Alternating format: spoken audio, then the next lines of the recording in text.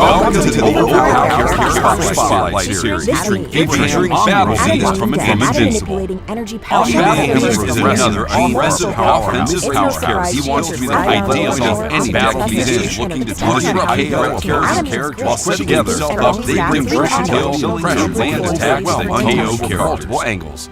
Battle Beast is another Omni-Man threat character with a very strong death here the most right death. The team carries a set of inherent breeds, while Battle Beast is plus-1 bonus and top character force and a 6-combat. This allows Battle Beast to be a serious threat to any deck tossed around one large character, while his hit Omni-Man cost reduced. Omni-Man's Battle Beast has an intelligent ability effect with an 8 into combat and a 7 to gives him access, allowing him to hold his own even against visual machine. He also has a great energy value to learn and don't make directly on Abraham. Omni-Man is a little bit powerful skill highlights his genius, and he Battle Beast has 6 cards. Inherent Battle Power is Mighty Mace. A straight Omni-Man may not cost 10 KO. Not a worth. This ability starts with unmatched character value. Battle Beast searches the galaxy and very few cards back killing him powerful. To that end, if Battle Lust allows him to go Rosita is a mentally Battle Beast special character may attack opponents with attack weapons, play cards, or defend not main or the battle. This allows Battle Beast to choose cards as a core character, 1, 2, and combat or intelligence takes them out in a head-to-head fight to the death. Rosita knows Mighty Mace is Battle Beast. He's skill and chain together and hits exactly card as you declare. I'm here to help.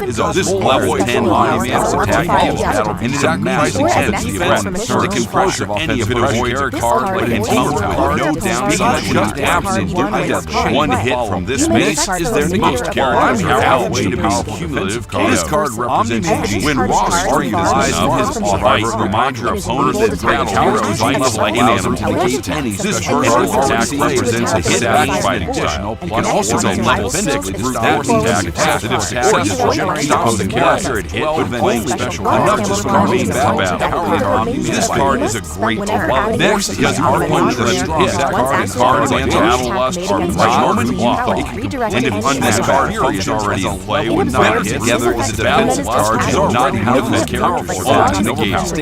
But Omni-Man doesn't holding their ground and firing until devastated. It avoids a solo attack. The card allows him to attack that Omni-Man makes a stand for the remainder of the game and prevents Battle Beast from not those cards from KO.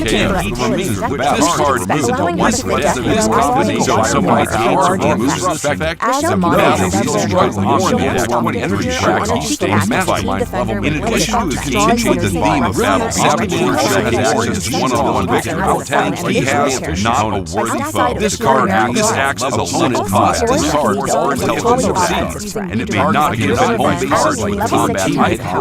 This bypasses a lot of cards against card combating opponents. This is final absolute last accompaniment to his blast and makes it totally powerful. Unmatched at your level 7 Omni-Man also has opponent teammates out attack or defend while its card is level 14 for the remainder of the battle. Back into the reserve, we know Dracula giving you chaos is last man. When this card resolves, it affects a huge number of cards in the Rosita battle, including are not necessarily in the Ally universe boards. Remove all battle shows and become this version is a 1 per deck. Since they are primary way to gain ready to capitalize on accumulating enough damage on the physical attack to exactly even removing a single battle survivability is entirely KO. And with his bonus, Abraham opened a game extremely strong against anyone playing a high cost.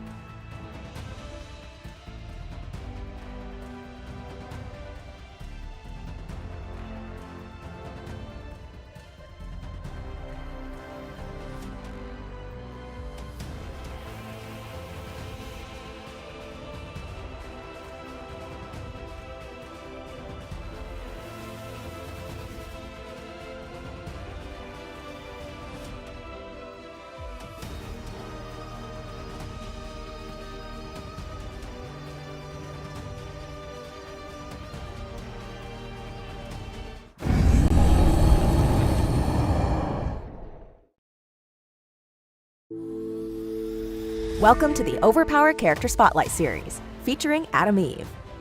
Atom Eve is the matter-manipulating energy powerhouse from the Invincible universe. It's no surprise she enters Skybound OverPower with an impressive 8 energy stat. Atom Eve's grid is 8 energy, 3 combat, 2 brute force, and 4 intelligence. She is a mono-energy character, meaning energy is her only stat above a 5. Eve is a big effect specialty character. If she can successfully resolve and maintain her major effects, she can dramatically take over the entire game. Atom Eve has 6 cards. 3 foundational cards, Molecular Disassembly, Transmute Energy Shield, and Disrupt Matter. And 3 larger effects, Subatomic Fusion Reaction, Pushed Too Far, and Redirect Electrons. Her first card is Molecular Disassembly. It's level 6 energy attack. If successful, your opponent must discard 2 cards with an energy icon, either placed or from their hand. Eve's primary defensive card is Transmute Energy Shield. It allows her to avoid 1 attack. If she discards an energy power card, that avoid can instead be used to defend a teammate. Disrupt Matter is a level 4 energy attack. If the attack is defended, the target character must return one of their placed cards back to their hand. Now for her larger effects, starting with Subatomic Fusion Reaction. This card can function identically to any card with an energy icon that's placed or in play. This creates enormous versatility. It can act as a teamwork card, a basic or training card if your opponent is using Team Headquarters or the Sanctuary home bases, or even copy any special or power card with an energy icon. Next is Pushed Too Far. This card forces your opponent to discard 1 card, either placed or in play, that affects the remainder of the battle or the remainder of the game. Then, Pushed Too Far becomes a copy of that card and is immediately put into play. Imagine taking something like Early Feminist Leader from your opponent's side of the board and putting it onto yours. Lastly, Redirect Electrons is one of the most impactful special cards in OverPower history. For the remainder of the game, whenever Atom Eve's team plays a non-numerical card with listed power types, she may change each power type to any other power types of her choice. This affects more than just Atom Eve's own cards, like Subatomic Fusion Reaction and Transmute Energy Shield. Imagine applying this to cards like Count of Monte Cristo's Surprise Swordsman or Victory Harbin's Fires of Halos, if you can choose the power type they affect. Atom Eve costs 22 threat points, so you should expect to build much of your deck around resolving 1 or more of her larger effects. As a mono-energy character, she'll most often appear on energy-focused teams. Expect strong synergy with Rexplode, who comes in at only 17 threat and has a 7 energy grid. Outside of pure energy builds, she may also appear in decks designed to combo effects using Redirect Electrons. Atom Eve is a true powerhouse, who will make a significant impact in the world of OverPower. Thank you for watching the OverPower Character Spotlight Series, featuring Atom Eve from Invincible.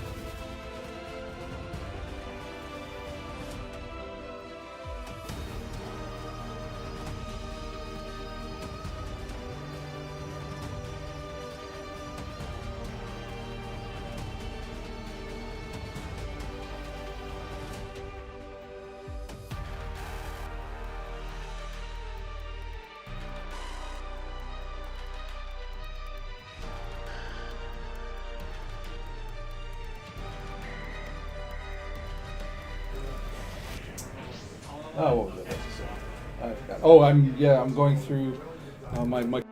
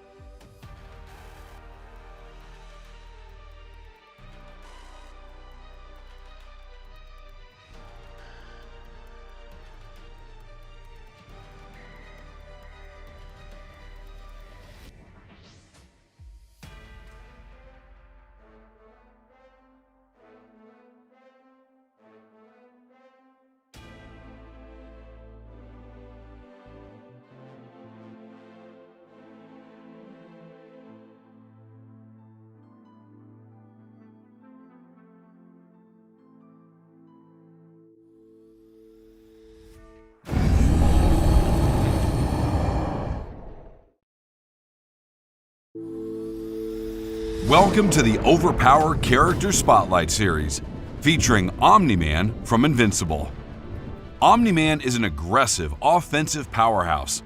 He wants to be the focal point of any deck he's in, looking to KO opposing characters quickly while creating attrition by filling your opponent's deck with unusable cards. At 23 threat, Omni-Man sits at the very top of the threat scale as one of the most expensive characters in OverPower. True to the character, Omni-Man boasts an 8 brute force grid and a 6 combat grid, making him a powerhouse capable of supporting secondary combat attacks as well. While his energy grid is only a 3, Omni-Man is no slouch in the intelligence department, sporting a 5 intelligence grid that gives him access to strong training card synergies and additional offensive options. But grid values alone don't make the man.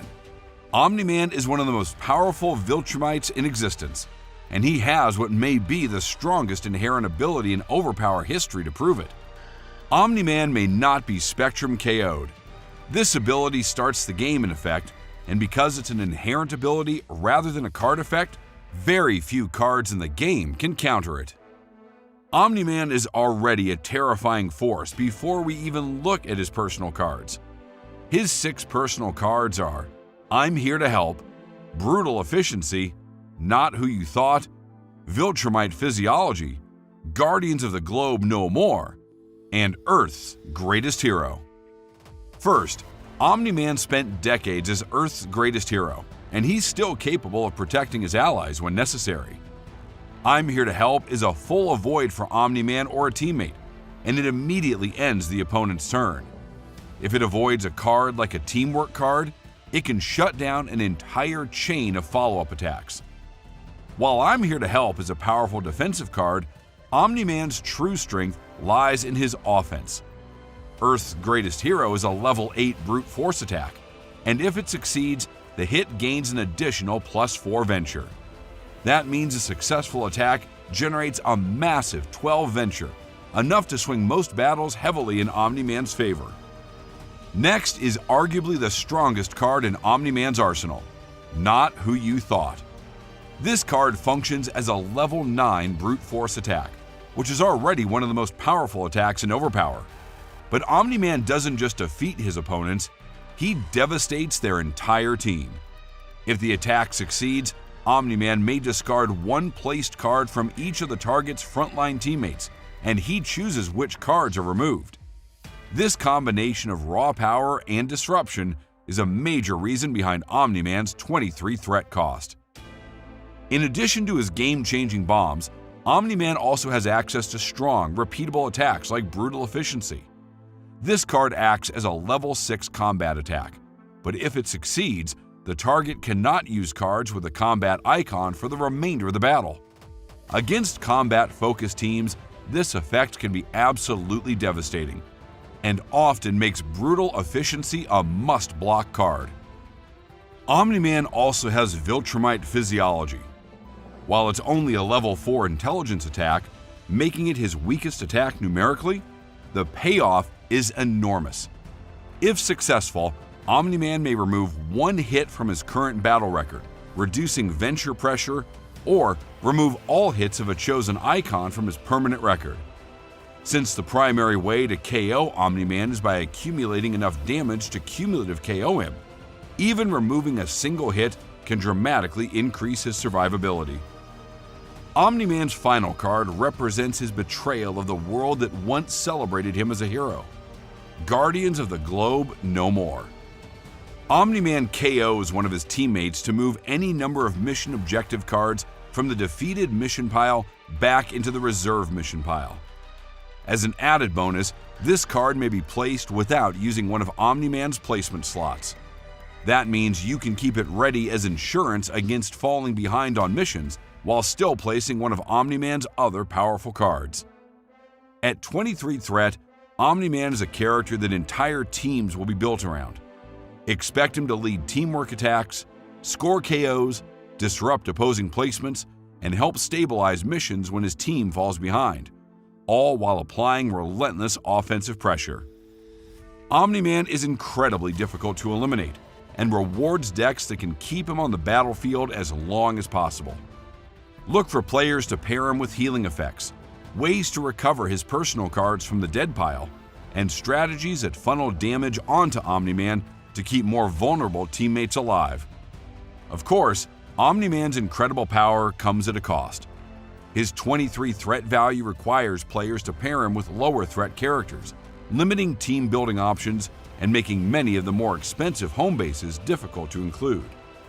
Thank you for watching the OverPower Character Spotlight video featuring Omni-Man from Invincible.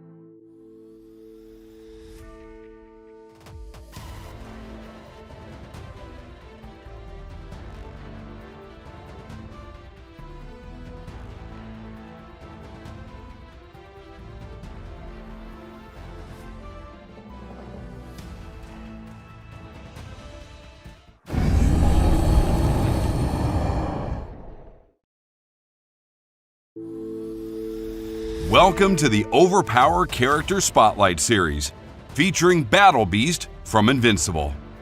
Battle Beast is another aggressive offensive powerhouse. Ideally, Battle Beast is looking to target high-threat characters while setting himself up to be difficult to kill and land attacks that KO characters. Battle Beast is another 23-threat character with a very strong inherent against the right decks. His inherent reads, Battle Beast is +1 to attack versus characters with a 22 threat or higher. This allows Battle Beast to be a serious threat to any decks built around one large character, like Omni-Man or Zeus. Battle Beast has an impressive grid, with an 8 in combat and a 7 in brute force, allowing him to hold his own even against a Viltrumite. He also has a 3 in energy and a 2 in intelligence, making his off stats a little bit of a weakness for lower power cards. Battle Beast has 6 cards: Battle Lust, Mighty Mace, Bite, Paltry Attempts, Not a Worthy Foe, and Unmatched Fury. Battle Beast searches the galaxy for a threat worthy of finally killing him. To that end, Battle Lust allows him to go one-on-one with a character. It reads, only Battle Beast and target character may attack, be attacked, play cards, or defend for the remainder of the battle. This allows Battle Beast to choose the largest threat character and do what he does best: take them out in a head-to-head fight to the death. Mighty Mace is Battle Beast's signature weapon, and it hits exactly as hard as you'd expect. This level 10 brute force attack gives Battle Beast a massive offensive threat that can pressure any opposing character and comes with no downside when it's played. One hit from this mace and most characters are halfway to being cumulative KO'd. When raw strength isn't enough, Bite reminds your opponent that Battle Beast fights like an animal. This versatile attack represents his savage fighting style. It's a level 6 brute force attack that, if successful, stops the character it hit from playing special cards for the remainder of the battle. This card is a great opener, because if an opponent lets it hit, cards like Battle Lust are much harder to block. And if Unmatched Fury is already in play when Bite hits, Battle Lust cannot be defended, only negated. Paltry Attempts represents Battle Beast's durability. It avoids a smaller attack of 3 or less for Battle Beast or a teammate. Then, for the remainder of the game, Battle Beast may not be Spectrum KO'd. This card isn't a 1 per deck either, so if someone negates or removes this effect, Battle Beast can put more in the deck to ensure he stays in the fight. To continue with the theme of Battle Beast looking for that glorious one-on-one victory, he has Not a Worthy Foe. This acts as a level 5 brute force or intelligence attack, and it may not be defended by cards with the word teammate. This bypasses a lot of the special card defense in OverPower. Finally, the last accompaniment to his kit is an extremely powerful card, Unmatched Fury. It reads, opponent's team may not attack or defend with cards with the word teammate for the remainder of the battle. We know from Dracula's version of this, To the Last Man, that when this card resolves, it affects a huge number of cards in the field, including all Teamwork and Ally Universe cards. For Battle Beast, this version is a 1 per deck, so when you use this, be ready to capitalize on it. Battle Beast is looking to do exactly what his name says, battle. He is entirely KO focused, and with his bonus, he will open a game extremely strong against anyone playing a high-cost character on their front line. Unlike most 23-point characters, Battle Beast's biggest weakness will come from a well-rounded team of 20-point characters. Those teams will make his inherent completely useless. Look for Battle Beast to be a huge thorn in the side of certain decks in the meta. Much like in the comics, Battle Beast shows up very sparsely. But when he does, the impact he makes is undeniable. Even though Battle Beast wants to take on the biggest threat he can find, don't forget that he will absolutely take out whatever is in his path to get there. Cards like Battle Lust can also isolate a weak character and keep the opponent from playing their placed cards from the war chest they've built up. The biggest weakness of Battle Beast is by design, he doesn't support strategies that synergize with other characters. Look for him to be the headliner of KO and attrition decks with straightforward combat mechanics. Additionally, if you go all in and can cut the points, use him with a home base like Land That Time Forgot to continue making devastating attacks as his paltry foes try to flee. Battle Beast has full team defense, survivability, huge offensive bombs, and a devastating meta card, making him a threat in OverPower that cannot be ignored. Thank you for watching the OverPower Character Spotlight video featuring Battle Beast from Invincible.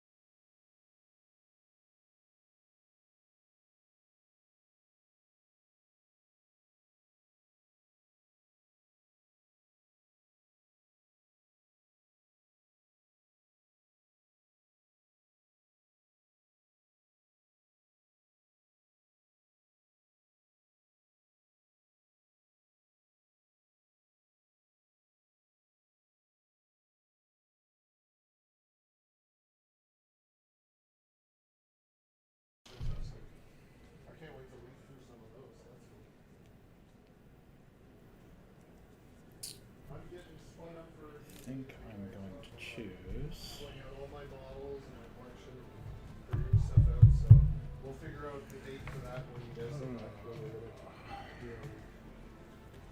You have full mint? Yeah. 8 in your hand? Yeah. We got a place still. Yeah, I know. I'm just trying to looking at your place cards. All right, sir.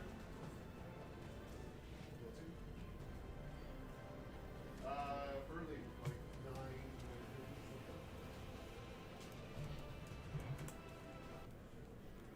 Okay. Yes. I'll choose Mommy. Okay.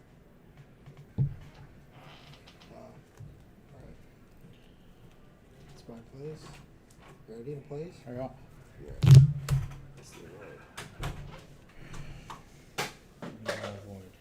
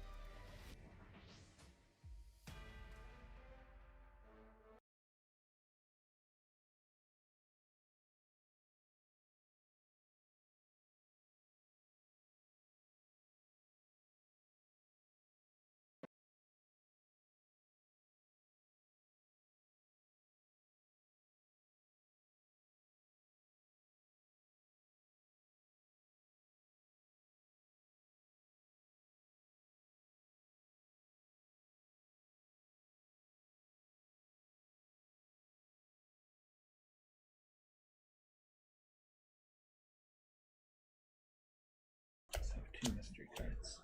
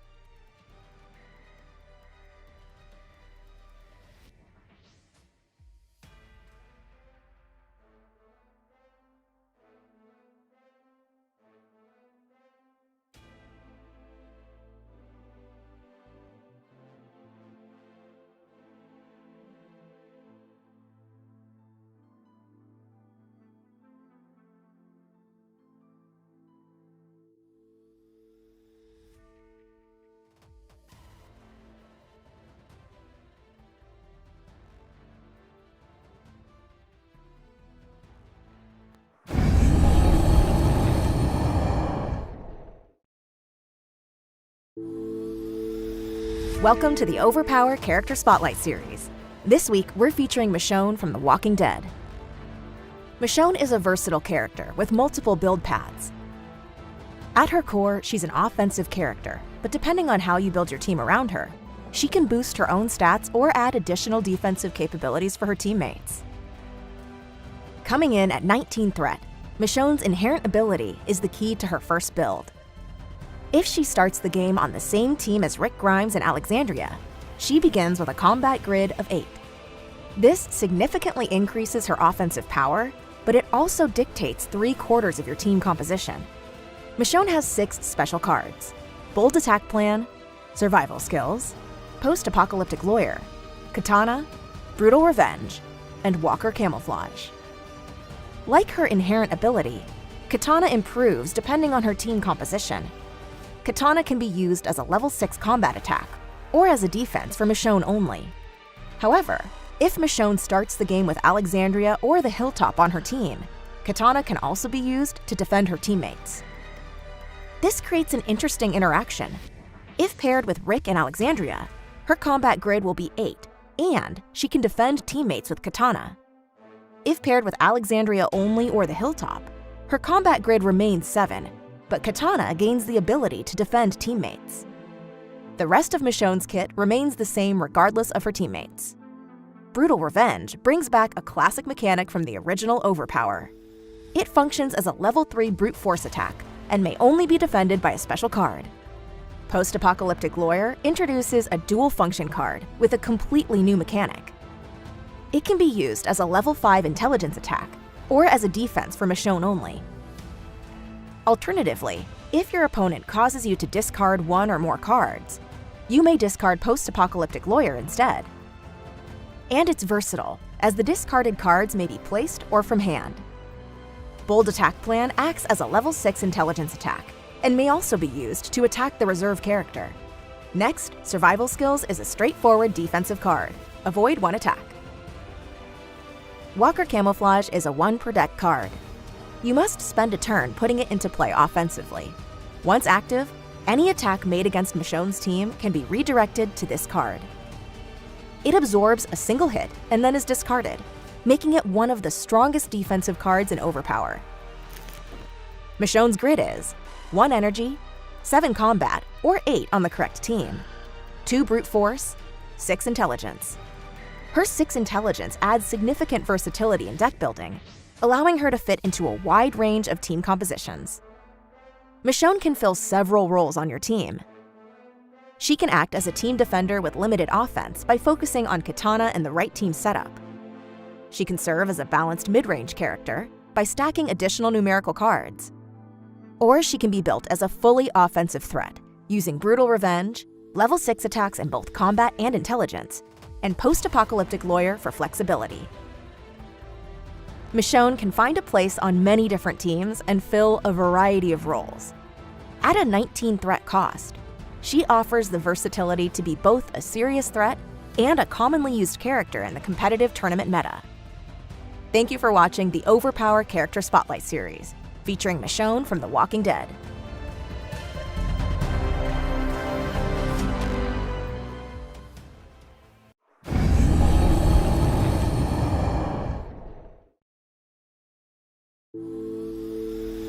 Welcome to the OverPower Character Spotlight Series. This week, we're featuring Michonne from The Walking Dead. Michonne is a versatile character with multiple build paths. At her core, she's an offensive character, but depending on how you build your team around her, she can boost her own stats or add additional defensive capabilities for her teammates.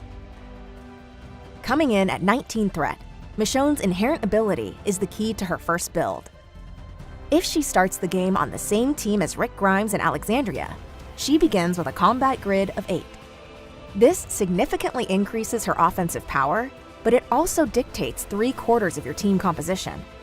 Michonne has 6 special cards: Bold Attack Plan, Survival Skills, Post-Apocalyptic Lawyer, Katana, Brutal Revenge, and Walker Camouflage. Like her inherent ability, Katana improves depending on her team composition. Katana can be used as a level 6 combat attack, or as a defense for Michonne only. However, If Michonne starts the game with Alexandria or the Hilltop on her team, Katana can also be used to defend her teammates. This creates an interesting interaction. If paired with Rick and Alexandria, her combat grid will be 8, and she can defend teammates with Katana. If paired with Alexandria only or the Hilltop, her combat grid remains 7, but Katana gains the ability to defend teammates. The rest of Michonne's kit remains the same regardless of her teammates. Brutal Revenge brings back a classic mechanic from the original Overpower. It functions as a level 3 brute force attack and may only be defended by a special card. Post-Apocalyptic Lawyer introduces a dual function card with a completely new mechanic. It can be used as a level 5 intelligence attack or as a defense for Michonne only. Alternatively, if your opponent causes you to discard one or more cards, you may discard Post-Apocalyptic Lawyer instead. And it's versatile, as the discarded cards may be placed or from hand. Bold Attack Plan acts as a level 6 intelligence attack and may also be used to attack the reserve character. Next, Survival Skills is a straightforward defensive card. Avoid 1 attack.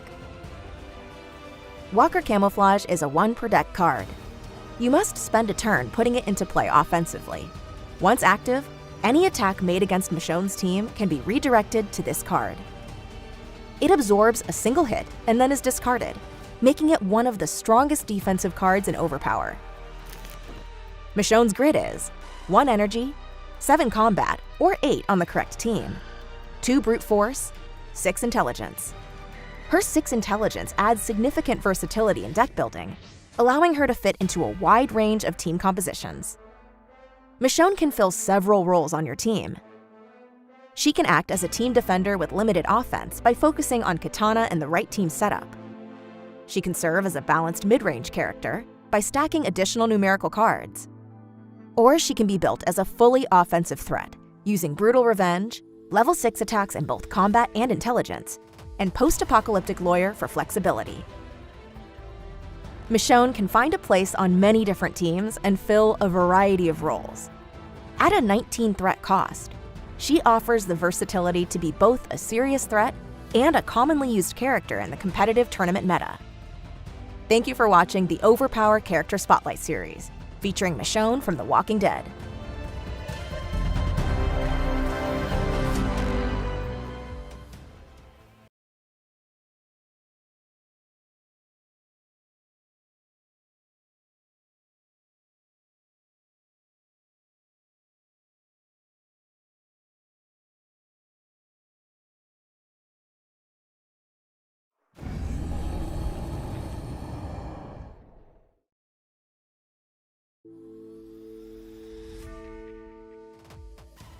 Welcome to the Overpower Character Spotlight series. This week we're taking a look at Rick Grimes, the legendary leader from The Walking Dead and a powerful new addition to the Overpower universe. Rick Grimes is a mid-range offensive character with secondary support abilities. For those of you new to these kind of breakdowns, mid-range means Rick has a mix of offensive and defensive abilities, all of which fall into the mid-range value of 3 to 6 numerically. He specializes in non-negatable attacks using his 2 Advanced Universe cards, which give him constant pressure without the fear of negates shutting him down offensively. Rick's inherent ability is at the heart of his strategy.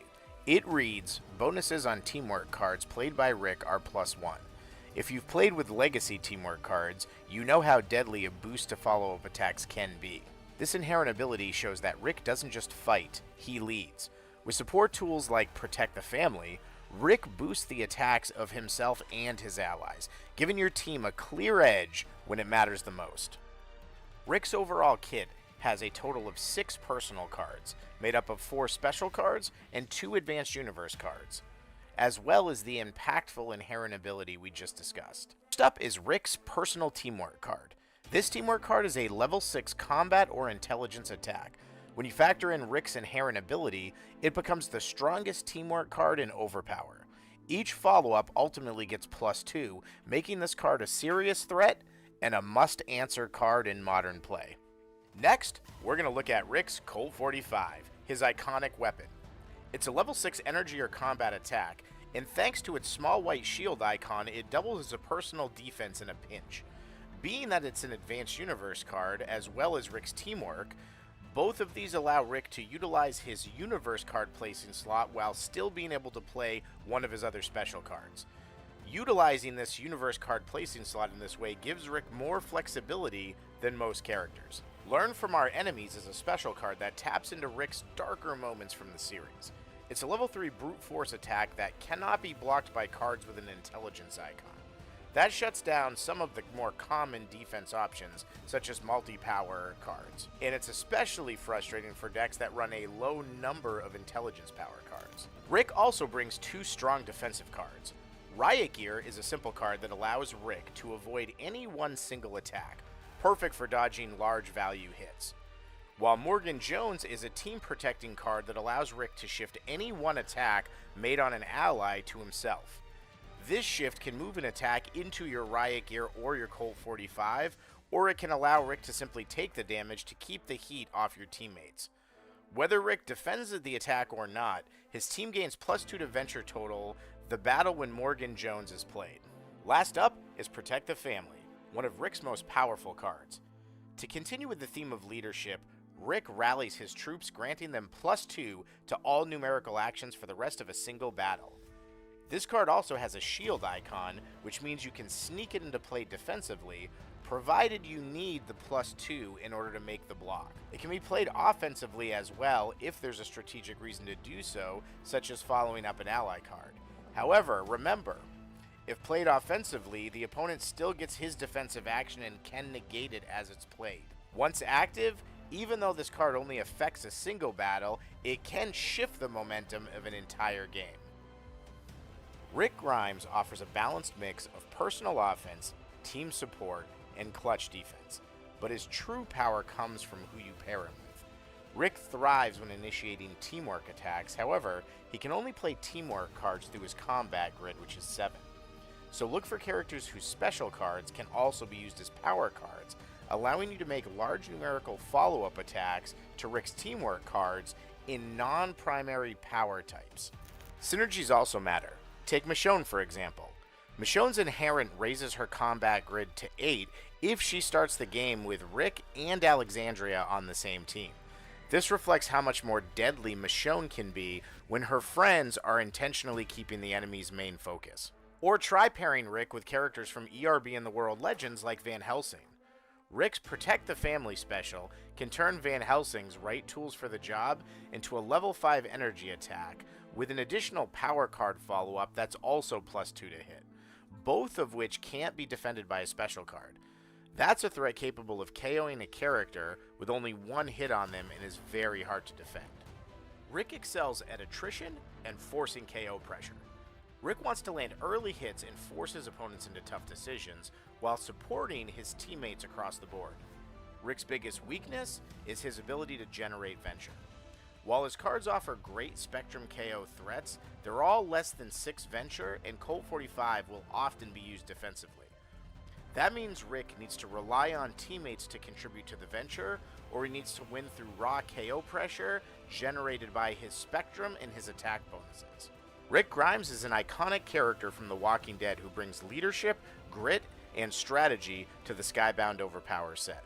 Whether you're looking to build a combo deck or looking for a team of brawlers to slug it out, Rick Grimes opens the door to new possibilities in deck building.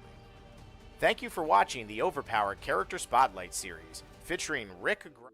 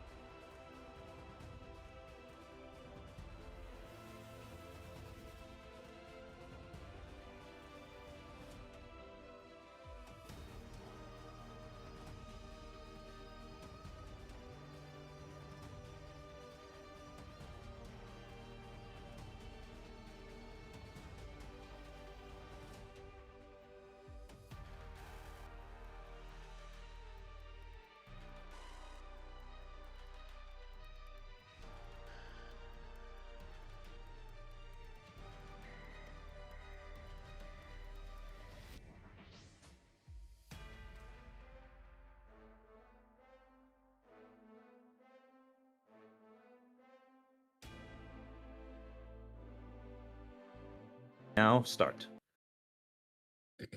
Hello, everybody, and welcome to round 4 of the regional, second regional of the season, of season 1, that I believe we're at. It is coming to you live from MECHA Games, north of the American border, up in the great white north of Toronto, Canada. Co-commentating with me on round 4 here is Gustav. How's it going, Gustav? Doing great. Thank you, Joe. All right. Booth, if you could just mute your microphone, we're hearing a little feedback. We've got Corey Sims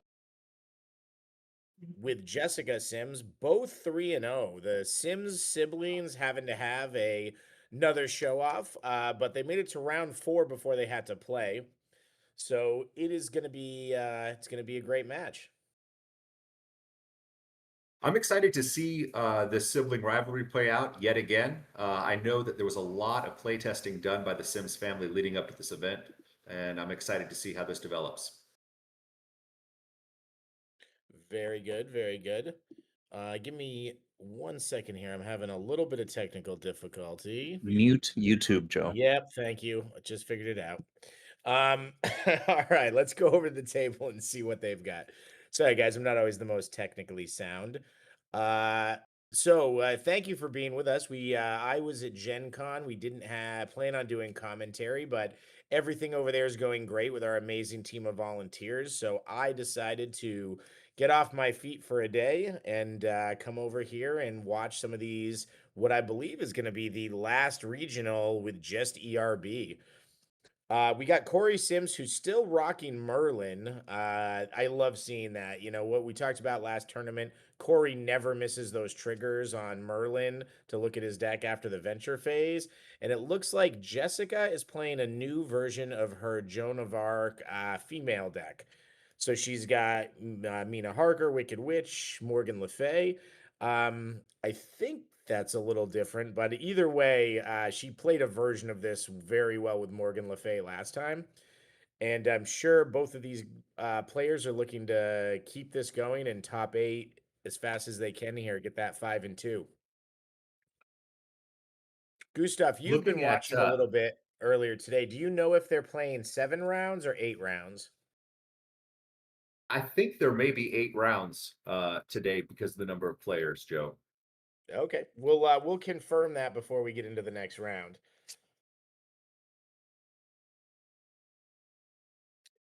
Gustav, were you going to say something else? No, I was thinking about the Mina Harker and Morgan Le Fay capabilities, both front and reserve, and Morgan's switch. I'm wondering how many of those she has in her deck for this tournament. We're excited to see how many times we see the front line and the reserve swap out for Jessica. Yeah, that'll be an interesting thing. She's not playing Baker Street, so she doesn't have a spy strategy with Mina. But certainly in a game where the early criticisms of ERB were legacy players felt it didn't have enough negates, we're seeing here Jessica's got a full negate and her Mina Harker negate. She just used it defensively and revealed that in her hand is a full avoid. That's a little bit of a tough thing for Corey to see. He knows he can't sneak that 9 through. He could try to use the Archimedes and force her to use the negate or keep the avoid, but it looks like instead he's just going to throw a teamwork. The teamwork may bait out the protection of St. Michael, which it does. That means he can only do a single follow-up with the combat. He won't be able to play the intelligence power card because he'll be locked out of making intelligence only attacks this battle. Wow, Jessica's going to stay right in it even with those huge placed cards. That 7's going to come out. She's going to go ahead and avoid it. She also knows she has the negate for the 9. So right now she is at let's see what she does. The 9 is negating. She's passing. And then Corey can't attack with the 4 because of the protection of St. Michael. So she's going to pull off that 2 venture. It looks like she's going to knock 2 venture into Corey's defeated pile. And they're going to carry on. They're going to go to hand 2. Corey has burned some premier defense there with his fairy protection. He has certainly done that, but Jessica's gone through her Freya, her Protection of St. Michael, her full negate with Morgan Le Fay, and one of her defensive negates. So we're going to see if this might turn into a big bloodbath if both players have gone through a lot of their defense. You can tell that both Looking of at these Corey players. placing, yeah, he's got double eights under the witch. That's a lot of venture just sitting there. Yep. Legendary Partnership is still a 7. Now you might see Corey hold on to that. That legendary partnership on King Arthur, if it hits, can strip a card with a remainder of battle, remainder of game effect. You may see him try to sneak that through to get rid of something like early feminist leader once it's on the board. Jessica does have EFL has made another. such a. Oh, I apologize. Go ahead. Nope, go ahead. EFL has just made such an impact in the game just for longevity and constant value that I'm looking at a lot more of those cards that allow that to be discarded. Your KLs and like your secondary abilities of Merlin, and I believe that there's a couple of cards that do similar things for the new set that's coming out, especially with the Walking Dead characters.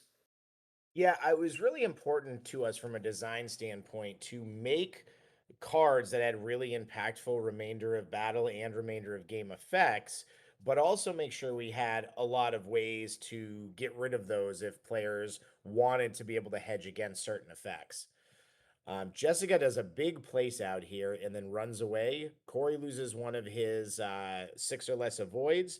He loses his Gemini, and but they both have a pretty significant amount of heat placed. Yeah, Jessica lost her any character for fighting, make an additional as well. Mm. Jessica does have her Grim Reaper in hand. Corey dupes out on the Archimedes. She can't place it, so the big risk here is going to be if he tries to look at her hand. I don't see one of those Mina negates that would stop it. Corey almost always calls power card with that. Or sorry, calls special card with that. So this is the hand though where she has her harness the wind. So she may be able to come up with a. This may be a really good battle for her to stay in and get something with that.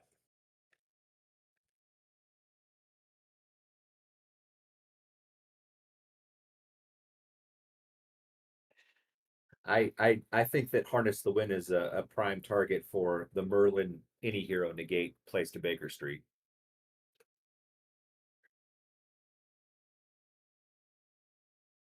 This might be shaping up to be the big battle of the match. Corey only goes 1. Jess is gonna go Never 2 from the forgetting top. that top scry. That'll go underneath. Yeah, Corey is very good at remembering to do that.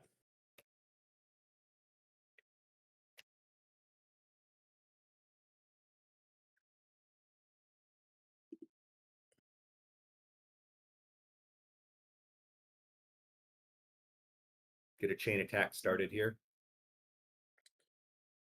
It's always interesting to see how different players decide to use that aspect. That aspect for most decks at this point, we don't have other aspects out until the new set. Once you use it, you've used up an entire placing slot for the rest of the game. And so it's always interesting seeing when people decide to throw that because it's more than just a 4 attack. Corey tries to make her discard the 8. Jessica says, "You're forgetting I've got I put in place Harness the Wind. I'm going to shift that target over to Joan of Arc and discard a 3 multi." Very good play by Jessica. Jessica starting her own string with an ally attack right into Grim Reaper. We'll see what he does with that. I'm thinking the Merlin negate. Yep. Yeah, and I think what's great about that, I agree with Jessica's play there. Look, if they've got the wall of defense, you're not going to get 4 cards for it. Just make them use their best piece of defense and get past it. You know, it's not bad to use up the Merlin negate. Okay, here comes Archimedes. Now I'm not sure. He's probably going to call power card. Yeah. See, at this point, he wants to minimize her chance to throw a big 3 string off those teamwork cards.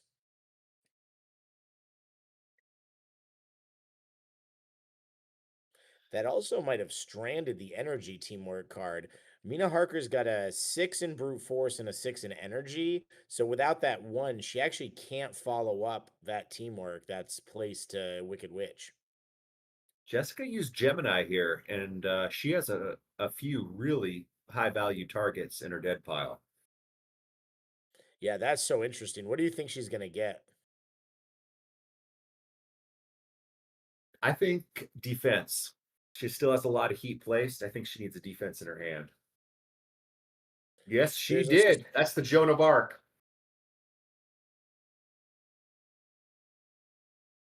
No, she actually switched. She got the negate out for LaFay. Oh, but the Joan of Arc would have dropped this 7 and no intellect could have attacked her. Oh. It is true. I forget on protection of St. Michael. I believe it's is it intellect attacks or yeah, it is. It's intellect attacks.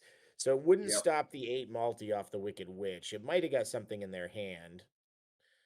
All right, so she's gonna play her crows, wolves, and black bees, and it looks like it's gonna hit King Arthur. That's a terrible multicolor strike against King Arthur.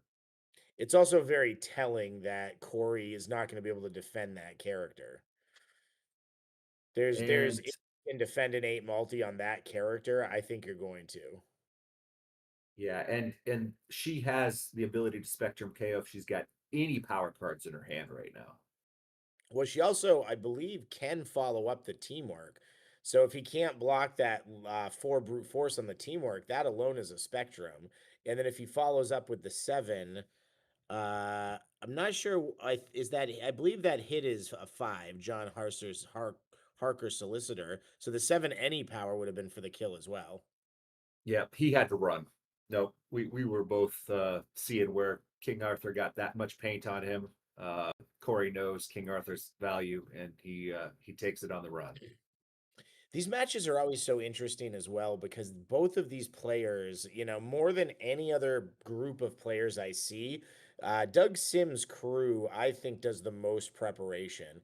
And I think it shows. It's the reason why every player from that crew, they improve faster than pretty much any other overpower players we see. I mean, we're looking at players like Nor, Jess, Nor's younger brother. These guys are in gals are coming in, and within 6 months they're top 80 in events consistently. And I think that's just a real testament to the work and the effort that they put into it.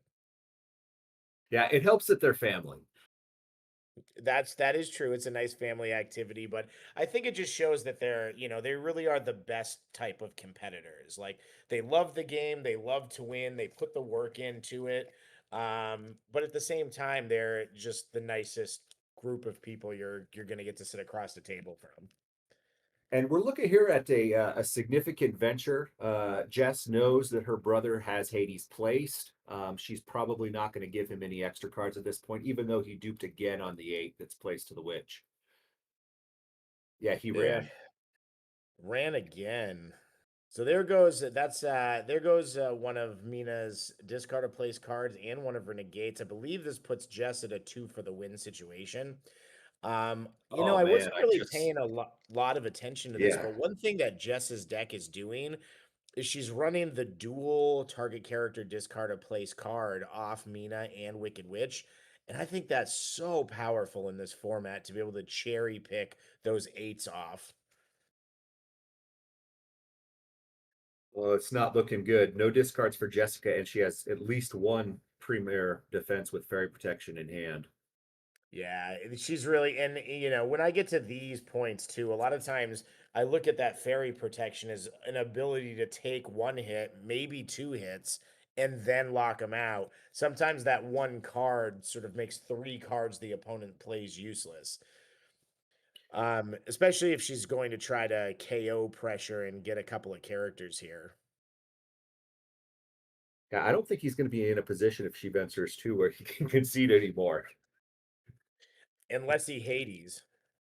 That's true. That is true. But I think what he really wants to do here is I think he's going to have to fight this out. He's going to probably lose a character or risk losing a character. And then he's going to have to use the Hades to get back into it next hand.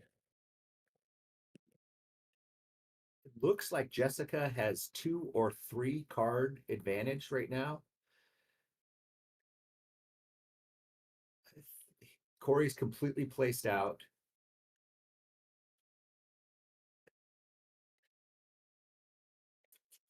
Six. I think it's. Ooh.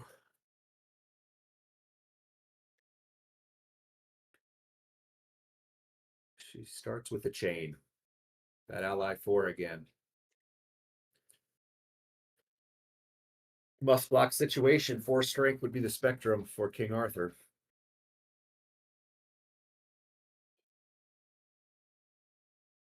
He's got his 6 or less avoid.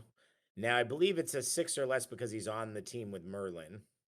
Yes, it is. And she goes right to early feminist leader, or not early feminist leader, but her 4 fighting team coordination. Yep, and Corey's having none of that. He uses heavy as the head defensively to get out a Merlin negate and negate. And again, this just goes to show right there.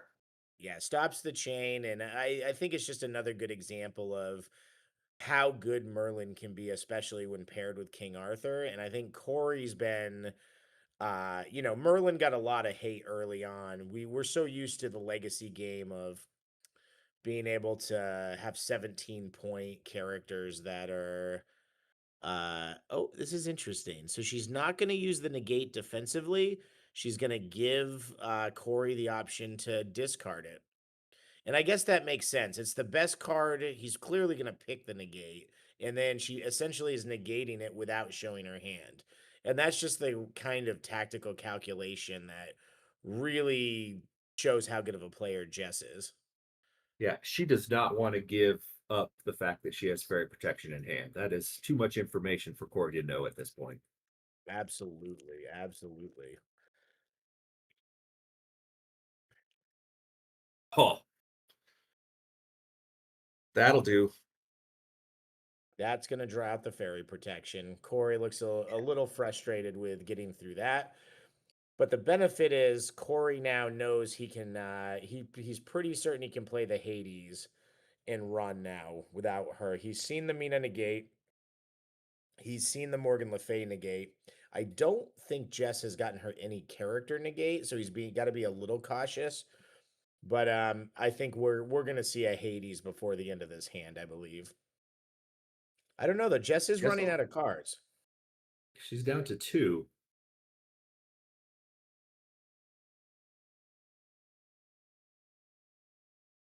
Looks like Corey's playing everything under King Arthur because he's ready to lose him at this point.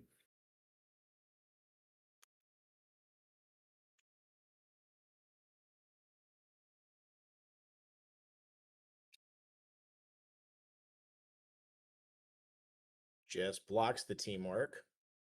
The follow-up is going to be the 6. Jess is going to take it. And then there's the big 8. And unfortunately, that's going to take Mina down. Jess just didn't have what she needed. Having to use that fairy protection on the Grim Reaper left her a little vulnerable on Mina Harker.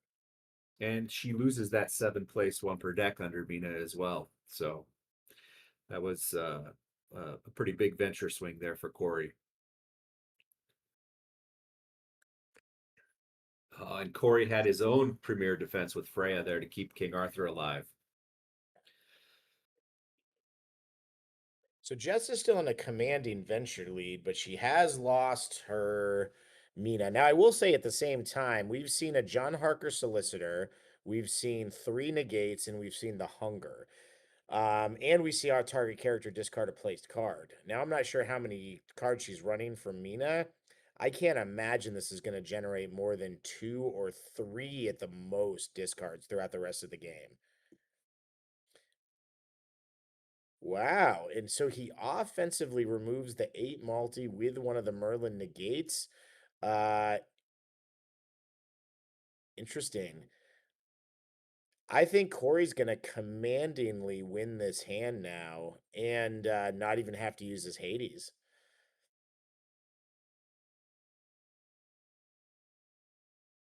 Does Jessica have a power card in hand that can fuel that teamwork? I thought she had an 8 energy in hand.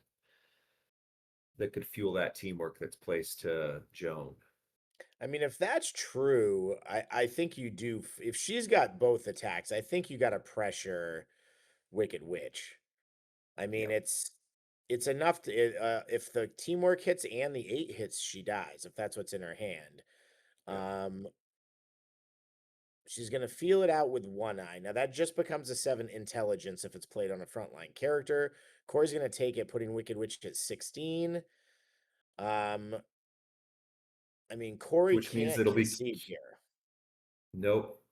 He could use his Hades, but I don't think he wants Exactly. to. But yeah, that's the only way he can run. He cannot vanilla concede. So he'd have to try to use the Hades, or maybe he has to decide if he's going to sacrifice the Wicked Witch. And this is a tough choice. Jessica is keeping that threat in her hand hidden from Corey. Corey knows Wicked Witch is biting the dust if she can throw that teamwork or if she just has a really big power card. Now, he could throw the 8. Is he out of cards in his hand? Doesn't look like. Yeah, there we go. Yep. He used it. And it was the 8. You were exactly right. And Corey makes the only decision he has. You know, he's got to keep Witch alive. Corey has not seen his harness the win, and if he can get that next hand, he might be able to turn this around. The folks that are listening are telling us that we're about 30 seconds behind. That's better than nothing. We were thinking we might be 10 minutes behind.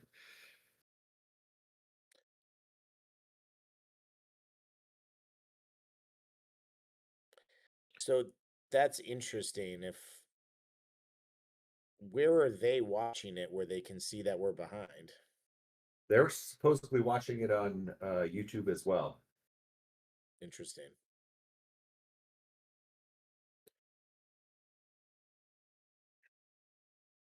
Corey See puts what we down a can 1 do. energy. Jessica Sims has got the 8 half multi on Joan of Arc. There's that second negate that she's been waiting for. Yep.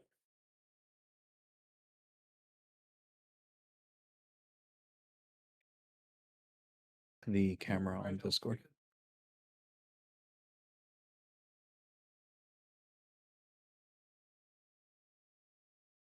Well, we'll talk to the booth if you're hearing us after the imager scene, we'll talk to the booth and see if we can get that taken care of. Jessica goes 1 on her venture.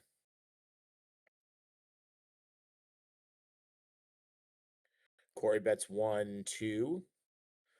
Looks like he's going to try to pressure it and get in the game. He looks at he uses his Merlin ability and decides to keep the card on top. And like we said, Corey does not miss that trigger. That's the difference between.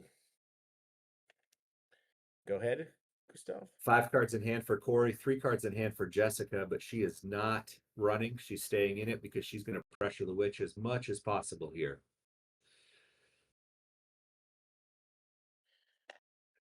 Oh, wow. Look at that Witch defense.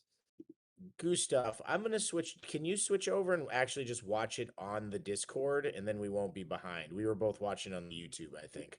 Yep. I can shut YouTube off, and I will watch only on Discord. I see you got to keep YouTube on. I think that's where the voice is coming through. I don't know. Well, I'm over here now, so let's see. All right, so we are in the middle of this hand. Jess has ventured 1. Corey's ventured 2. Jess still has a card left. Corey's going to play 1 eye against Wicked Witch.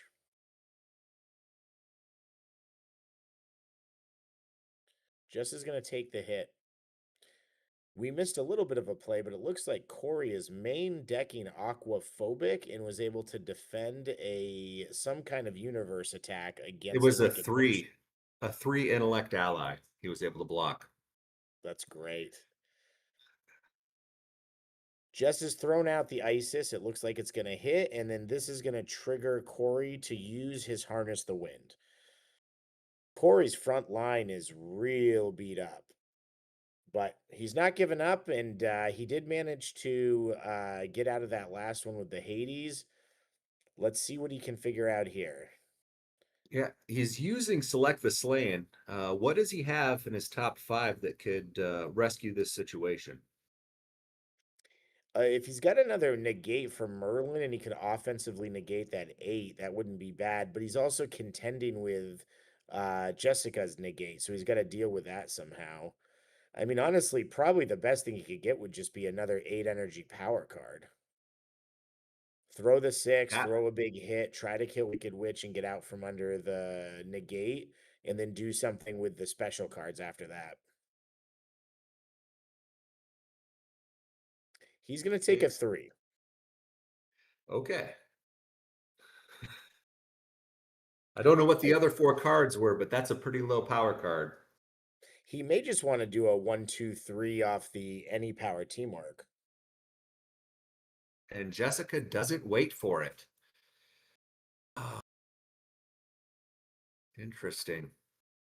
She was holding confusion in her hand. Yeah, I'm surprised, but if she's got confusion and she's got a negate there, I'm surprised she doesn't just keep pressuring him. She could have thrown that ally and gotten Merlin up to 15 points. She would have had most of them one card away from death.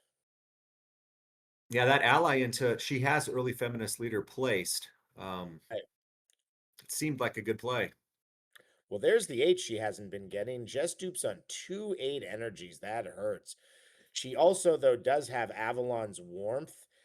And Corey has gone through a lot of his negates. If he doesn't draw a negate here and Jessica manages to completely heal the Wicked Witch this battle, I think that's going to seal the game. Yeah. Yep. I'm not Jessica going to has count. 1-8, but so does Corey, and Corey's is looking a lot worse than Jessica's. Corey, I will give Corey credit. Oh, so Corey does have that negate. He placed it on Baker Street. Corey Okay. has really done a great job of mitigating how far ahead Jess was on Venture through being very committed to placing a large number of his cards. Looks like Corey's at 2 in the completed, 3 in the reserve, 2 in the loss, and Jessica would have to venture 3 for the win at this point because she's a 5-1-1. Well, Corey goes 3 right in her face, gives her a card. She draws it. Now, she did dupe on 2 of the 8 energy power cards, so that doesn't even put her back up to where she should have been. She turns around and just goes 1 from the top. And you'll really see, I have to say, this is what I love about Overpower is any other card game, if you had a player that had as dominant a start as Jessica did, there's not really a lot of play decisions to be made that would get somebody out of it. But Corey's kept his cool. He's slowly built up his placing. He pressured a character and got a KO. And honestly, he is completely in this game right now. Absolutely. And he used Hades magnificently to mitigate Jessica's lead. Jessica gets the early feminist leader out, uses the bonus off the 4 intellect to block the teamwork. Corey follows up with that annoying 1 for the KO.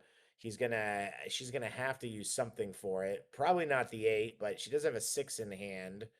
And Corey's gonna love to see her up block by 5. Just got a camera switch. Now we actually can see their hand. Yeah.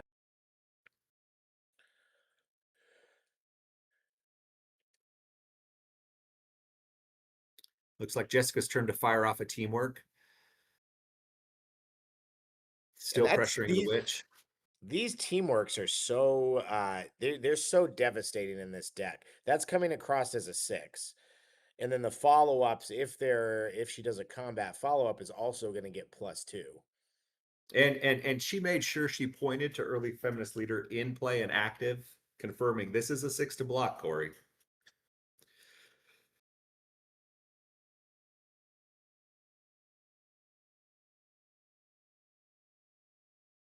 Now she's only got 2 cards left in hand. Corey's going to resolve this string, and then if he can stay in, if he's not worried about losing a character, Not a Bad Detective becomes such a great card when there's only a few in their hand. Why? Block the 6 with the 8. If she would have used the 8, wouldn't that have been unblockable? He has no way to defend that because it would have been a 9 to block. I believe that's a 6 intellect teamwork. Yeah, yeah, it came from Joan of Arc. Yeah, I think you're right. I think probably the play there was the 8. We've already seen the Freya go by. We are to assume he's not playing basic universe cards. Yeah, good call. I think you're right.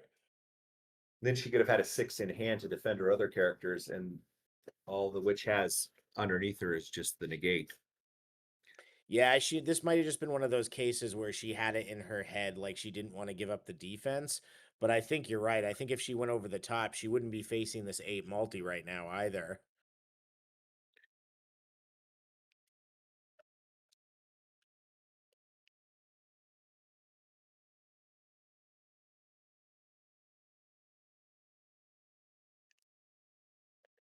For only betting 1, Jess has certainly fought the fight this battle. Maybe she wants to How save much? the you know what I'm thinking now her mindset might be. She might want to save the 8, see if she can kill Merlin with it, and then still be able to Avalon's Warmth. But the problem is she doesn't know what Yeah, that last card in Corey's hand is. If it's not a special, she could lose Wicked Witch and lose her negate. and we know that down there on Baker Street is Merlin's negate for the That's what I'm character. saying. I mean, I think right now she's deciding, am I going to throw that vanilla 8 at Merlin, try to Spectrum him, and then be able to Avalon Warmth later? But no, I guess I that's see. Yeah, that's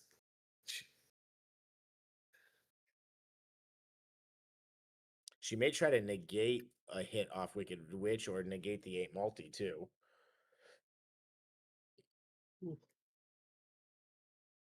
Here. if she negates that 7 off the witch, she would draw a card and get an attack out of that. So that's definitely a Oh, play there that interesting. Jessica has available.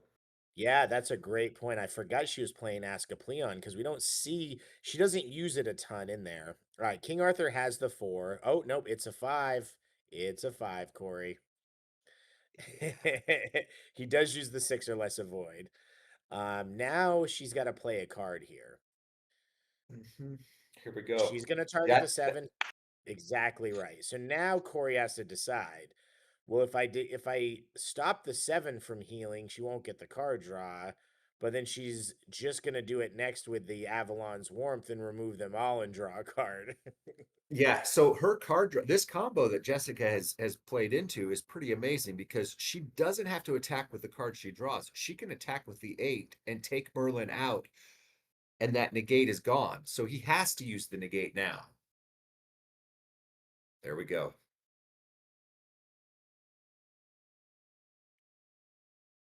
Oh. And she takes out the witch.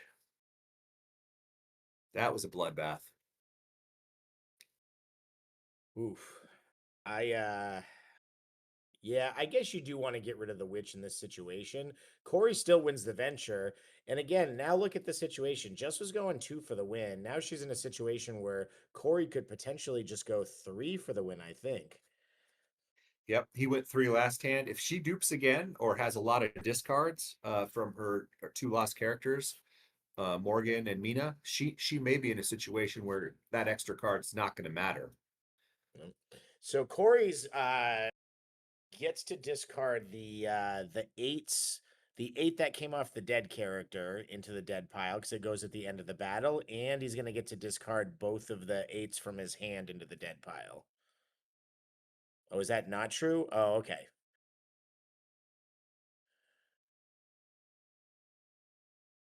They're discussing the timing. All right, so Corey is gonna have to keep one of those 8s in the power pack to dupe later. Looks like Jess is fully in power pack. I'm not sure how much Corey is, but Corey's gonna have 4 discards, and that's gonna be rough. Jessica had 3, it looks like. Yeah, the problem is they're in power pack, and Corey with his No, she negate only had deck didn't. 2. Yeah, So she's looking really nice here. yeah. I think with the early feminist leader at this point in the game, Corey did not manage to negate it. Jessica stacked her power pack in a way where she's going to be able to go over the top whenever she needs to. A 7 right now comes across as a 9, and it's for the kill on Merlin. I think we're just going to watch her slowly shred the characters. Yep. There's just, Yeah, they I don't called think, it. well, I think Corey just conceded.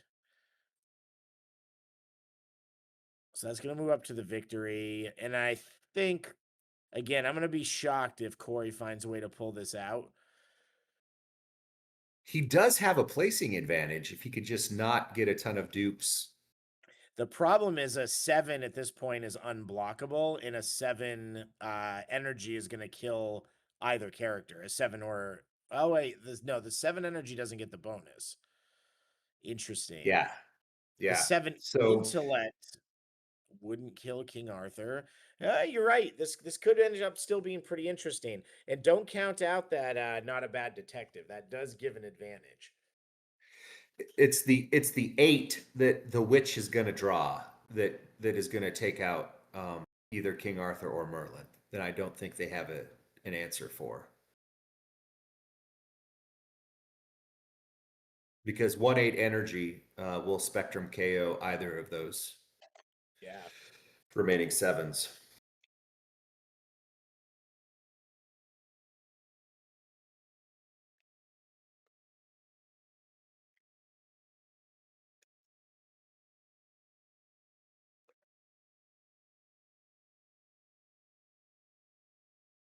Three power cards placed, so it looks like they have the same amount of power cards. It's really going to be a matter of if Corey can.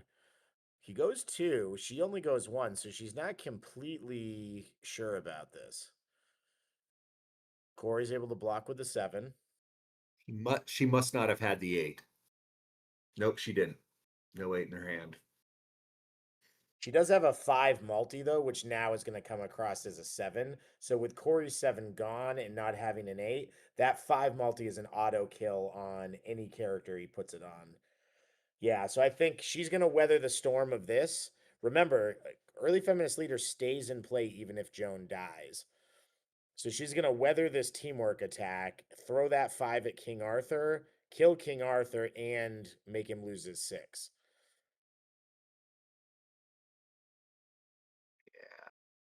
Yep, that 3 gets the +2 bonus. He's going to try to throw his 5 multi. Believe. Oh, no. Ooh, she Jessica, blocked with her own 5. don't do it. Say it isn't so. No. Ugh. Because now he can block with a 6. Yeah, the 5. I think that was a misplay. She needed to take that, and then she would have had, because he's gonna Because Joan of Arc is 5 combat, right? We're not wrong about that. Yeah, we are not wrong about that. 100%. Okay. Yeah, I think maybe this is one of those times where you really she drew all 3 of her 6s again. That's so frustrating. Yeah, she's All 3 of her 8s again. Yeah. Jess has really got to take a deep breath and just factor in which cards are auto hits at this point. Like Look at her now. She's smiling and giggling. I think she recognized that she may have missed the kill on King Arthur.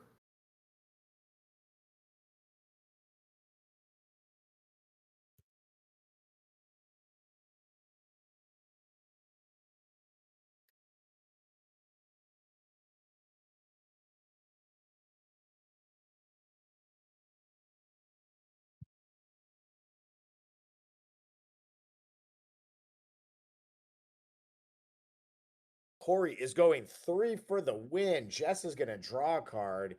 And wow, what a game. Look on Corey's face. I think he's literally saying to her, I don't know how I got to this point. Yeah, and Jessica's saying, this is the comeback of the season right here, Corey. All right, so I don't think Corey can win this. He went 3, but that 8 is unblockable. That 7 intellect is unblockable. She kept it. So it's a keeper for her. No, Jess, what are you doing? You can discard the any power one. Oh. She might want to keep the 7 just in case he throws the 7 over at Wicked Witch, but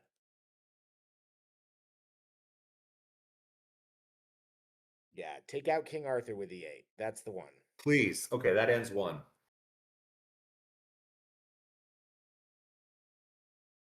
Now, if she had the 7 here, she'd auto kill Merlin also. But what is I can't see what her other cards are. She's got a 3 that'll come across as a 5, and I think she's got a 3 multi. 4 multi, so that's going to come across as a 6. So it depends on And whatever Corey just played. Corey played a 4. She blocks with a 3 to get the bonus. She's going to throw this 4 across as a 6 combat. Corey's going to block it with the 6 any power. she has a But 7 any power, the invincible promo in her hand right now. So I mean, I feel like if she would have thrown that, yeah, there we go. she was just worried about having if she had kept the 7 intellect and Corey started with a 7 against the Wicked Witch, she would have had to use the 8. But I don't know if she's considering that the 7 still would have been an auto kill. It's 8-5. Corey is going for the win. She blocks with the 7. Tries to keep Witch alive, but it doesn't. Oh, the Baker Street +2 is going to give Corey the win. And 7 9 to plus 8. 2 How about is that? 9 to 8. And what a game. Wow. Yeah, and then she's looking at the play. Had I killed Merlin, yeah, you wouldn't have been able to play the 7. Look at that's just what she just Wow. told him. Had I killed Merlin, you wouldn't have been able to play your 7 because it had come from Joan of Arc as a 9 to block. How about that? Well, look at this situation though. They are both look, she's 3-1, he's 4-0. I think we see both of these players at the top 8, and what a great game for them both to study after. I do think there was I think Jess could have won that with a few specific plays, just really leaning on the feminist leader in the power pack. But either way, it was a great game played by both, and what an example of the type of comebacks you can have in Overpower. Just what a great way to see that game end. Yep, I really think that this match featured just Corey's deliberate, methodical play style. You never once saw him miss a Merlin trigger. And even when he was down considerably, I mean, he must have been down 4 missions and a lot of hits in those first 3 rounds. He still was able to tooth and claw his way back into it. Yeah, I mean, what did we see? She was betting 2 for the win on hand 4, Yes, and he came yes. back and won on venture. Well, anyway, that was a great match. Uh, Gustav, are you going to be able to come back and do round 5? I can do round 5 if you want me. I'm available. Absolutely. All right, guys, we're going to call this match, and we've been playing some of our new champion spotlight videos between rounds. So stay tuned and check some of those out. And we will see you when round 5 starts.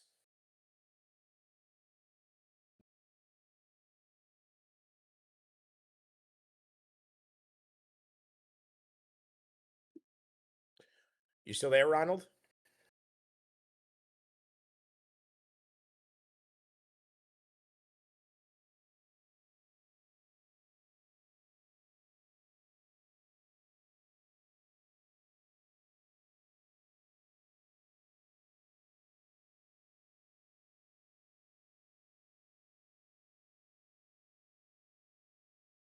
No, you were disabled. Now you can talk.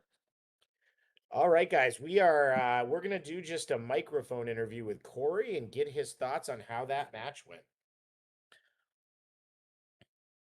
The booth will let me know when Corey is up and running.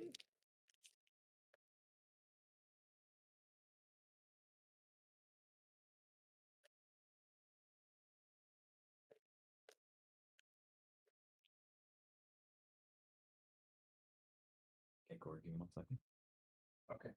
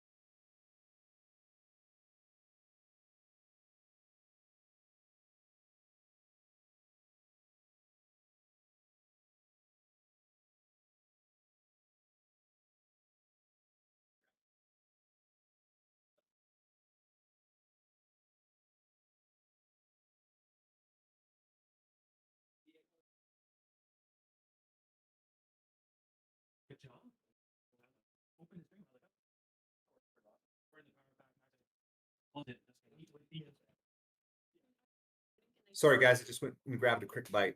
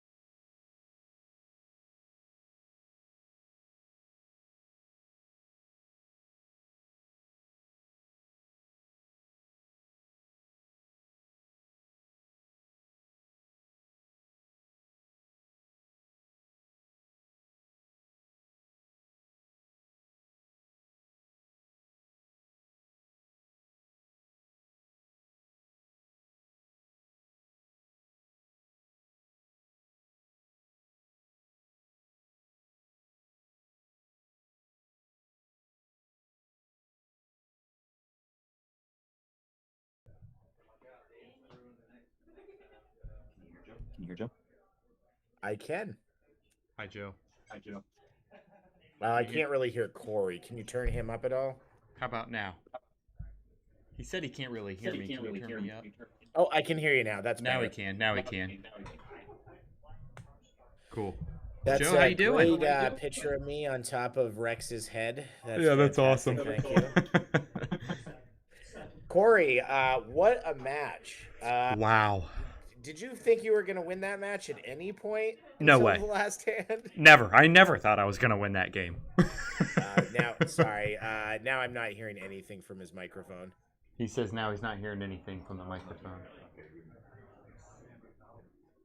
He said 1 second. I'm wearing his headphones now.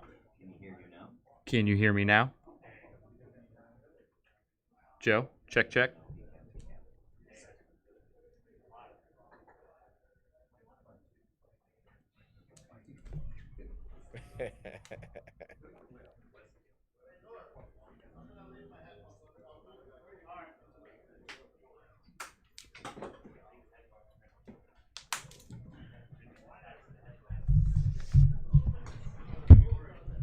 Joe, you there? Can you hear me?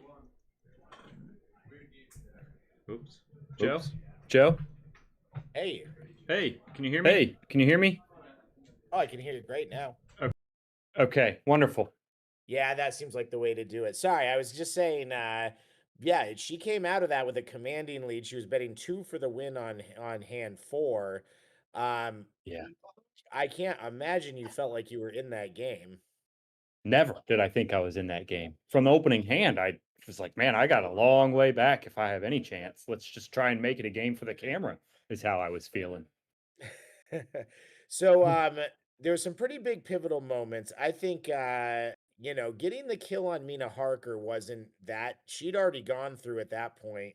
When you get the kill, she's already had the hunger. She's had at least 1 target discard a placed card. She'd had 3 of her negates, and she had already played John Harker's 5. solicitor. So Right, so one question I have, we were talking a lot about you guys. I think you guys practice more than any group, at least that I've heard talk about how much they prep for tournaments. Do you Yeah. know her deck well enough at this point that you can just card count exactly what you've seen go by? Not quite. You would think so. I've got a pretty good idea. Jessica, really, she doesn't play as much as you'd think. She likes to watch. So when we do our training sessions, she'll watch and she'll help some of the new players and kind of commentate on what we're doing. And we don't see her deck as much as you'd think we do. And I haven't beaten Jessica in a very long time, especially in modern. So I was not counting her cards in any way. I was focused on every hand, every single interaction, just trying to scrape and claw victory there. That's great. So there's a few plays at the very end. So she didn't get her early feminist leader till almost the end of the game. So you weren't dealing with that extra pressure. Right. So we were noticing some plays where there was a lot of hits, it seemed like, where your guys were really vulnerable. At that point, if she throws like a 5 multi through the fighting stat, that comes up to a 7. It's Yeah.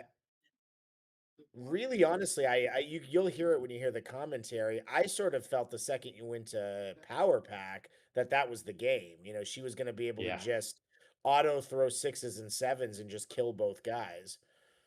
Right. Right. And I think this is where the experience comes with playing her deck, like you had mentioned earlier, is when you look at that and you look at EFL and you know you got to worry about that, you kind of think, how can I mitigate EFL? And that's where going through Mina and making sure she was gone and then trying to get to Joan eventually, you can leave them with Morgan and Wicked Witch, and then they can't take advantage of EFL as much as Joan and Mina can.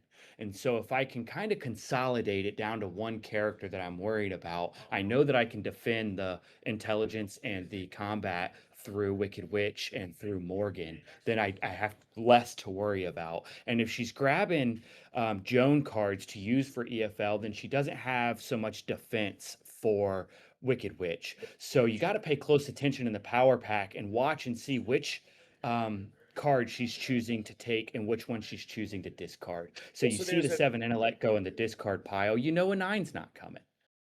Well, and so that was a really interesting choice. So she's got the eight energy in hand. She draws the seven intellect and has the seven any power. She chooses to keep Mm, the seven any power. Now, it's such a gamble because if you throw the seven energy first at Wicked Witch, and she doesn't like if she had discarded the seven any power, you could have chosen to throw the seven at Wicked Witch, forcing Wicked Witch to use the eight for defense. But then the seven is also an auto kill against whoever she chooses to use it for. But the flip side is if you see the seven intellect, you're assuming she's got the seven any power to defend them both, or at least a seven right, energy. Um, right. how much are you thinking about the things she chooses to discard in the like when she discarded the seven intellect, what was your thought process? My thought is I've got to win Fincher, right? And I've got my +2 from Watson.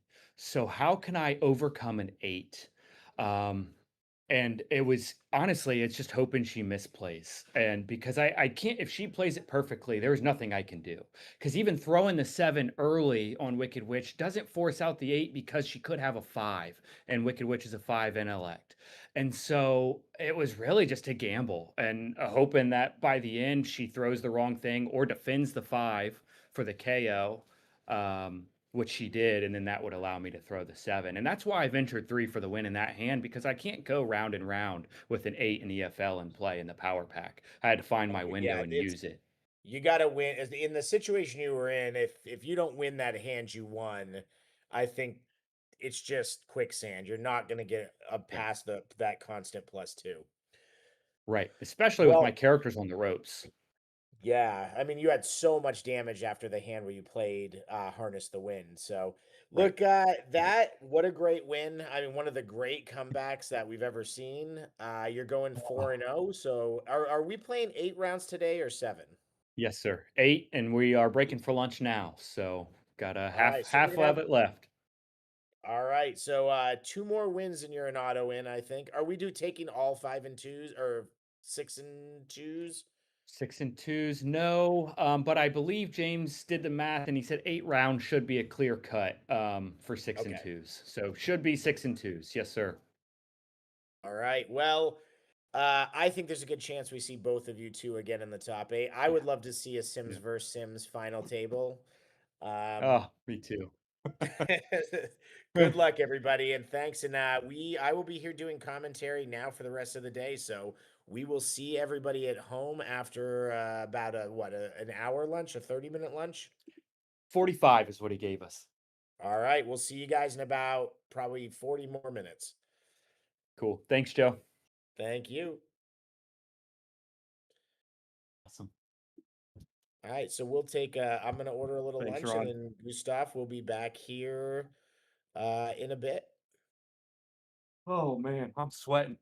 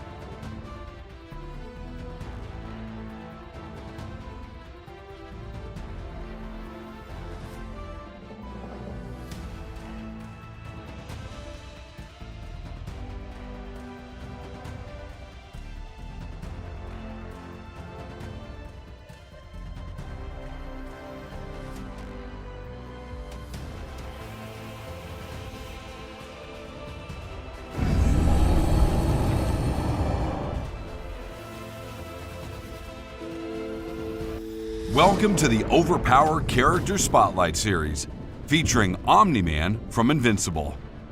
Omni-Man is an aggressive, offensive powerhouse. He wants to be the focal point of any deck he's in, looking to KO opposing characters quickly while creating attrition by filling your opponent's deck with unusable cards. At 23 threat, Omni-Man sits at the very top of the threat scale as one of the most expensive characters in OverPower. True to the character, Omni-Man boasts an 8 brute force grid and a 6 combat grid, making him a powerhouse capable of supporting secondary combat attacks as well. While his energy grid is only a 3, Omni-Man is no slouch in the intelligence department, sporting a 5 intelligence grid that gives him access to strong training card synergies and additional offensive options. But grid values alone don't make the man. Omni-Man is one of the most powerful Viltrumites in existence, and he has what may be the strongest inherent ability in OverPower history to prove it. Omni-Man may not be Spectrum KO'd. This ability starts the game in effect, and because it's an inherent ability rather than a card effect, very few cards in the game can counter it. Omni-Man is already a terrifying force before we even look at his personal cards. His 6 personal cards are I'm Here to Help, Brutal Efficiency, Not Who You Thought, Viltrumite Physiology, Guardians of the Globe No More, and Earth's Greatest Hero. First, Omni-Man spent decades as Earth's greatest hero, and he's still capable of protecting his allies when necessary. I'm Here to Help is a full avoid for Omni-Man or a teammate, and it immediately ends the opponent's turn. If it avoids a card like a teamwork card, it can shut down an entire chain of follow-up attacks. While I'm Here to Help is a powerful defensive card, Omni-Man's true strength lies in his offense. Earth's Greatest Hero is a level 8 brute force attack, and if it succeeds, the hit gains an additional +4 venture. That means a successful attack generates a massive 12 venture, enough to swing most battles heavily in Omni-Man's favor. Next is arguably the strongest card in Omni-Man's arsenal, Not Who You Thought. This card functions as a level 9 brute force attack, which is already one of the most powerful attacks in OverPower. But Omni-Man doesn't just defeat his opponents, he devastates their entire team. If the attack succeeds, Omni-Man may discard 1 placed card from each of the target's frontline teammates, and he chooses which cards are removed. This combination of raw power and disruption is a major reason behind Omni-Man's 23 threat cost. In addition to his game-changing bombs, Omni-Man also has access to strong, repeatable attacks like Brutal Efficiency. This card acts as a level 6 combat attack, but if it succeeds, the target cannot use cards with a combat icon for the remainder of the battle. Against combat-focused teams, this effect can be absolutely devastating, and often makes Brutal Efficiency a must-block card. Omni-Man also has Viltrumite Physiology.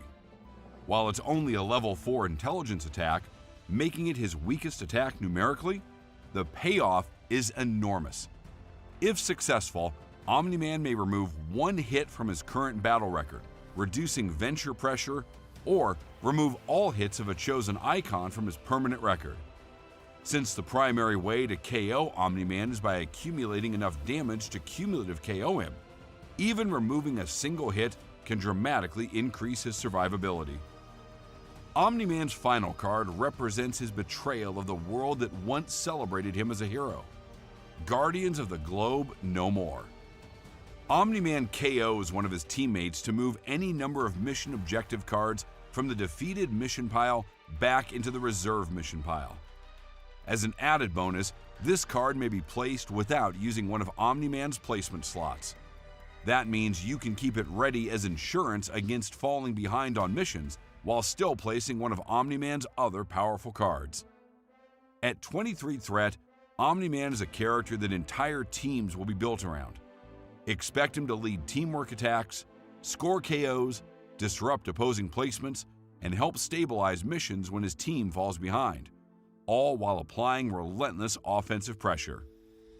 Omni-Man is incredibly difficult to eliminate, and rewards decks that can keep him on the battlefield as long as possible.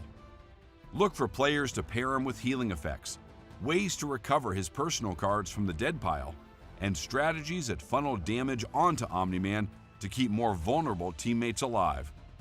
Of course, Omni-Man's incredible power comes at a cost. His 23 threat value requires players to pair him with lower threat characters, limiting team building options and making many of the more expensive home bases difficult to include.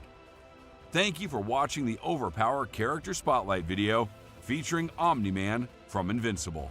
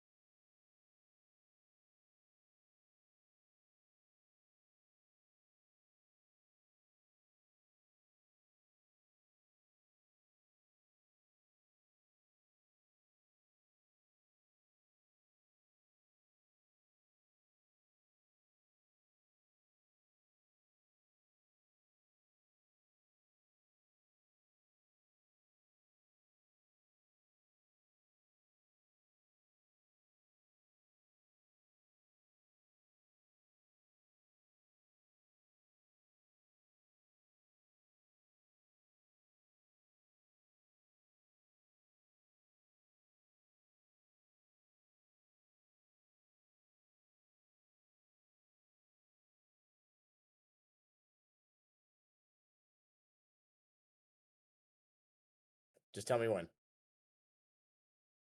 You're live.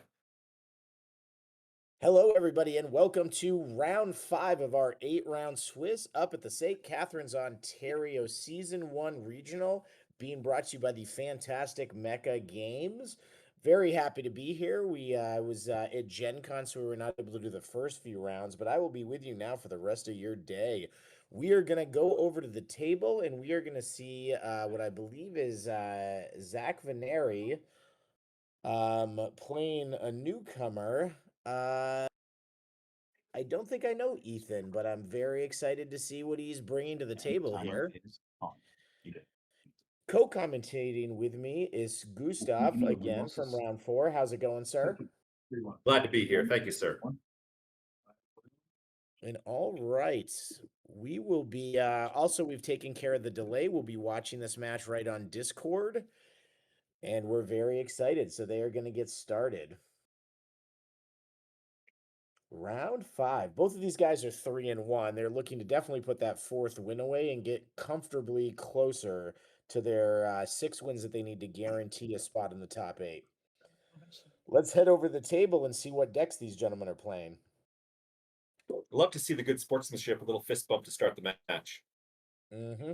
And that's one thing that's fantastic about this OverPower community is really, I just don't think you see a better community of people that just love playing the game and love playing the game with other people, just really wanting to do the best they can to to sort of further this game. I love seeing new people. Ethan is sporting a pretty cool deck here. He's got John Carter of Mars with Leonidas, and then he's got the father-son duo of Tarzan and Korak.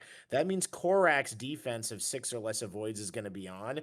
I think what you're really going to be seeing Ethan's deck try to do is get Korak's card to shift all the hits to him. I think it's Miriam and Jackie Clayton. That's going to put the John Carter teammates avoids on, make them full avoids for any attack that comes through, and it's going to give Leonidas the heat off him so he probably can stack him pretty heavy. Other side of the board, Zach is sticking with kind of the meta combination of Sun Wukong and Wicked Witch. And he's using the Mummy, which I know Tyler Bertrand's a big fan of the Mummy, and not surprising that some of the rest of the Canadian crew is discovering how good he is as well. I like seeing that any character being placed to Asclepion early off. Hades allows you to negate the ability of opponent to venture big early on, and you can still escape out of that situation that you might find yourself trapped into. Yeah, absolutely. It's definitely a huge card. It's going to be interesting to see when Skybound drops, and this set of any characters is going to be one bundle, and then the battle. They're going to be called Battlegrounds now. So the World Legends Battleground, called the Rainbow Road, and the new one is the GDA from Invincible. That new set of any characters is not going to have a Hades. It's got a lot of new, interesting things. I think we'll see a lot of people that want to stick with the old and stick with the new, but it's going to start to be a little more interesting when you don't see a Hades in every deck. I think you'll start seeing games get done a little bit faster, and you'll see playstyles have to adjust to not being able to get that big bailout. But Zach is coming out of the gate hard. Zach ventures 3. Ethan's trying to decide, it looks like, if he's even going to draw the card. Um, I think Ethan's placed out and he really wants to just concede and go on to that next hand. But I'm going to be honest, I think in this situation, based on what is placed, you know that it's a dead card for Hades, and you know that he'd have to have some kind of shift to activate if he did end up having the ancient power. I think that's one of those situations where he went the 3. I would have gone 1 and punished him for it. What do you think, Gustav? Yeah, exactly. One and punished. He had premier defense in that hand, without a doubt, and he wanted to maximize the hand. But I'm looking at the war chest down here. I think Ethan can definitely capitalize on his place cards. Absolutely. Ethan's going to dupe on the 300. He's going to get a dupe 6 power card. It doesn't look like Zach drew any dupes, so that's going to help him catch up a little bit. But we see an 8 combat go down. The 5 intellect is playable from Tarzan in reserve. We also see I'll Make You Famous down on Billy the Kid, also a numerical card that is playable from reserve. It can fuel the ally on Sun Wukong. And the only teamwork card we see on the table right now currently is the one on Wicked Witch. So not a lot of teamwork's drawn early that we see, unless there's some hiding in the hands. Now, we don't know the overall strategy of Ethan's deck, so maybe Ethan just thinks it's way more important to get to his Miriam and Jackie Clayton without having a lot of damage out there. But I still think I probably would have fought that first round. Both of them place their any character Merlin, so they're both going to have the ability to negate, and they are both filling up these placing slots pretty fast. It looks like they have any characters placed to both of their home bases as well. So you're right. Nearly all the slots are being placed up here. It looks painting up to be a bloody battle if they go forward with this one.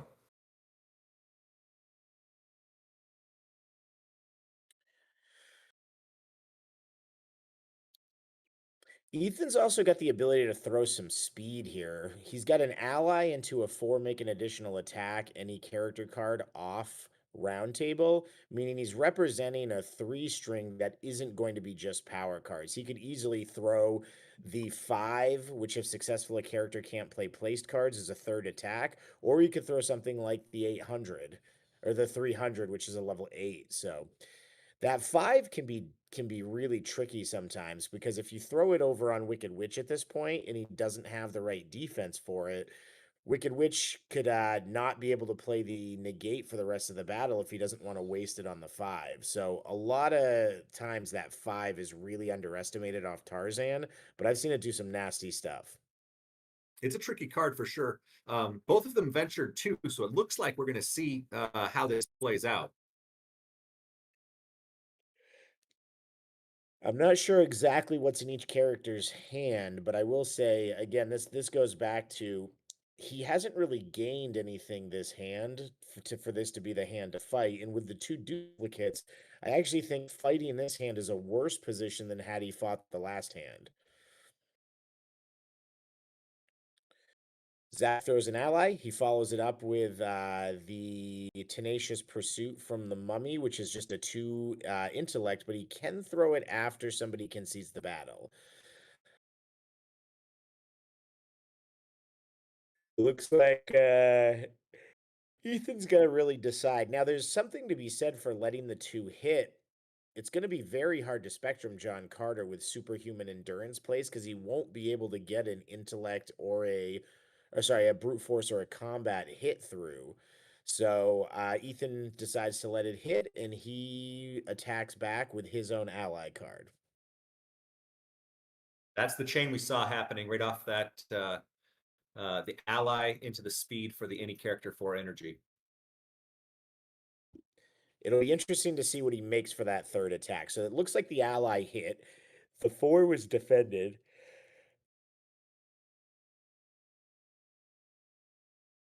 And Ethan is trying to decide.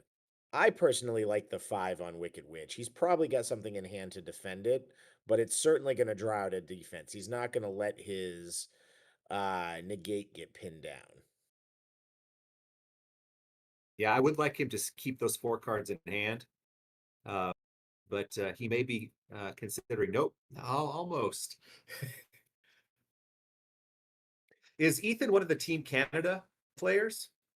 I'm really not sure. This is my first time commentating, so it sounds like he's a new player. He's got Star Wars sleeves, so he might have come over from Star Wars Unlimited and be new here. So he plays out of hand Wrath of Ra, 7 energy card. It's only an attack. I like that as a play. It's going to get above the 6. It's going to make Zach try to decide if he wants to negate it, which he does. Oh. So remember those energy icons, the mummy has an inherent ability that reads he can't be KO'd without an energy icon. They can always still be absolute KO'd, but you'll notice a lot of mummy players place a higher priority on blocking those energy icons. And it turns same token. Zach just didn't want to allow it to hit. He could have let it hit, tried to offensively negate it, hoped that Ethan wasn't going to negate his negate, but he just decided, you know what? It's a 7. I'm just going to use this card now. He fires back with Pharaoh of the 4th Dynasty. This is an interesting attack. Yeah, a 5 energy that has the ability to remove a hit. It's actually a 7 energy. It's the same as the Hunger from Mina Harker. Oh, okay. Zoom back in on that.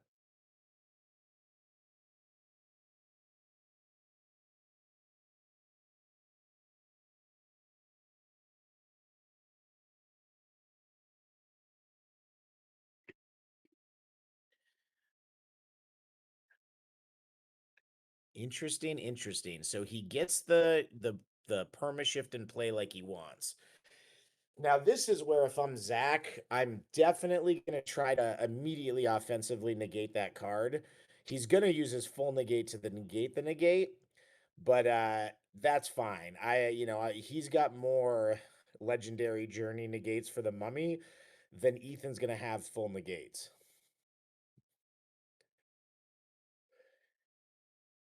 Now, this is not a play I agree with, and I'll tell you why. If I've got the Gemini in hand, I'm absolutely going to put the negate out to try to get rid of his entire strategy of funneling the hits to Korak. If he negates it, I play the Gemini, I get it back, and then I force him to concede, or he's going to lose his big remainder of game card. Right.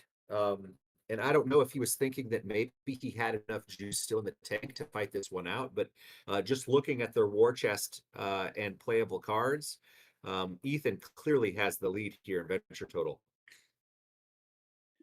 He might have. I didn't see what he got. I'm guessing he got Pharaoh of the Fourth Dynasty again, and is going to put Zach to the choice of having to negate it.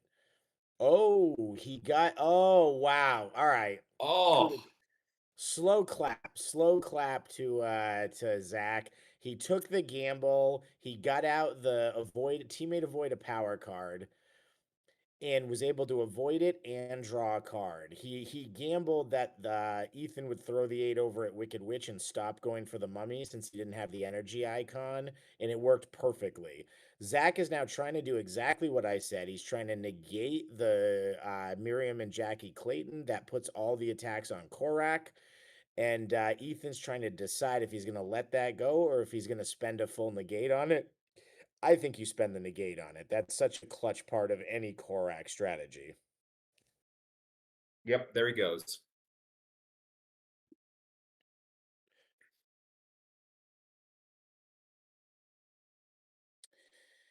Yeah, and this is an interesting position. Ethan's only got one card in hand, I believe. He's got a big 8, but Zach's sitting on 2 cards still. And a multi down there on his reserve that's absolutely playable. That's true.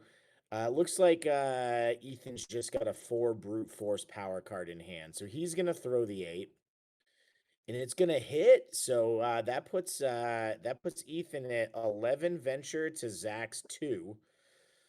Zach can still Hades, but I don't think this is the point in the game where he wants to do it. Zach just chooses to use the 5. He doesn't try to set it up for the kill. Setting it up for the kill allows him, if he kills somebody, he gets to move a mission to the victory pile, but he just throws it now to bait out the card in Ethan's hand. Ethan, remember, when that card for Korak is in play, his power cards are +2 to block. So he was able to block the 5 with the 4 power card. And now Zach has 1 card in hand. I think you just block this. Why? Yeah, I mean, a 6 for an 8, that's a clear block.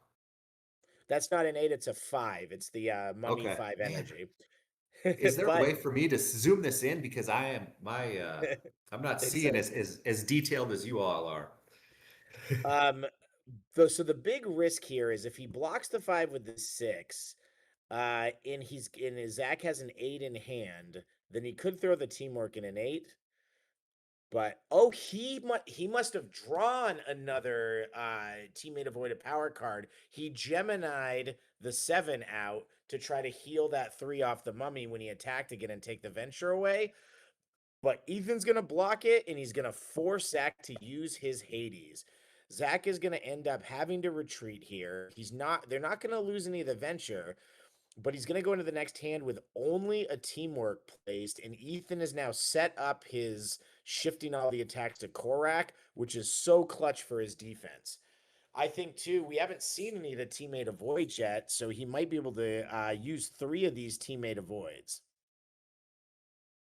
And he still has 8s, at least for John Carter, but at least probably 1 more for Leonidas. So Zach draws the event where you can choose a character on your front line, and for the rest of that battle, if they attack that character, you may shift attacks away from them. This event doesn't really do anything at all for Ethan if Zach knows how to play against this. So you're only allowed to shift once per battle. So if Ethan picks anyone other than Korak, all Zach has to do is target someone other than Korak, shift the attack to Korak, and then it doesn't matter because the one shift has already automatically happened. It's going to be interesting to see if Zach actually starts throwing attacks at John Carter or Leonidas based on that event. Yeah, what'll probably happen here is Ethan will take Korak, and if Zach doesn't quite understand the intricacies of the single shift per battle rule, and he attacks Korak, that would give Ethan the ability to shift it to another character.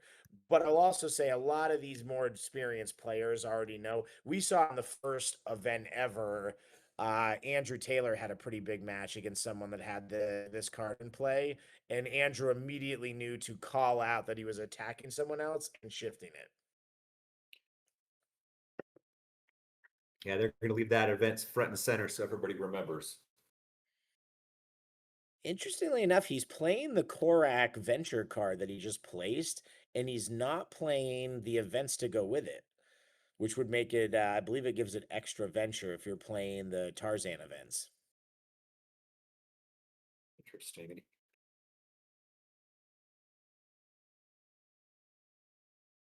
Zach gets his Crows, Wolves, and Black Bees, the 8 multi, back on the home base. And of course, he's got premier defense with the Wicked Witch Vertigo equivalent. Harness the Wind, yeah. Yeah. Ethan's got Ethan's doing the, I'm realizing now, he's doing a double 8 strategy. You see him there with Virginia Fighting Man in his hand. Between the 8s on Leonidas, the 300 card, and Virginia Fighting Man, he's protecting both of his characters that have multiple 8s. And I think we'll see him start to pressure here and just try to get big Venture on. Harness the Wind doesn't really do a lot if you can't let the stuff hit. And there's only so many 8s you can let hit. Yeah, hardest win is amazing if the opponent is playing speed, low hit, spectrum KOs, because you can stack those up on characters based on their power type.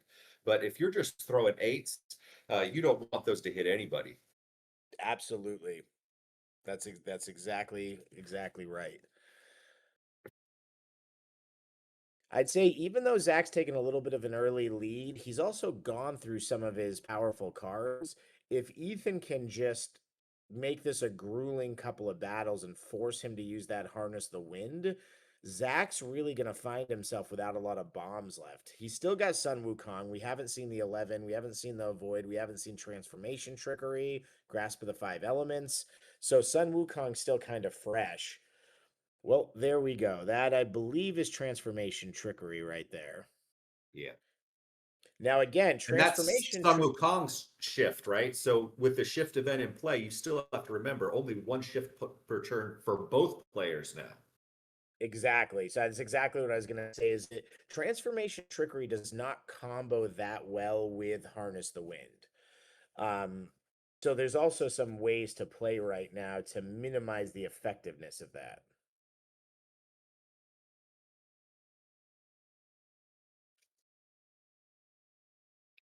Zach's getting all his multi-power power cards placed. Those are 1 per decks now under the Lazarus Rising game banner.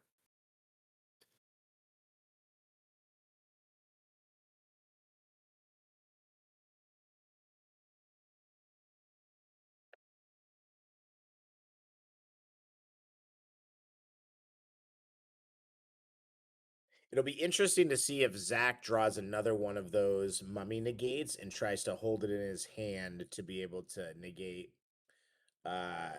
again, try to negate the Miriam and Jackie Clayton. Let me make sure. I do want to check this and make sure I'm saying the right card name. I don't know why. It's bugging me that I might not be calling it the right thing.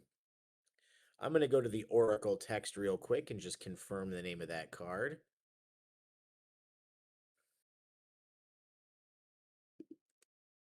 Yes, Miriam and Jackie Clayton. Okay, I was correct.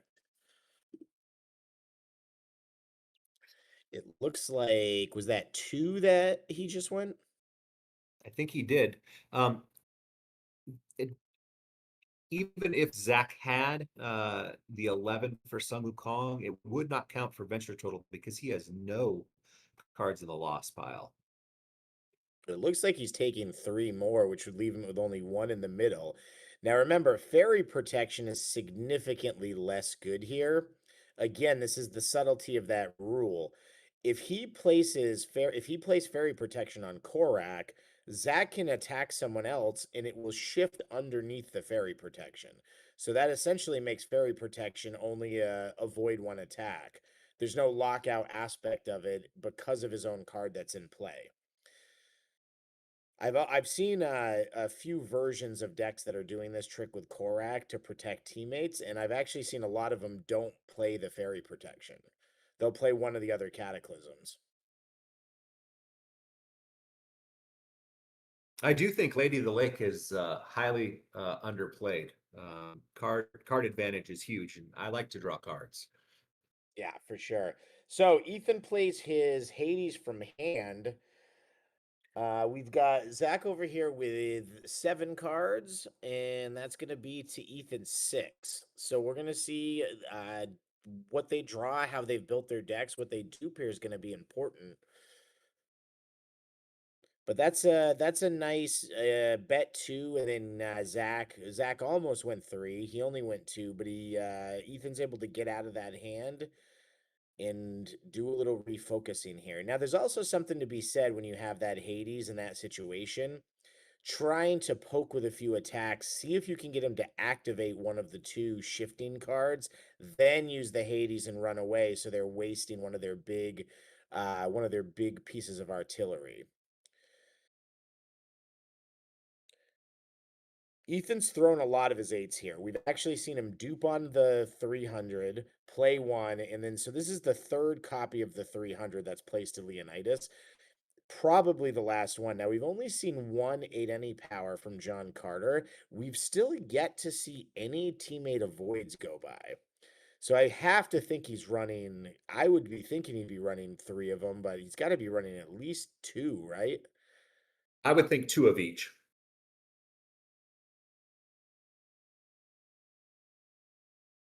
So we have 1 8 for John Carter that we've seen. There should be probably 1 more 8 any power in there. Is that the second 5 intellect that he's now placed to Tarzan? Yep. I think with this deck, since it seems like he's trying to overpower him with the 8s, I'd be surprised if he doesn't have 3 Virginia Fighting Man in for John Carter. I feel like that's his condition, his kind of early win condition is to just throw a bunch of 8s and put them on their heels. Now, this is another situation where if he uses that 5 off of Tarzan again on the Witch, he is likely to use one of his 2 premier defenses or a power card from hand to block that, because that would pin the Witch's Vertigo equivalent special card. Well, it looks like he goes 2. Okay, here we go. And it looks like Zach's gone 2. So again, looks like they're gearing up to fight. Zach's got the 6 any power in his hand, so he's going to be able to, and with the multis, all the teamworks are online for sure. So Zach, one thing for sure that Zach's going to want to do is Zach's keeping himself close enough to the win here that he's going to want to try to set up some big hand with a venture tuck. He's going to want to try to get Grasp of the 5 Elements, get all the cards he can over on Sun Wukong, and then essentially remove all that venture. If I'm Ethan, I think I'm going to stick to my lowest value attacks as much as possible at the beginning of the hand. And then exactly what you said, try to use that 5 at a time where I can lock cards down. But Zach's just going to be throwing some haymakers right back at him. He throws a teamwork. He throws an 8, which is going to get, that's the level 6 teamwork, I believe. So the 8's not going to get a boost. I don't believe that works the way that he thinks that works. Hold on. Let me double check. Was that the Tarzan? Oh, no, that's so what that was is Zach made an attack with a level 8 power card. It was not getting a bonus. I was thinking Korak was +2 to defense, but what it actually reads is all attacks against Korak are -2. So that's probably we designed that intentionally that way for exactly that reason. He's able to use his 6 or less avoids on the 8 now, which is what he did. Yep, and that because that 8 was the first attack off of the teamwork, it was a +0. Exactly. So that's an interesting thing to think of. If you're doing that low attack, had he thrown the 4 multi that's on the mummy first as brute force. He could have then thrown the 8, given it the +1 to make it a 9, and that would have put it out of the range of the Korak special. Yeah, you got to be thinking about going over the top when they've got that Korak shift danger seeker type card in play.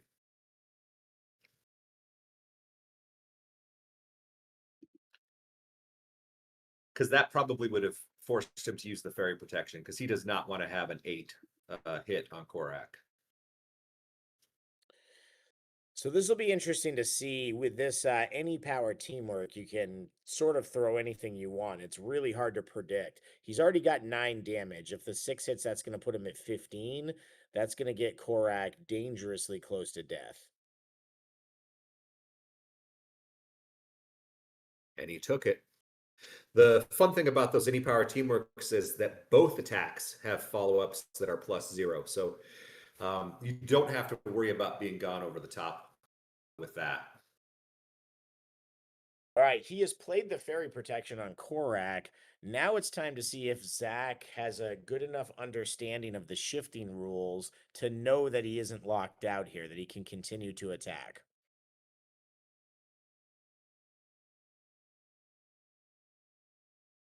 I would be surprised if a player as experienced as Zach doesn't know the workaround in this situation. And that's because the danger seeker, the Jane and or Jackie, the kids card, doesn't prevent you from attacking the other characters in the front line. It just shifts all those attacks to Korak. And under the rules, even with fairy protection, you get 1 shift that can go back behind the fairy protection and hit that protected character. Exactly. The way we think about shifts is it's really that they're jumping in the way of an attack or knocking someone else in the way of an attack, and you don't have the time to do that twice. But if you choose to jump in the way of the attack, like Korak is doing with his Miriam and Jackie Clayton card, then even though there's a fairy protecting you, you're still choosing to take the hit. So shifting goes directly underneath lockout cards.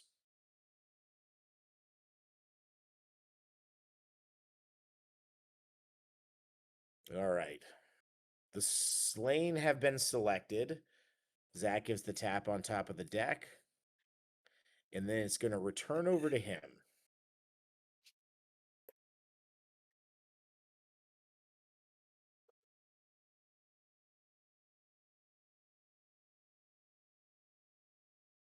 And that any character should go to the defeated heroes pile.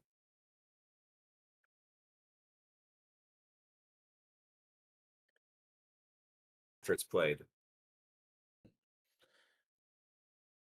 There we go. Exactly. So Zach knows what he's doing. He targets Leonidas with the 4 and then calls out that it's going to shift underneath the fairy protection. This is not for the kill. This would put him at 19. Or 18. 5, 6, 7, 8. This would put him at 18. So he'd still be 2 from death. He can't let that hit, though. He's got to block.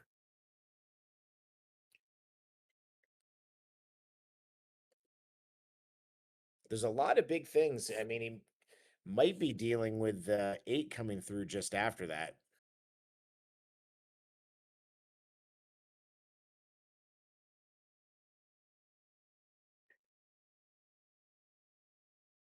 Oh, that's what he did not want to see that. But he does he's ready for it.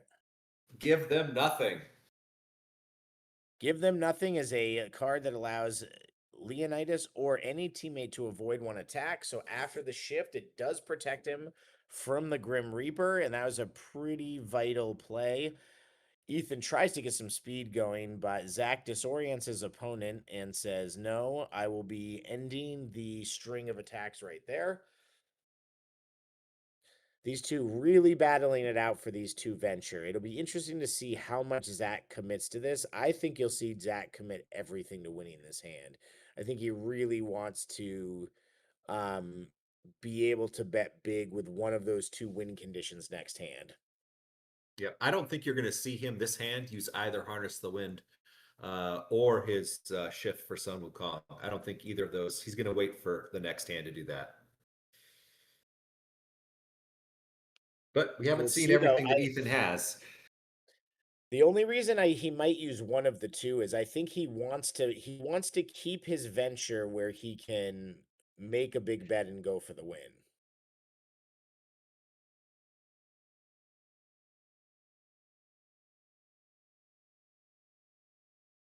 There we go. He did use the Sun Wukong shift. All right, so he's transformation triggering onto the mummy. It's a good thing to do with an any power card because it doesn't have that energy icon. So that puts Ethan at 8, plus an ally for 3 is 11, plus 6 from the Korak special is 17. Over on the other side of the board, we've got 13 damage that's been put on Korak. Zach has 2 cards left in hand and still has some speed. Oh, he's not. He's just throwing a multi-power power card attack. Mm-hmm. And it's a must block situation. Ethan uses that -2 off the Clayton card, so he's able to block it with a 2 energy, even though it's higher than that.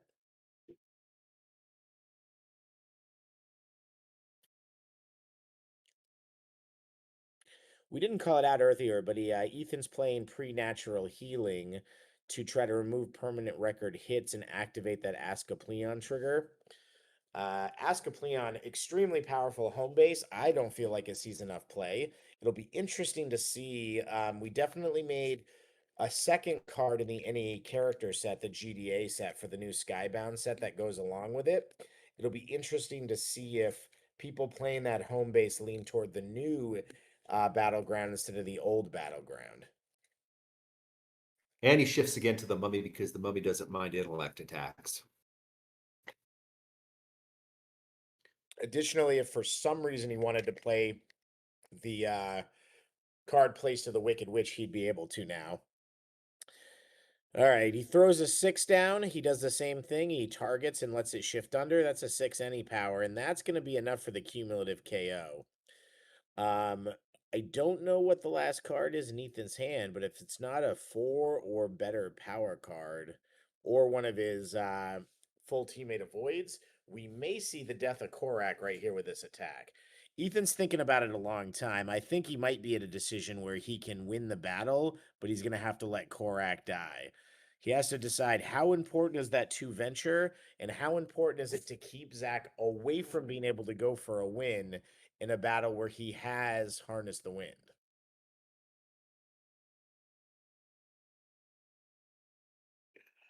He's decided that venture is the most important here, and he's just going to take that hit. He loses Korak, and the shifting strategy and the avoiding is not going to be happening anymore.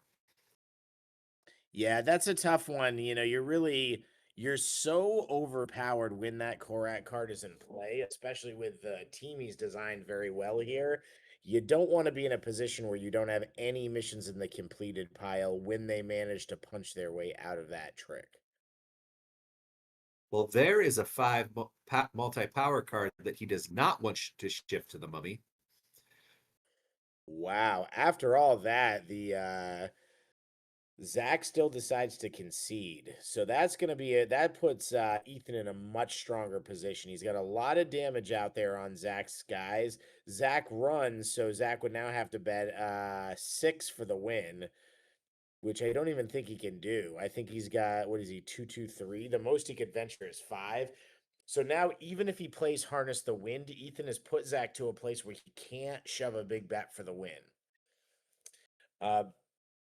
You know, it's a really interesting match. It's anybody's match. Zach lost Korak, or sorry, Ethan lost his Korak, lost his shifting strategy, but is put Zach very much on his heels the last hand.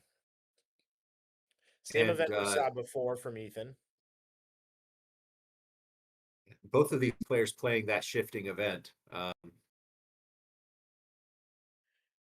It makes a ton of sense on Ethan's deck. I understand why Zach's playing it too. Being able to shift away even once just to get that avoid a power card draw, if they're gunning for the mummy, is pretty nice.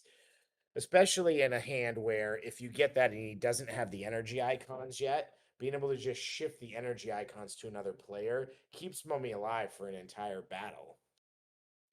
It looks like Ethan just lost the teamwork, the intellect teamwork that Korak would have played and duped on a 7 any power. Huh. And another Korak avoid.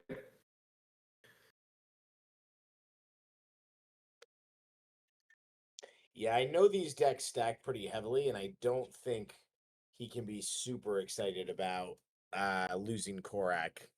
I mean, it's not early. I think we're at least 5 hands in, but I think that it does negatively impact the strategy. It'll be interesting to see if he's playing Tarzan's fight a guy one-on-one card. Yeah, the equivalent of the Cosmic Cube for Red Skull. But we do see that Sun Wukong's got cloud surfing over there, so that's some premier defense to go along with Harness the Winds. And I'm not sure how many he has in the defeated pile, but that card may actually be turned on right now. Zach's got 2. It may only be 1 in Ethan's defeated missions pile. Yeah, card draw is fantastic. Being able to avoid and draw a card is just having your cake and eating it too.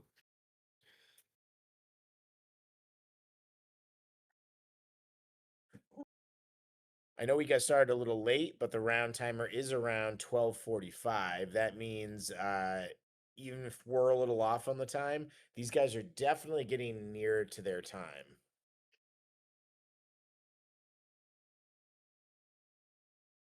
And because Zach ventured so aggressively, it's going to take at least 2 hands for him to be in a position where he can venture for the win again. Yeah, I'd be surprised. I think either this game's going to end through a lot of attrition and a lot of dupes, or it's just going to get called on time.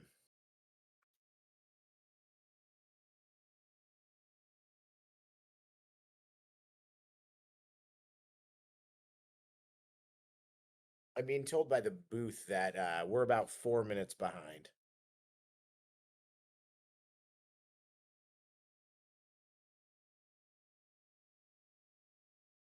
That's Looks a like tentative Ethan just bet goes by Ethan. 1. Yeah, he takes it very easy. You may see him decide to run and fight this another day. He does have Gemini placed, but with Korak gone, yeah, his choices are probably all gas now, not defensively.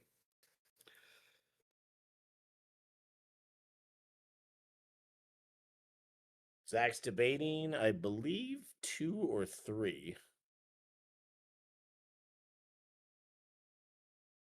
There's 3. Ethan will take that extra card. Looks like it's a 4 multi. Not a bad one to draw, especially when you've got that any power teamwork and its disorient is gone, and you've got a lot of guys on the upper side of the board that are already painted with some different icons. One strategy I like to do sometimes is throw a low card on the character that only has 1 hit, and then if they let that hit and later try to use Harness the Wind, there's a lot of times where you can preemptively set it up to really minimize the options that they have for who to shift it to. Yeah, there's no longer any good shifting choices because you're shifting into Spectrum KOs. And the Mummy hates energy icons.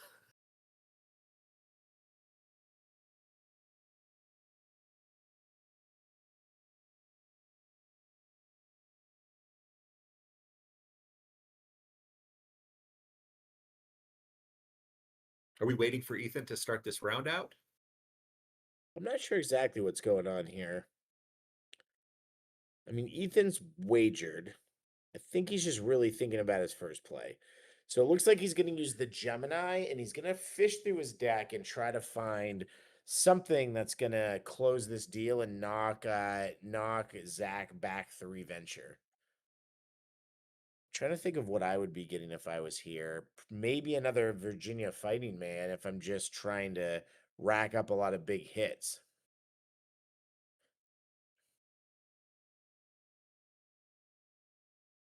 Give them nothing. Okay. Not a bad choice. It's always good to be able to just avoid the biggest thing they throw across, but Zach goes the other way and starts with an ally attack.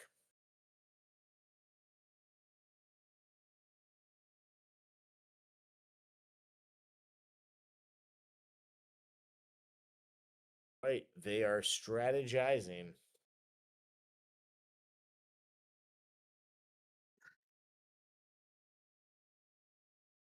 Those off-colored threes are not something you want to take on Leonidas, but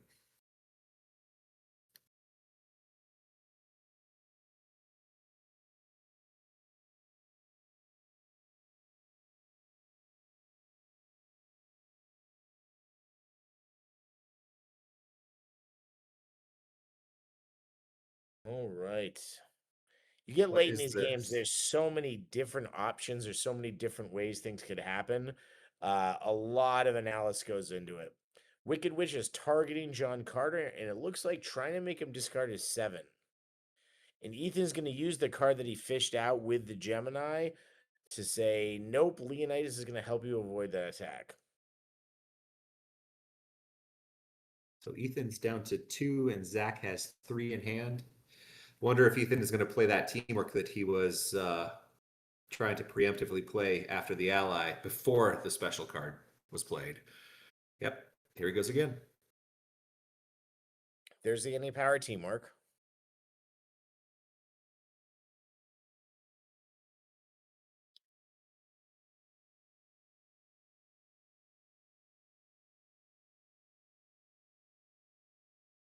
He turned it to the side, so I don't know if Zach let it hit.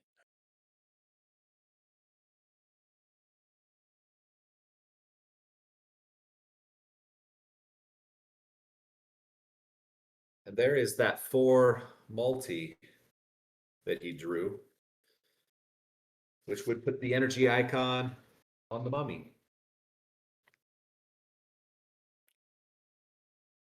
Blocks it with a 4. It does not get a boost of any kind from that first attack or the second attack off the 6.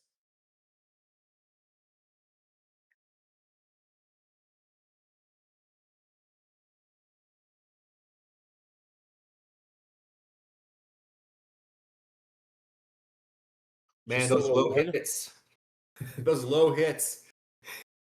So much venture to be wasted not to get painted with two colors. And it's tough because that's clearly what the point of this deck was supposed to be, was to be able to throw those 8s, and you're exactly right. He's putting Ethan in a position where he almost has to use them defensively.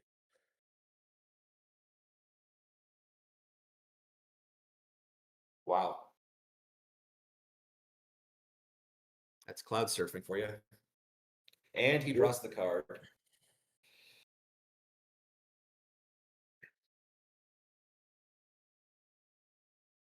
Now, if you're Ethan here, you have still quite a few venture available to you. 2 8s, a 5, and a 7.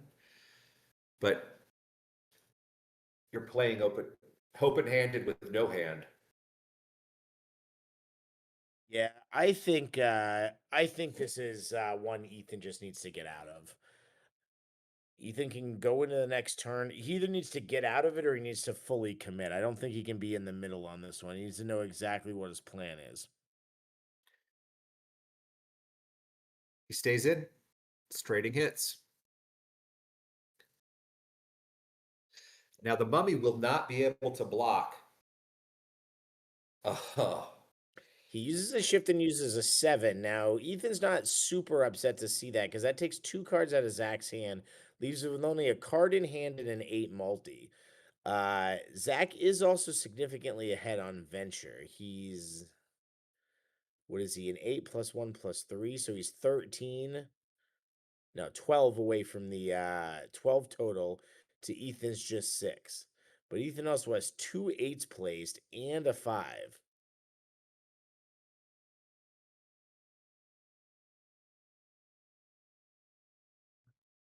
And none of his cards placed that are available to him have an energy icon. No.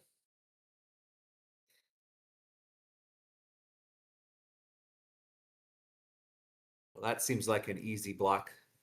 The Witch is multi-8 for an 8 power card.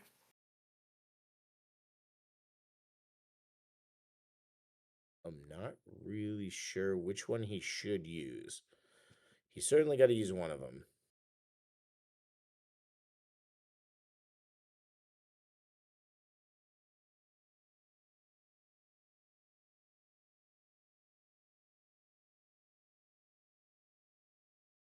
Yeah, he did use one, and then he switched to the other. So it's the power card after all. And he just turns around and uses the other one on the offensive. This would be for the kill. It would be, or no, it wouldn't quite be for the kill yet. It would be cumulative, but he would need to get one more icon and make it absolute. He may use that 5 intellect. Nope, there's an intellect already down there. So that's what I'm saying. He doesn't have a brute force or a energy icon to do the absolute KO. Oh, there was that 7 in hand. Loses Leonidas. Well, he can take out the Witch with that, unless he force him to use his vertigo.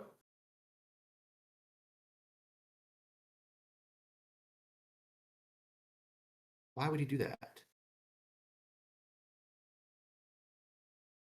I think he's still thinking about it himself. So if yeah, there we go. Now he has to play Harness the Winds, or the Witch dies.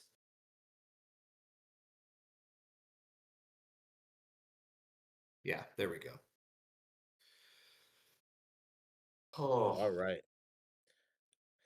Zach is going into this right down to the wire. Yeah, Zach's going into it with Harness the Wind, but he managed to take out Leonidas. What a big battle. How did that 5 intellect from Tarzan not kill the Witch? Why did it end up on Sun Wukong? Did he? No, he didn't still have transformation trickery in play, right? No. I missed it. I missed that too.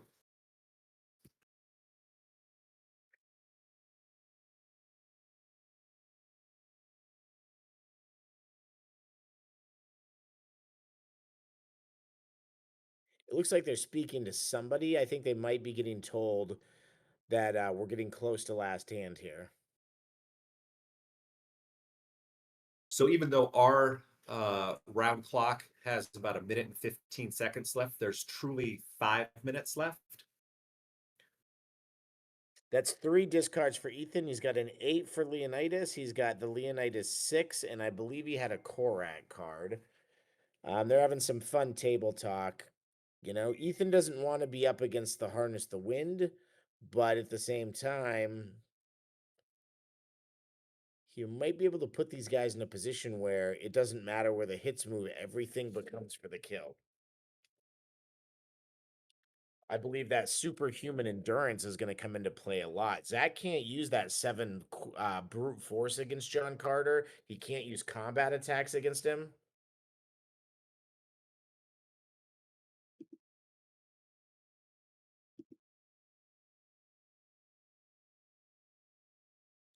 Yeah, so we see the quick draw go on Billy the Kid. We see the 7. All of those attacks get funneled to Tarzan by superhuman endurance, and we've still yet to see a teammate avoid from John Carter.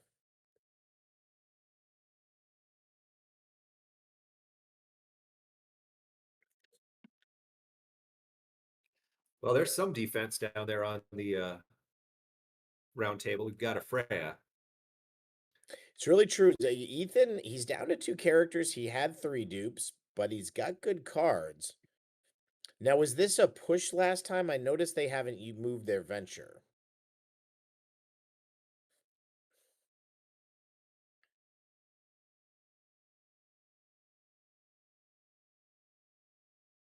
If that was a push last battle, Zach will be in a position to go 3 for the win. He's got an 11 that is going to count to venture. He's got to harness the wind. He's got a 6 that if it hits, somebody's going to discard a universe card. He's got some heat going. I think Zach is in a position. If I'm in Zach's position with the amount of time that's left in the round, I think I'm betting 3 here. If unless every card in his hand is a complete dud, this is the one where he needs to try to win it. Yeah, just looking at the venture total available, I think Zach has this, and that's why Ethan is only venturing 1. He can't concede.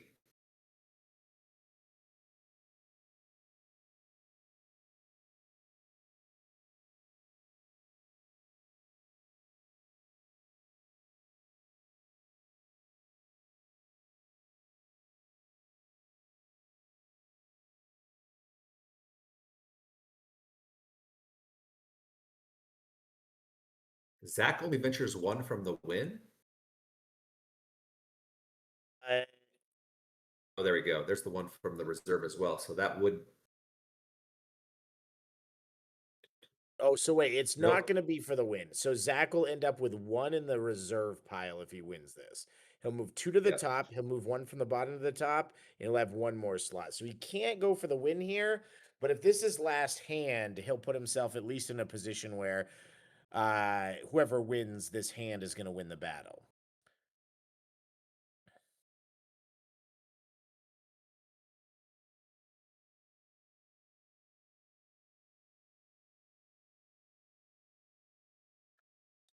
Ethan throws the 1. I think he was hoping to get the harness the wind out there. That's the 6 that, if successful, requires a universe card discard coming from Sun Wukong.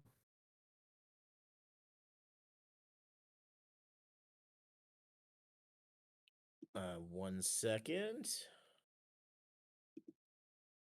And there goes that teamwork.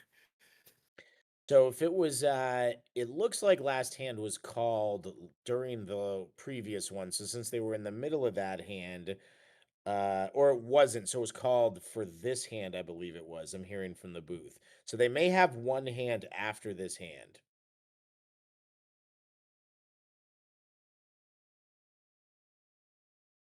And that 11 counts for venture. So Ethan is in a world of hurt here. Just losing his speed off that teamwork, off of a 6 fighting special card.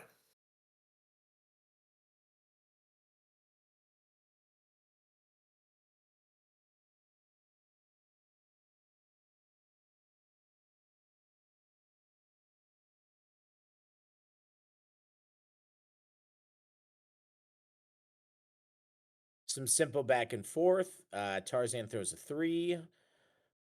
The mummy blocks it. Billy the Kid's just going to shoot his 4 off offensively. It is a fighting attack. So does Ethan use John Carter's special defensively now, or wait? Because the only other icon that counts is intellect. Looks like he just takes it. Yep. I mean, Zach's still got a lot of heat. He's still got a 7 and an 11 placed.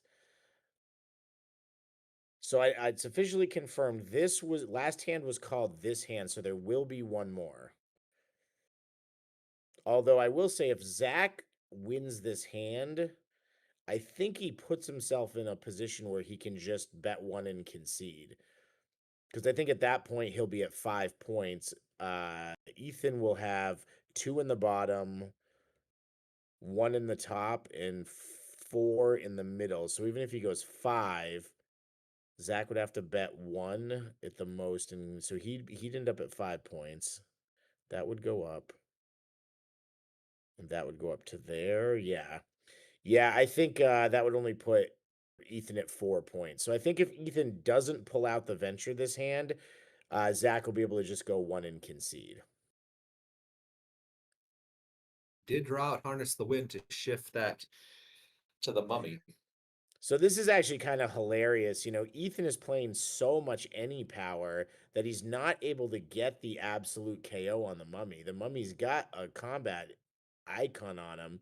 The mummy's also got 8, 16, I think he has 30. combat and intellect, both icons on him. I think the mummy has 35 damage on him right now for cumulative. If this 5 hits, which I think Ethan almost has to let it, he's going to remove one of the colored hits, probably the 8 combat. And draw a card and make an attack. Here we go. Now, the other thing to remember too is any hit with an energy icon will just kill the mummy. Once he has that energy icon, he'll be at cumulative. So, you know, Zach removed the 5, I think, thinking it was the less common type for the spectrum. But it almost didn't matter. Like, he's still going to be at over 20 points no matter what he removes, and an energy icon will still immediately kill him.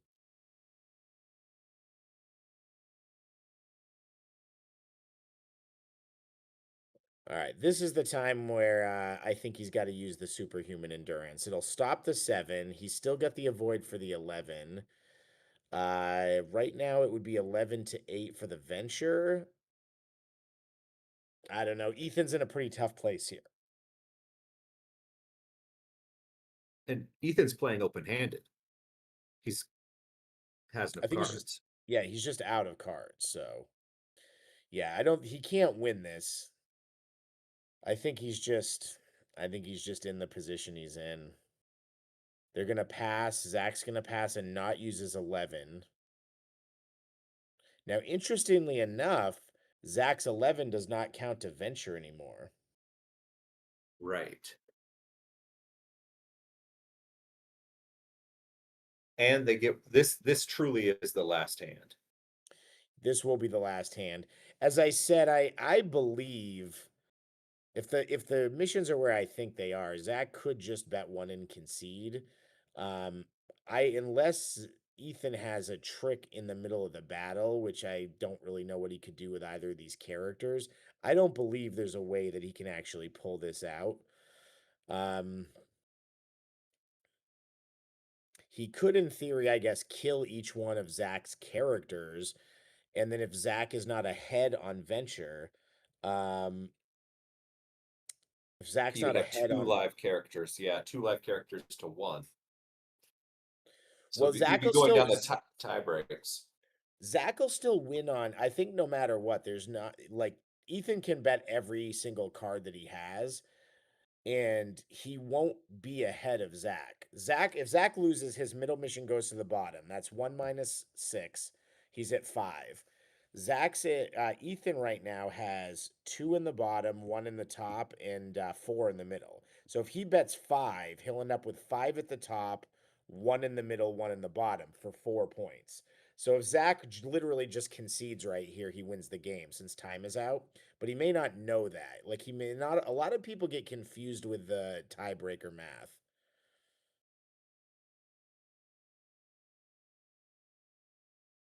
Zach's doing some counting here. We'll see where they go. Yeah, Zach realizes it, I think, now. Even then, it doesn't do it.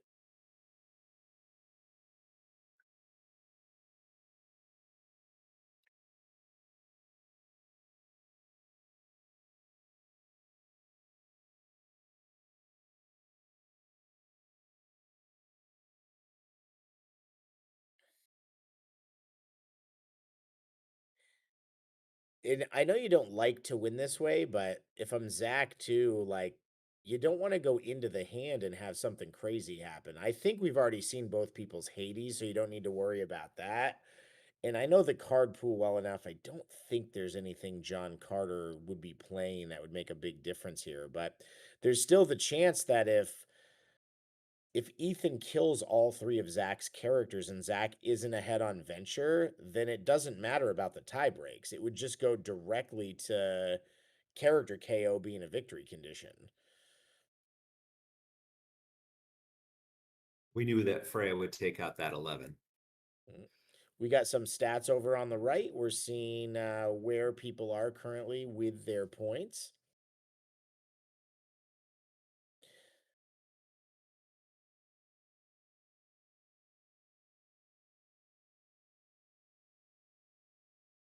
That was weird. When we went to that view, it swapped their names for a second. um, Ethan throwing the big 8 multi, trying to take out the mummy with that energy icon. Does he have it? He has the strength power card. Zach is just not going to let the mummy die. That is what is happening here. 7 brute force over on the John Carter, and I don't think that Ethan has a defense. He does. He just has the 7. He's got a confusion in hand. That's a bummer because Zach's mostly in power pack, so that's probably a dead card. He's going to throw a teamwork attack here, and I think we've pretty much seen the game here.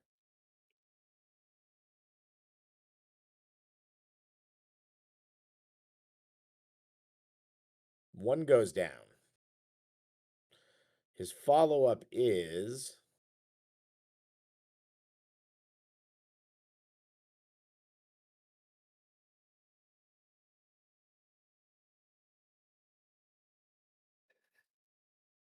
Another intellect icon. Throws the 2 on the mummy. And kind of the same thing here. The 2 doesn't really do anything because you just need that energy icon. I guess a brute force hit now would also KO him. The 8's going to kill John Carter and take him out. We're down to just Tarzan. And Ethan's only got in his hand a confusion. And he's going to pass. And I think we're about to see the handshake. That's going to kill Tarzan. He wins on KO. He had the 5 elements in the last hand. They're both chuckling about it. And that was a great game. You know, it was Zach got control of it in the mid game and I think just never gave it up. But I love just seeing the smiles. You know, that's the one thing I got to say about OverPower, man, is even when you lose a match, these guys just the camaraderie, the fun, it's just such a great community that like they're both just laughing and talking about how grueling the match was. And it's really it makes it fun to be part of the community. It makes it fun to do the commentary. It's fun to watch, and that was a great round 5. Gustav, thanks very much for being with us. Thank you.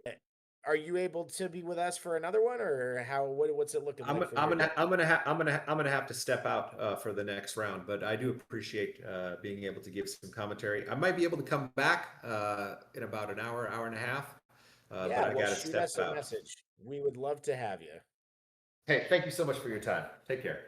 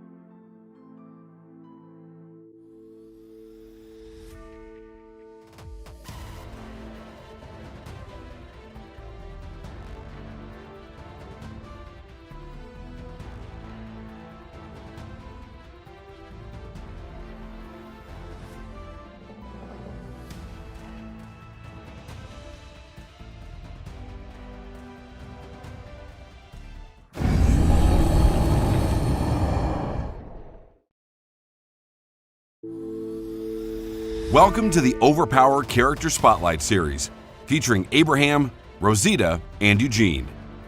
Abraham, Rosita, and Eugene are a powerful mid-range character built around relentless offense, negation, and disruptive meta effects. Together, they bring versatility and pressure that can overwhelm opponents from multiple angles. With Rosita and Abraham standing among the deadliest fighters in the Walking Dead universe, the team brings a 7 combat grid, while Eugene contributes a strong 6 intelligence. Their weakest stats are a 3 in energy and a 4 in brute force. Their threat cost is 20 points. They earn their high cost because of their repeatable offensive abilities, powerful utility effects, and the ability to fully negate key cards both offensively and defensively. Abraham, Rosita, and Eugene have 6 special cards. 2 cards focus directly on Abraham and Rosita, and 4 others that highlight Eugene's genius and the group's teamwork. First is Sergeant Abraham Ford, a straightforward level 7 combat attack. In Overpower, 5 is considered the average value for a single attack special card, making a non-OPD 7 attack extremely powerful and highly efficient. Next is Rosita Espinoza. Rosita is a master marksman who specializes in overwhelming opponents with automatic weapons, and this card reflects that speed and aggression. It's a level 4 brute force attack that allows them to make 1 additional combat or intelligence power card attack, or both. If Rosita Espinoza follows an ally attack, the team can chain together up to 4 attacks in a single turn. The card does require them to rely on power card follow-ups, sacrificing some defense for explosive offensive pressure. But in Overpower, speed can be absolutely deadly. Next is their negate, Cowardly Genius. This card represents Eugene, arguably the smartest survivor of the apocalypse. Cowardly Genius allows him to negate any special card already played as an offensive action. It can also be used defensively to stop an incoming attack or disrupt a key opposing play, but only at the cost of discarding an intelligence power card usable by them. While it forces a 2-for-1 trade and sacrifices card advantage, in the right moment, it can completely swing a battle. Better Together is a defensive card built around how these characters survive, standing shoulder to shoulder, holding their ground, and firing until the threat is gone. The card allows them to avoid 1 combat or brute force attack played against them, and prevents them from being attacked by those power types again for the remainder of the battle. This lets them endure physical firefights far longer than expected, though they still struggle against overwhelming energy attacks or mastermind-level manipulation. Brilliant Saboteur showcases Eugene's ability to outthink and dismantle his opponents. The card reads, "Opponent must discard all placed universe cards." Against home bases like Teen Team Headquarters or the Sanctuary, this card can completely shut down an opponent's early advantage and cripple their setup. Lastly is Get to Washington, D.C., a 1 per deck level 7 intelligence attack. If successful, you may move 1 mission objective card from the defeated mission pile back into the reserve mission pile, giving your team an opportunity to regain ground on missions. For 20 points, Abraham, Rosita, and Eugene are not necessarily the sole focus of your deck, but they will absolutely become a major part of your strategy. They are a flexible mid-range team that offers a little of everything: strong offensive attacks, a versatile negate, defensive survivability, and impactful meta effects. Look for Abraham, Rosita, and Eugene to carry a significant portion of your deck's offensive and defensive burden, though they won't completely specialize in any single role. They fit naturally into aggressive, combat-focused decks, while Eugene's reliance on intelligence power cards also makes a team an excellent utility option in intelligence-based strategies. Abraham, Rosita, and Eugene are a negation powerhouse that will make a massive impact in Overpower. Thank you for watching the Overpower Character Spotlight video featuring Abraham, Rosita, and Eugene.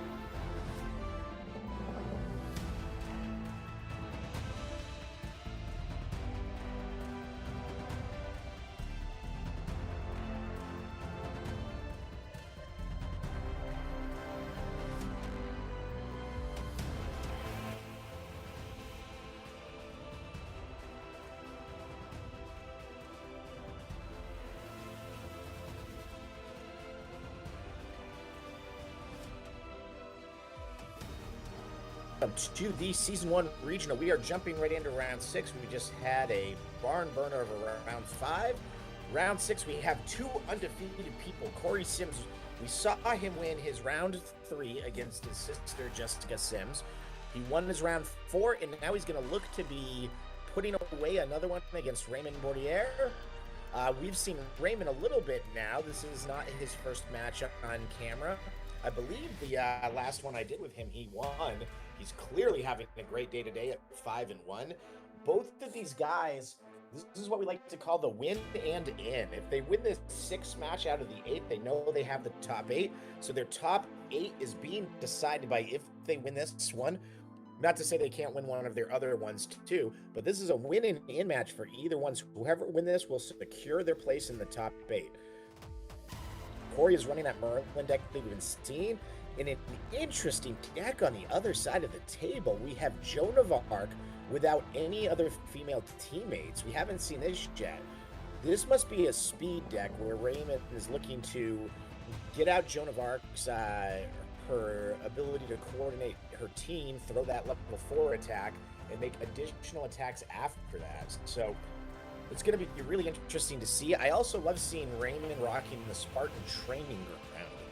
That's I feel like that's an incredibly powerful home base that has been woefully underrepresented. Raymond's going first. Doesn't look like he has any dupes. Corey's going second. He's going to use that mulligan to replace the 6 that he duped on, and they're both going to go into this with 8 cards. Now, Raymond's starting right off the bat with some big speed. He's got his 3 multi-Master Archer for Robin Hood that's going to let him do a bunch of attacks. He's got some good power card attacks. Corey is over on his side of the board with, looks like a Disorient Opponent, a Teamwork, a 7. Kind of just some vanilla stuff. It doesn't really look like he's drawing any of his big bombs. He does have the Wicked Witch's card, which will let him make Raymond discard a placed card. And if Raymond does put the Master Archer down, I think you can expect that to be one of the cards. Haven't seen a lot of Robin Hood lately. Robin Hood was somebody who got a lot of love early on in the environment. And then I think people found his ability to steal the card and then draw cards to be a little too situational. His teammate Avoid was a little hard to get it to pull off. We haven't seen him quite as much in competitive play. I'd say he's definitely fallen to about a B tier character. But we love seeing the Merlin go 5-0. You know, again, I'd say there's a lot of hate toward Merlin early on as a 21-point character. People just didn't want to pay to get those negates, but Corey's realizing how powerful Archimedes is with 221 Baker Street and how powerful he is when he pairs with King Arthur.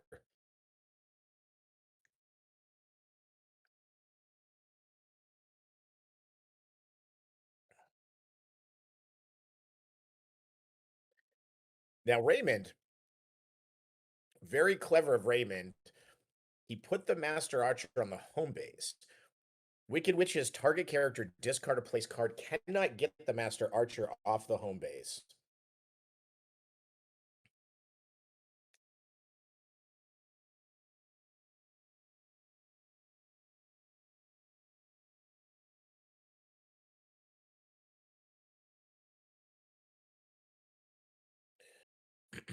I'm being told by the booth I'm having a little bit of audio trouble, so give me 1 second here.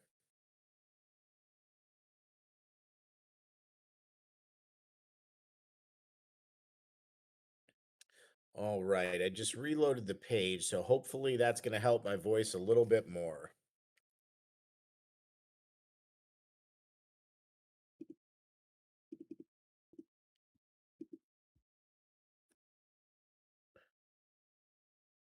Corey bets 1 and concedes. Corey's definitely a little more of the old school theory of getting a big bunch of placed cards and then drawing again and fighting with a lot of resources.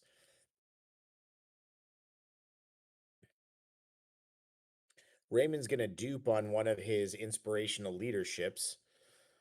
Seems like speed is the tool of his deck, so he's definitely going to want to make sure he forces Corey to fight so he can throw as many of those long strings as he wants.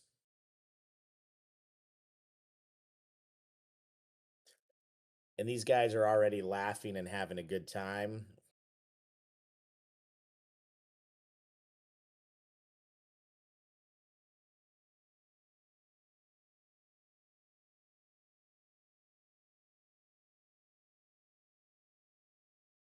Corey gets heavy as the head down. Corey very much likes to use that card to go get the Merlin negate, but it's also not a bad card to go get the Archimedes in the right situation. Being able to look at all the specials in Raymond's hand and discard one, or all the power cards. Now, one thing I've already noticed about Raymond's deck, and I don't know if Corey's picked up on it, he is playing a lot of allies, and we haven't seen a single teamwork over the first 16 cards that he's drawn. It's quite possible Raymond has minimized his teamworks and is trying to throw all of his long strings using an ally and then a special that'll allow him to do 2 more attacks. Unfortunately, Raymond had placed out and had specials on every character because he drew his Merlin negate, and that's going to mean he's going to have to use it this hand. And that's a tough position to be in to know. Corey will know after that that there's no negating that's going to come from Raymond's deck at all.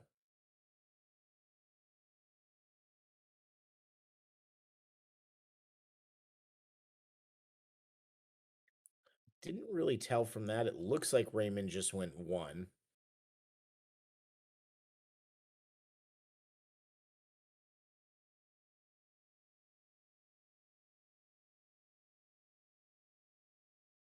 Corey goes 2. Corey looks at it and he keeps it on top.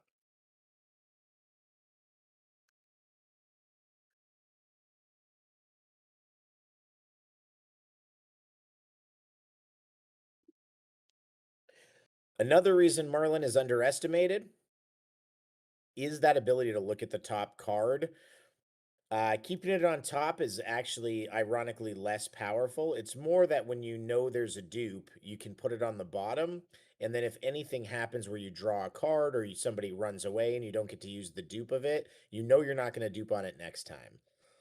Raymond's going to get to act first because Corey ran. And I think you're going to see, unless Corey has drawn a negate for Merlin in his hand, you're going to see Ray start to do what this deck seems to do and just chain some major attacks. It's a 3 energy ally against Merlin. I think Raymond knows he doesn't want to be dealing with negates. If Merlin can use 3 personal negates and any character negate, and he can stop these big chains, that's just going to slow everything Raymond's trying to do down. Raymond wants to get that KO pressure out there as much as he can.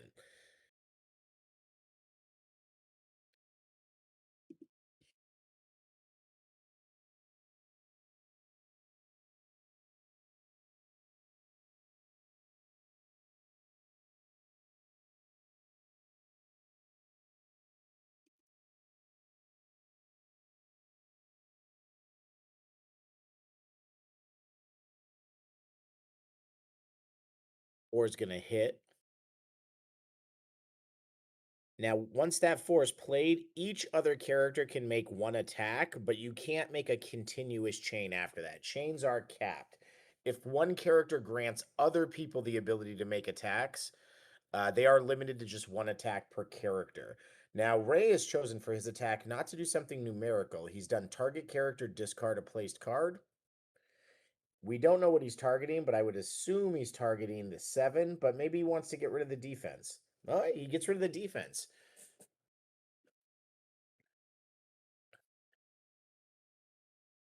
That leaves Leonidas being able to throw a card, and it'll be interesting to see what he does.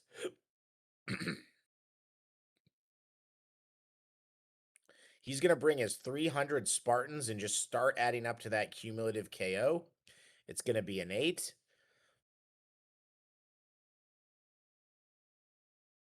And Corey's going to have to run. Ray puts the offensive pressure on Merlin.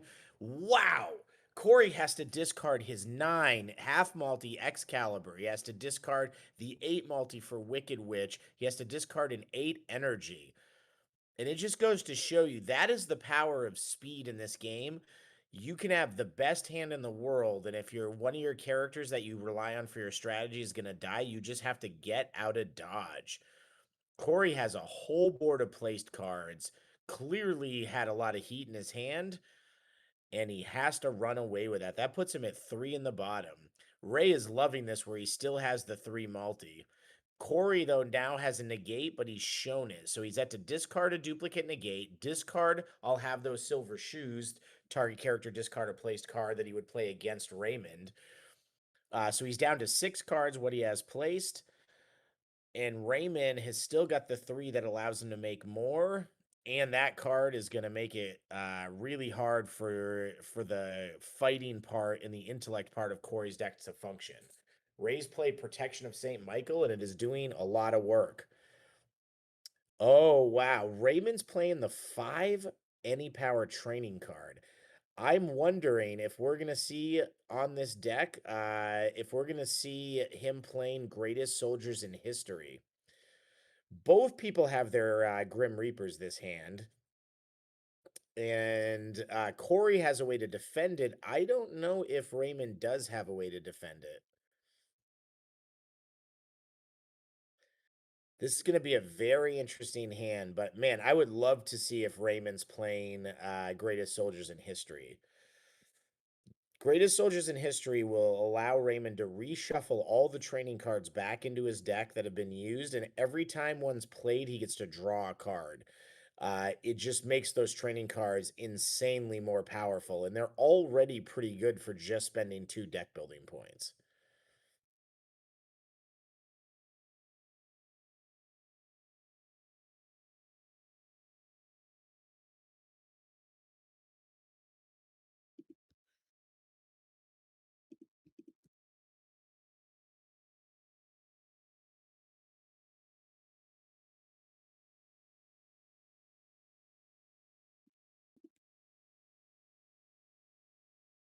And I think that's exactly what we're gonna see. I mean, if you play Leonidas and you're playing the training ground, you've got to be playing Greatest Soldiers in History.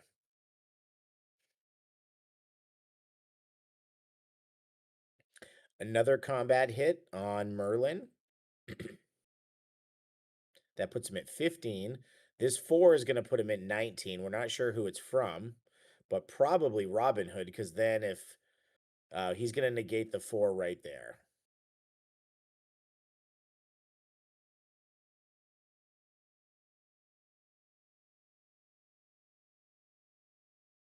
Now remember, Corey's big move is he loves to use heavy as the head to go fetch out a negate. So Ray's probably going to try to play another string to get the Master Archer out to play 4 attacks in a row. Ally, Master Archer, attack, attack. And that's probably going to draw yet another negate. One thing I've noticed that Corey doesn't do a lot that's very different than me is he seems very, very reluctant to throw Not a Bad Detective. I feel like as soon as the character gets 2 cards, I love to throw that out there, see what's in their hand, and possibly discard one. Now, granted, Raymond has a whole hand of cards at this point, so this isn't the exact time to use it. Okay, that teamwork does have a combat icon, so he's going to use Protection of St. Michael, which is going to mean Corey cannot attack with any cards or with any intelligence attacks for the rest of the battle. We're not sure how much that's going to play a difference here, but Corey uses that training card to train up the 2 into a 7, blocks the 7, and Corey follows up with the energy attack, which is going to be an 8. Robin Hood is going to take a big energy blast from the Wicked Witch, and that's going to take him to only needing 12 points for cumulative. And exactly like I thought, he's going to heavy as the head, and he's going to negate the Master Archer. Corey's doing a very good job this specific hand of mitigating the speed that Raymond's bringing. And that's really the brilliance of what Corey's put together here for a deck. He's not in any one. He's definitely a control deck. He's not throwing big, fast strings. He's not doing, they're laughing. I don't know what he called. He called specials. Raymond had one special. It was the Grim Reaper. And it was the hand after he had finally gotten through all the negates. Well, turnabout is fair play. Raymond's going to make an attack, and then Corey is most likely going to Reaper him back. Now, the one good thing about the Reaper is depending on what icon he calls, Raymond can ditch one or more of those training cards if the right icon lines up. So he can get one card off the Spartan training ground and maybe not get hit quite as hard by it, and then shuffle him back in with Leonidas's card. Raymond throws the 8, which would be a cumulative KO on Merlin. Greatest Escape is going to shift it over, and it's going to hit King Arthur. There's a lot of cards left to play. Corey is only down by 3 venture right now. He did hit with that 8 energy. But the question is, how close to cumulative KO are a lot of these people? Here comes the Grim Reaper. Yeah, Raymond doesn't... The look on his face says, ugh, that was not what I wanted to have happen. He calls combat, it looks like. So we're going to get rid of the training card, a 5 and a 4 multi. And a 3 multi. All right, so that's probably the most devastating thing that Corey would have been able to do here. Raymond, luckily, has been controlling this match for a while. And is this going to do it? Oh, he got Grim Reaper, but a simple 6 any power is enough to take out Merlin. Now, we have seen 3 negates and 2 Archimedes, so it's not going to be the most devastating character death. But look at how Corey has just expertly stripped Raymond of every single placed card other than the ones he started the game with. That's a 1 intelligence attack, and Raymond is just going to keep piling on the damage. That's going to take Robin Hood up to 14. And then, and he also had Summon the Elements in hand. So now that's another dupe he doesn't have to get. This is going to be interesting. We have not seen a game from Corey yet where Merlin got taken down quite this early.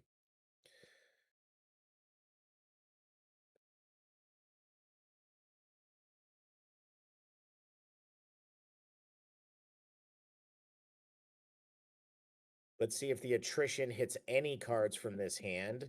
Corey doesn't look like he's dropping any right away.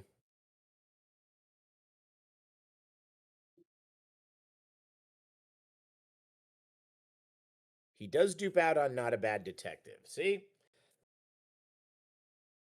I like the idea of using that card a little more liberally than I see. But then again, let's be honest, I'm not 5-0 in a modern tournament right now, so. It looks like Raymond did dupe on one of his 300, so this may be the last 300 that he has in the tank.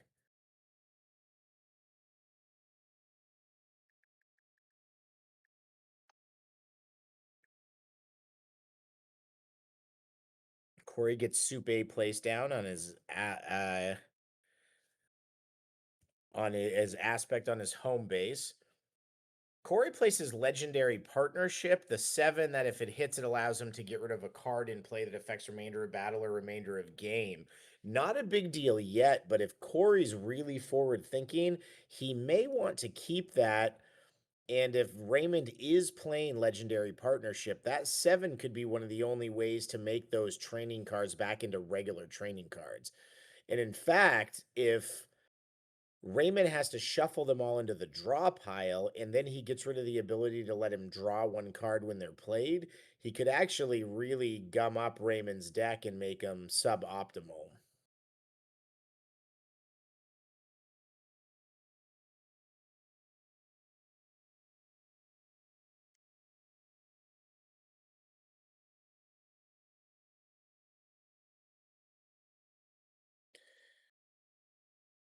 Corey's lost a character. He hasn't won one of these hands for Venture yet, but he's gotten through a lot of the speed that Raymond seems to want to bully with early. Raymond is definitely a hard aggro deck. Raymond's going to bet 2. If he wins this, he's only going to be going 2 for the win, and Corey's only going to go 1.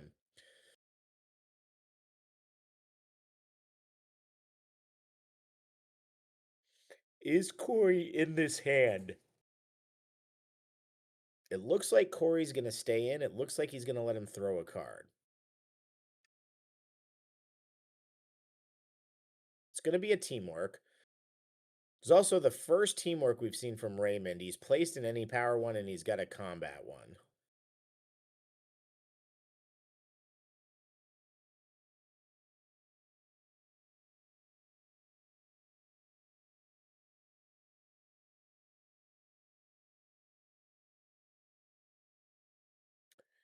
Corey blocks it. Now he does, if he threw that from Robin Hood, he does have a little 2 attack and a little 3 attack that he can throw. He draws out the 6 or less avoid. And he is going to throw the third one. And I like this commitment of just saying, nope, I'm not going to risk going into a teammate avoid. I'm just going to pile it all on King Arthur until I can cumulative him. That would put him at 12. So an 8 would kill him after that. That would make the 300 card a kill card. Corey, I believe, only has 1 card in his hand. He's going to use it, the 5 intellect here, and I think he's going to run away. Oh, he's going on the offensive. Let's see this. He has no cards in hand. He knows that Raymond can auto-kill King Arthur, and he's choosing to keep punching.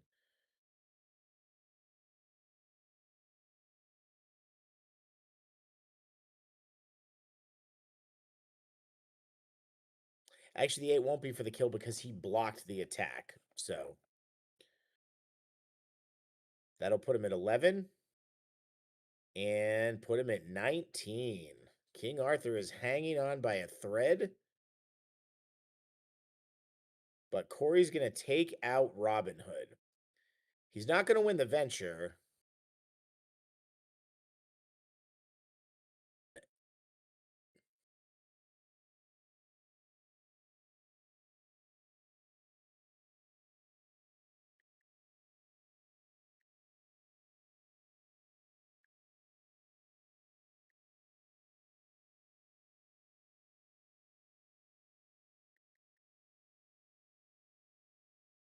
So the hand's going to end.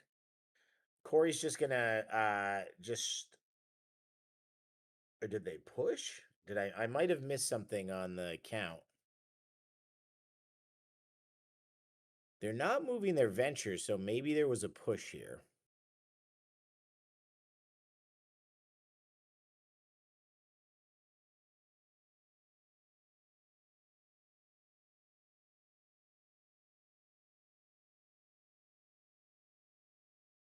Raymond places an ally. Corey gets one of his teamworks out. 300 is a great card here.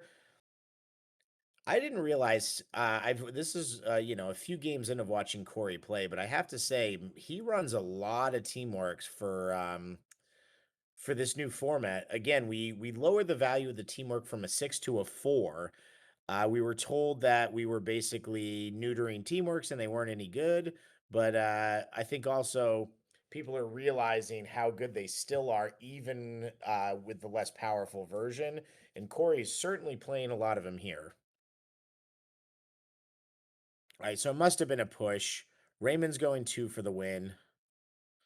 Corey's betting 2 more, which of course he should. The game only continues if he wins, so he might as well maximize what he can get.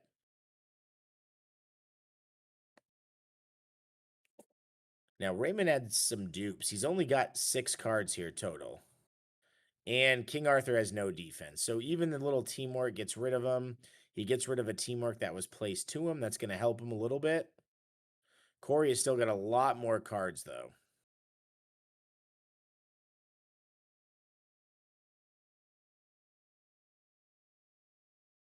It looks like Raymond has drawn his fairy protection, though.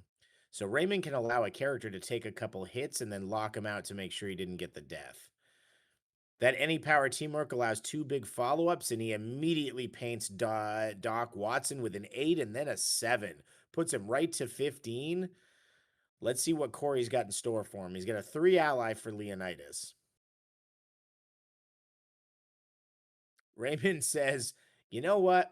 I'm not even going to let you get 1 hit on him. I'm going to fairy protection him with that first card and just play whatever you want on somebody else. Gemini. Corey plays the Gemini. What is he gonna get? He's got Wicked Witch and Watson. It's got to be a Wicked Witch card. We haven't seen Harness the Wind yet, so I'm guessing it's going to be the 8 multi.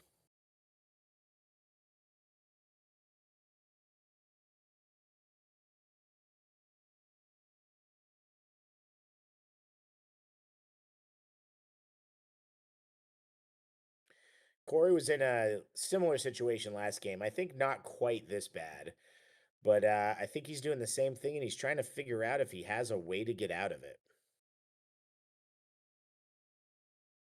So he's looking at his hand. I think he's still resolving the Gemini.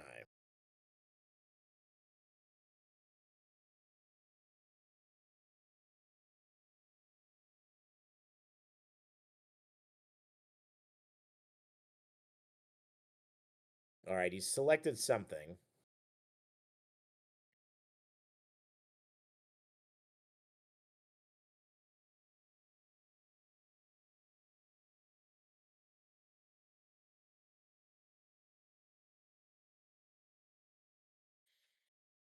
Starts with an ally, and 2 games in a row, Corey pulls the main hand Aquaphobic and defends it.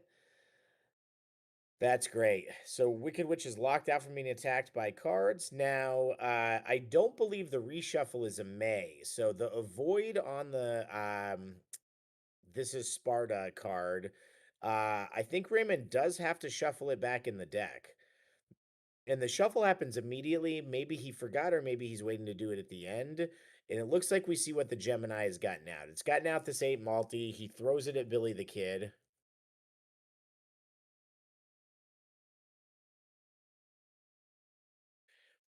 Ray says pass. 14, 15 to 15. Raymond says if this attack is a 6 or greater, he's got the 2. So if this is a 4, it's a tie. If it's a 5, it's a win. I mean, I don't see how you don't pass here. Are you going to concede? Oh, well, all right. That's why I'm not good. Raymond runs away. He makes the right choice. He would have lost the venture, and he would have lost Billy the Kid, and it would have been a teamwork attack. So Joan of Arc would have taken an attack too. And just like we keep seeing with Corey Sims, he will not go away. He will not die. He continues to punish and punish with these decks, even when he's behind a good portion of the game. And this is why we see Corey consistently at a top 8 table.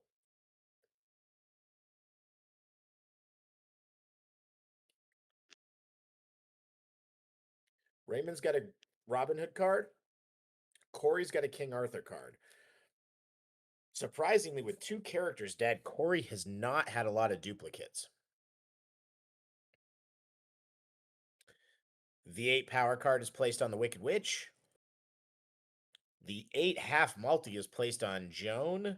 And there is the Harness the Wind. Not the best card when you have 2 characters and one of them has 15 damage, but still something. I think Raymond's in a great position here. He's got the full avoid. Corey's gonna pass because he's almost placed out. Ray's gonna throw a few more cards down. And he did get the negate, which is a nice defense against that 8 half multi, which was almost certainly going to go immediately against Watson. The problem is something as simple as a 7 or an 8 power card is just going to take Watson out, and I don't think there's going to be a lot Corey can do about it. Getting rid of Watson is really good at this point. You really want to get rid of that inherent ability of his that's giving him venture. Corey believes in his hand and he goes 3. He lets Ray draw 1. Ray has Freya in hand. He has 2 full avoids and a usable teamwork and a usable ally. I think Ray has to just say, I don't give a hoot about that 3 venture, and I'm just gonna kill Doc Watson, and I'm just gonna leave you with Wicked Witch. He's gonna go 1, but I hope we see him fight this out a little bit.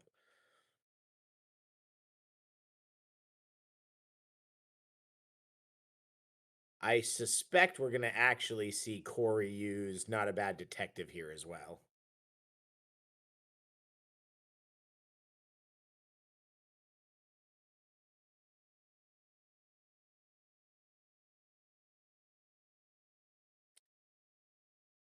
Ooh. Subjugate the Meek, 4 brute force attack any character card, and then a character will get to make an additional attack. And I think you're going to see Not a Bad Detective be that additional attack. Interestingly enough, he's going to go for the Spectrum KO. He could put that 4 over on Billy the Kid and bring him to 19 points, but he says, nah, I'm going to see if I can get an icon over on Joan of Arc, and he does. That's going to be a hit. Not a Bad Detective is going to come out. It's going to target Leonidas. And Freya's just going to say, nope, you're going to make me get rid of it anyway. I might as well avoid it. That is why that card can be so good in situations where they place out and they have only a small amount of cards in their hand. It took the best piece of defense in Ray's hand and forced him to use it. I like where Ray's at with this. Corey's only sitting on a few cards, and you've got a full teamwork string. You've got a 6, you've got a 4 placed, and then you have a power card in hand. I think it's time you just unload. See if you can get rid of Watson. There's the 6. Can he defend it? Now, this may be where we see Harness the Wind come into play, and he might just start to shift these attacks to Wicked Witch, but I don't think Raymond minds that. Instead, he's going to put out the fairy protection. Wow. Well, you know what? I think you just keep going. See if you can get him to use that Harness the Wind somehow, Ray.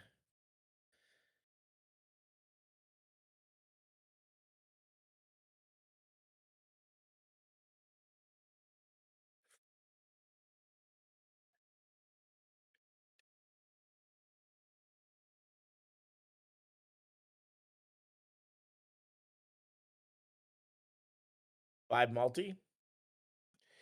Now, another thing too here that I would say about Ray is, you know, these are good times where you might want to be using those training cards.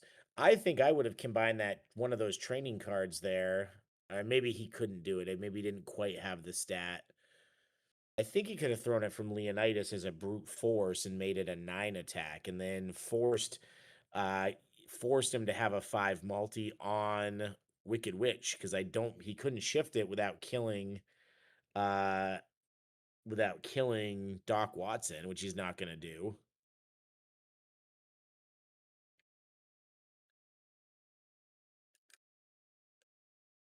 Corey selects this lane. He takes a intelligence power card, which means Ray now knows that both of those teamwork cards are active. And I think it sounds like that's going to be enough for Ray. Look, I like what Ray did there. He fought when he needed to fight, and he got through some hard stuff. Corey fighting back again, just living on the edge with this deck, but Corey never gives up, and it just shows you do not ever give up in Overpower. No matter how bad those early hands are, if you play this game right, there's opportunities to get back in it. You can't make mistakes. You got to make sure you're playing the right lines. But Corey is the master. He lost Merlin at a suboptimal time. He lost King Arthur. Ray was going for the win. And then now he turns around and he's in striking distance of winning this match and is securing his seat in the top 8. Raymond does look to have an event. That's going to be search your draw pile and your dead pile for a training card. Put it in your hand. And then for the rest of this battle, bonuses on training and basics count toward damage and they count toward venture. Corey has got 3 duplicates, 4 duplicates. That is a really tough time to get that event. Ray is almost certainly going to go get his any power one, which gives +5. He could throw that 4 at a 9, and it would count to 9 damage, and he'd still be able to use a second training card off his Spartan Training Ground. And I have to say, honestly, of all the decks I've seen lately, I love this deck Raymond's playing.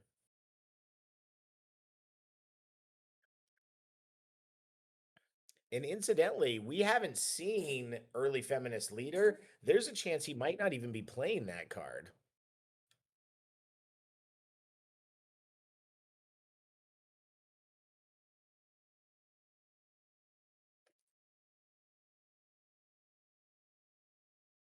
There it is in his hand. Greatest soldiers in history. He's going to play that card on Leonidas, reshuffle all the training cards he's used into the deck, and then whenever he uses a training card, he's going to draw a card. If he puts that in play as his first action and starts attacking with those training cards, they're going to count to damage. He's going to be able to use 2 because he definitely got one out of the dead pile. They're going to count to venture, and each time he plays one of these big 9 attacks, he's going to get to draw a card. This is not going to be the hand for Corey.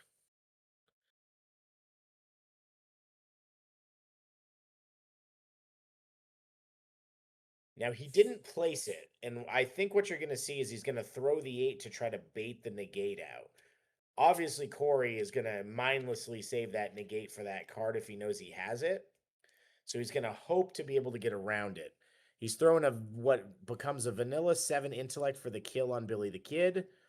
Raymond's looking at a lot of stuff in his hand, trying to figure it out, and he's going to opt to use the full avoid off Leonidas to get out of this.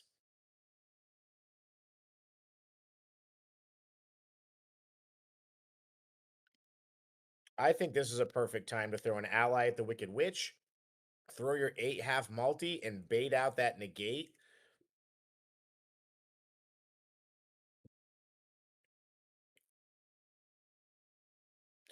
You've got the right idea. You've got the right idea. Corey does not have a lot of cards left either, so you either gotta take the swing and try to just get it in play, or you gotta try to bait it with the 8 as early as possible. Corey's gonna run from this hand. He only has 3 cards in his hand. And even a little hit against the Wicked Witch makes that Harness the Wind even worse. He gets him to eat up the 3. He's got to play a special.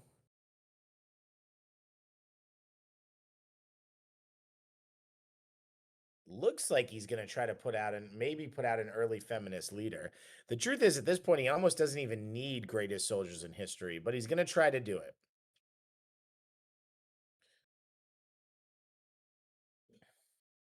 Corey lets it go. He's opting to keep his guy alive. He's letting him reshuffle those training cards in. Those training cards now count to venture. They now count to damage. Every time he plays one, he's going to get to draw a card. This is essentially a minimum of a draw 2. And Corey goes, hey, wait a minute. Let me actually read the card I just said that I was going to let go through.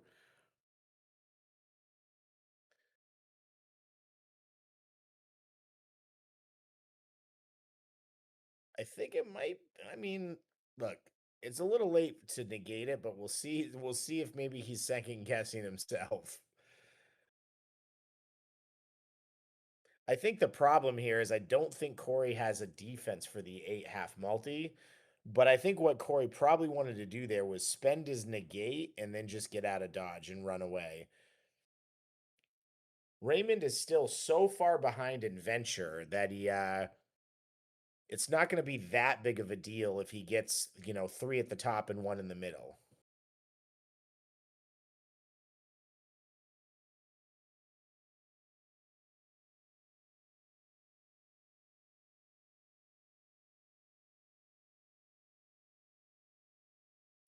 That 4 is for the kill for the Spectrum on Billy the Kid.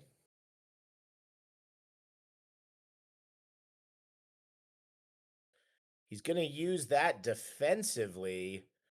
He's going to draw a card for it, and that card is going to be a duplicate. That is a real bummer. 6 is going to come through for the kill. He's going to block it with the classic Black Panther 6 combat.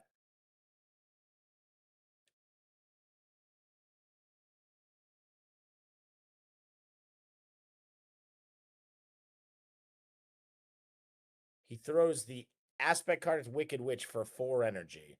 We're going to see a big chain here, and this is probably going to draw the negate. He blocks the 4 with a 7, and here comes inspirational leadership from Joan of Arc. Clearly, that's what he wants to do, is stick with these big chains.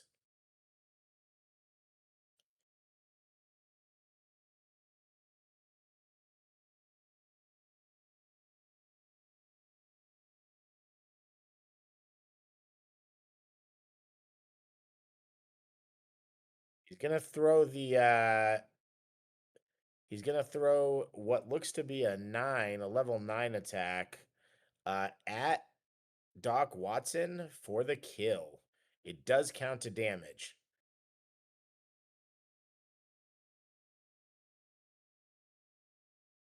Was it?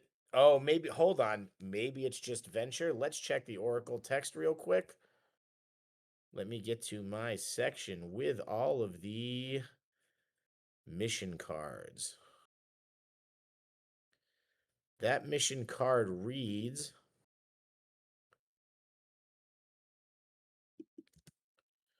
each player may search their drop pile or dead pile for a basic or training universe card and place it in hand. May not be duplicate. Basic and training universe card bonuses count to venture total and are placed in the astral plane this battle. So did not count to venture like I originally, or to damage like I originally thought. So Watson did live through that attack, but it did add a significant amount of venture. The 8 energy gets returned, and that is going to be the end of Billy the Kid. Billy the Kid's his reserve character. He did lose the greatest soldiers, or he lost the I'll make you famous, but not the end of the world on this one.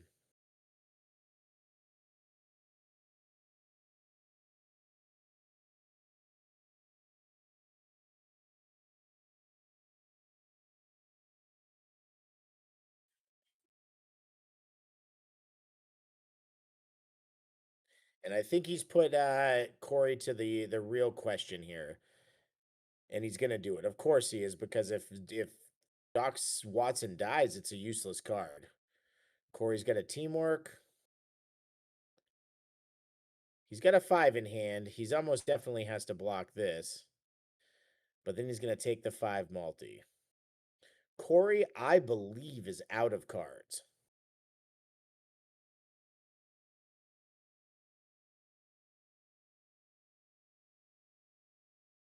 Four for the kill there.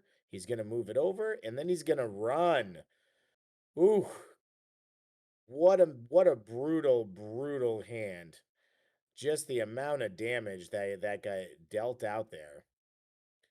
Corey did a great job of getting rid of Billy the Kid, but remember, Greatest Soldiers in History is still out.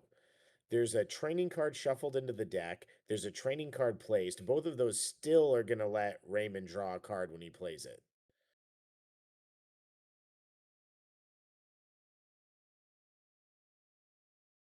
It looks like he drew it.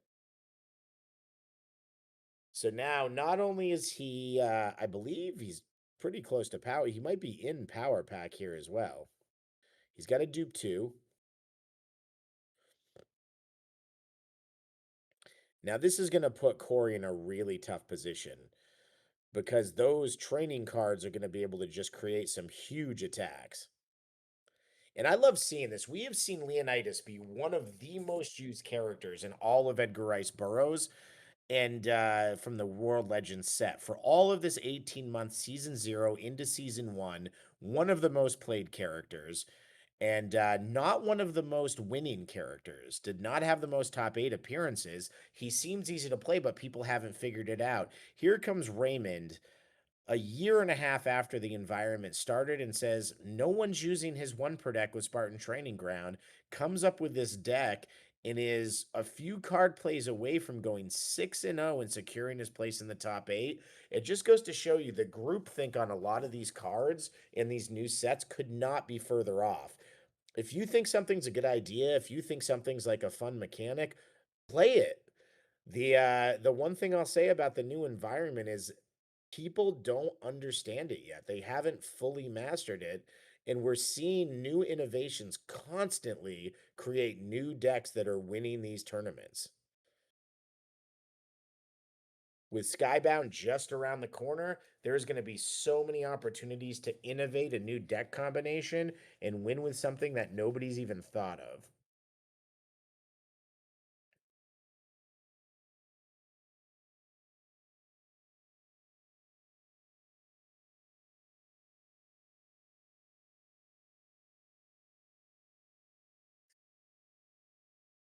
Couple of good power cards placed.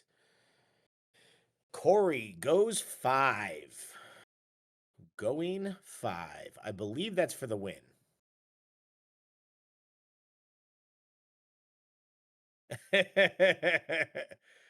And Raymond just says, here's a 9. It's for the kill. And then I'm going to draw a card. If he can't block that 9, he can't block the 8. So Corey had fun with that last bet, but the greatest soldiers in history pulled it out. Look at the sigh of relief on Raymond's face. Raymond, relatively new to the professional tournament circuit that we've seen here, but always starting to become one of my favorite people to watch. I love this deck. I would love to see Greatest Soldiers in History and Spartan Training Ground take out this regional today. This was incredible. What a great match here. Corey Sims picks up his first loss of the day.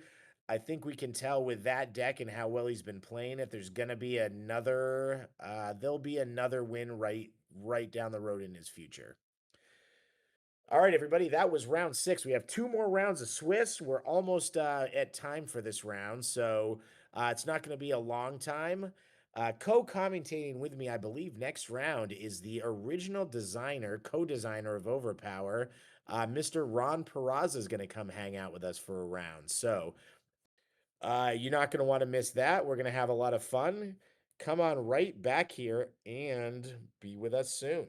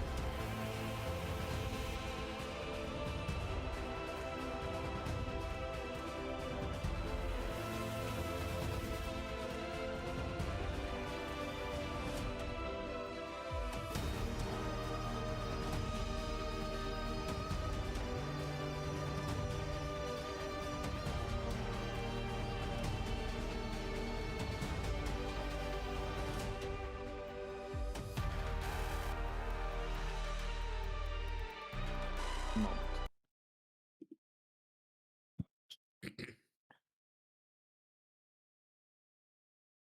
These are the matchups. Do you have just the standings?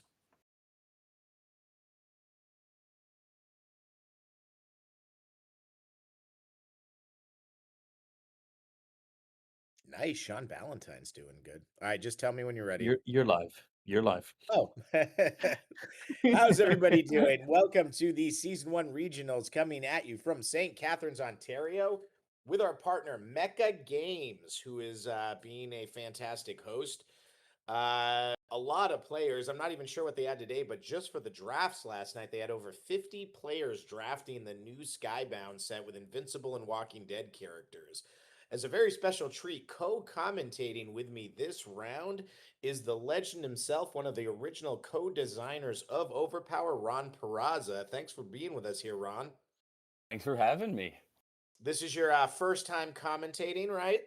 It is, yeah. I haven't actually done the play-by-play online at all, and the last time I think I did it in person was at least over a decade ago. Fantastic. Well, we had the pairings up and we saw some great stuff. All three of the Sims are still in top 8 contention. Sean Ballantyne's up there. Raymond, who we just watched, is at the top of the leaderboard with that fantastic Leonidas deck. And here we've got Diego Lopez versus Ethan. Diego, constantly a unbelievable competitor here. Not surprising that he's 4-2 and still in contention for the top. Ethan, we just watched him play a great, incredible match, a tough loss. And we're going to see how it ends up panning out here. Diego's deck is the first time we've seen it. He's running a Joan of Arc deck. Wicked Witch, Morgan Le Fay. He's running the Sheriff of Nottingham in reserve.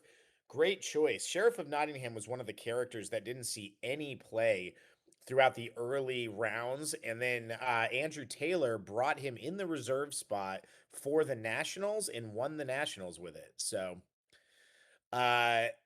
it's going to be interesting to see how this deck goes. I also love that Diego has subbed in some of the new Skybound basic universes and cards that he must have got from the draft last night. So that's a nice little treat for for the basic universe card with the Reanimen. We've got a 2 multi placed on the home base, the Isis card, 1 eye placed on Wicked Witch. Fairy Protection going down for Ethan early. That's a great card to hedge. But as we saw in the earlier match, because of the intricacies of the shifting rule, not as good once the Miriam and Jackie Clayton shift card comes out for Korak. So it's actually a lot better. Ethan wants to get that card early and make sure that he's not going to take an early loss from any of his characters. And he's going to be able to stall until he can get that shifting card out in play. Nobody's really placed any big bombs yet, but just a lot of vanilla cards.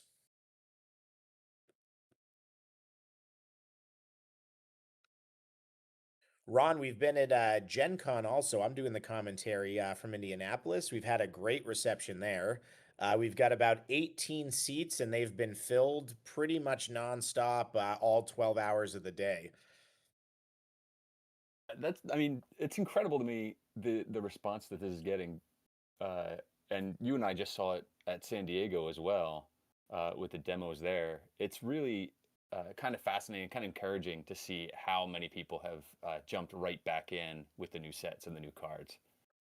I think it's also so interesting the amount of people that played and were never tournament players. We get so many people that come up and just tell us, I bought this with my friends and we played this like this was our every Friday and Saturday night game while we sat in front of the TV and watched Star Trek or whatever it is that we did, and never went to a tournament, and we still love this game. And I think that's the thing too is you as the creator, so many people you were affecting in such a positive way that you didn't even see. Yeah, it's super interesting too, to hear that and to see that even in the older sets.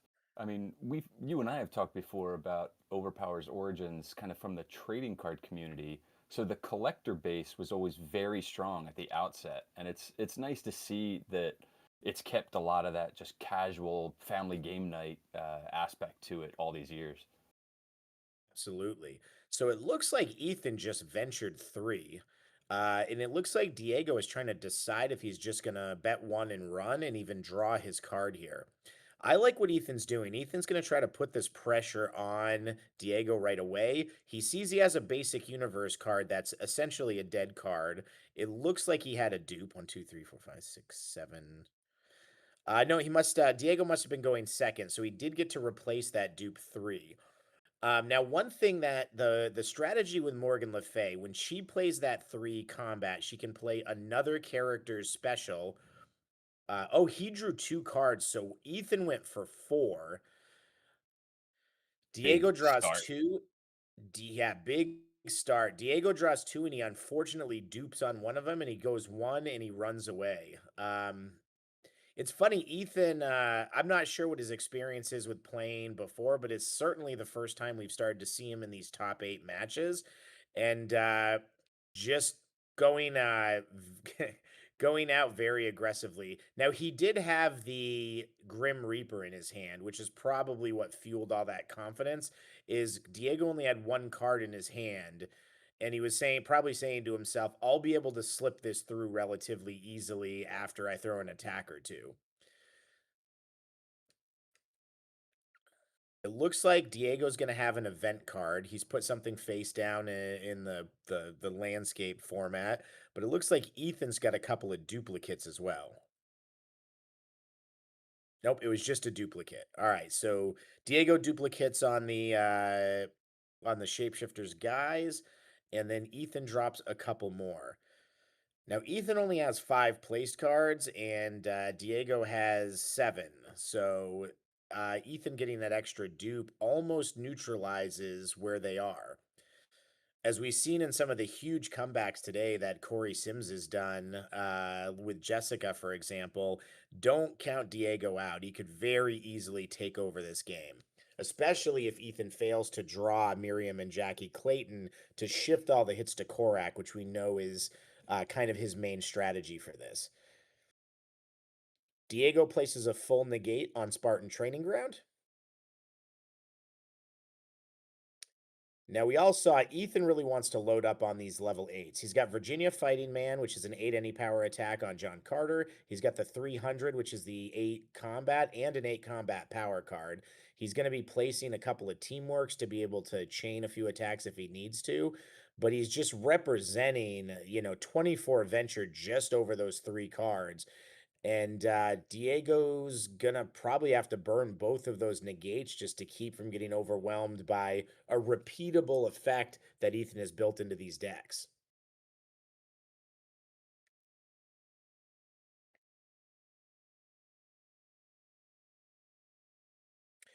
We still get there's going to be a new suite of any character cards that don't have a card that functions the way Grim Reaper does. So Ron, Grim Reaper is basically a clone of the Power Leech card, which is a card where you target a character. If the attack is successful, you choose an icon. They discard up to 4 copies of that card. Just curious, do you remember who that was always that made a big impact. It came out in IQ. Any remembrance of who actually designed that card? It was a while ago, but at the time, there were really just 3 main designers on the game for all those early sets. So it was me, it was Keith Bursek, and Steve Domzalski. I want to say so. A lot of them were tied to the character, tied to the editorial, and I want to say that Leech was mine mostly because I was a big X-Men fan in the day, and so a lot of the characters that are like deep lore characters in the X-Men universe sort of came from my end of the world. So if I remember right, like they were doing a lot with like Leech and Artie and Rusty in X Factor at the time, which I was like, this is just the coolest story. And then I think he hopped right over and was like hung out at the treehouse in the Generation X Danger Room right after that too. Yeah. He was sort of this background character, and I thought it's kind of a neat power just to be able to like drain the whole battlefield of something and really kind of affect the gameplay. So we carried that through to the game. Um, and I've seen in the Discord, in the current Discord server, there's been a lot of conversation around Grim Reaper. So it's neat to see that that kind of power has kind of carried through to the modern sets as well. Yeah, there was a lot of discussion about there's only been one card that we outright banned, which was the Devourer of Worlds. We just felt we've been over that a million times, but it's the Reaper was one we considered not including, and we decided to include it because we did feel like it was just such an iconic part of uh we just felt like it was such an iconic part of the original game, and it wasn't so broken. Um, so right now, Ethan's trying to decide what to bet. He is gonna bet three and go for the win. So he is trying to make this a Holy two-hand game. Wow, 4-3. I'll aggressive come playstyle can just be super intimidating on the defensive side as well. Almost sort of like that all in poker move. That the move itself is intended to kind of put you on your heels. for sure. Now, one thing that I'm curious is if Ethan's only got three cards in his hand. The only thing I see that defends that nine is the fairy protection, and I'm curious if he understands exactly how shapeshifters guys work. He may know, he may be super experienced, but I'm just seeing him, so he may not quite understand that Morgan Le Fay can play the three combat and then play Sheriff of Nottingham's nine.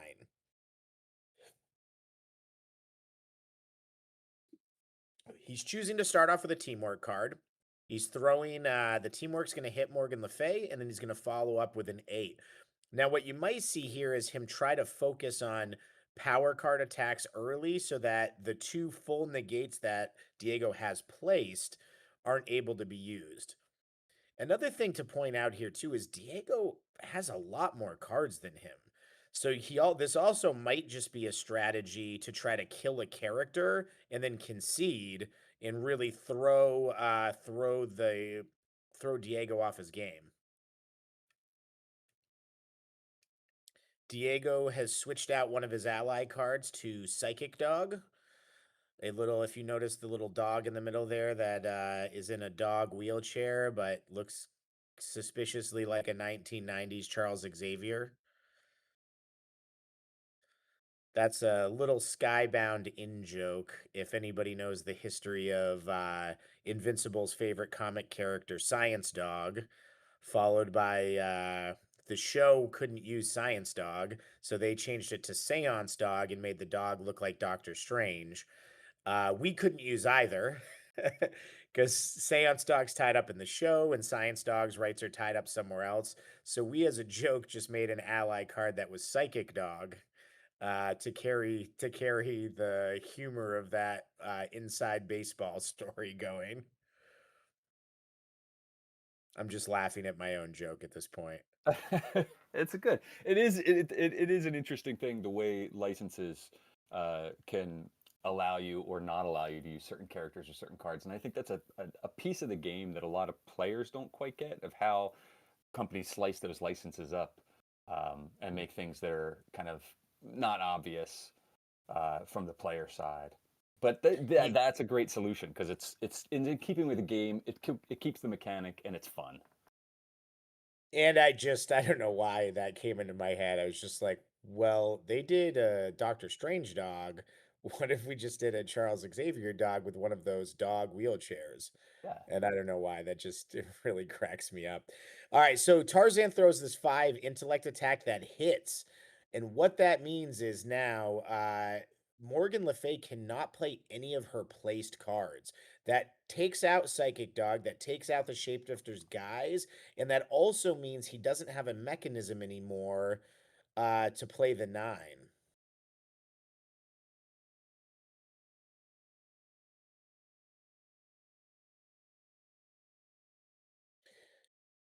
He does have the option to play those negates offensively, so he could try to do something tricky later on.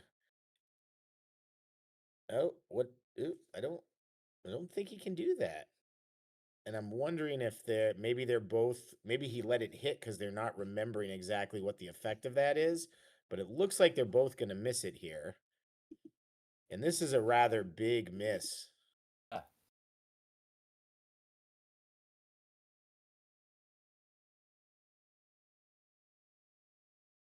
Let's read that card again. So that 5 is Deceptive Maneuver. It acts as a level 5 intelligence attack. If successful, target character may not play placed cards for remainder of battle, and Tarzan can play it from reserve. So yeah, they that got away with one shapeshifter. there. Well, got away with 2 because he not only got to play the shapeshifters guys, he threw the 9 off Sheriff of Nottingham with it, forcing him to use the fairy protection. And that, these things happen. That's part of the game. But Ethan not picking up on that interaction, that's probably the only thing keeping Diego in this hand right now.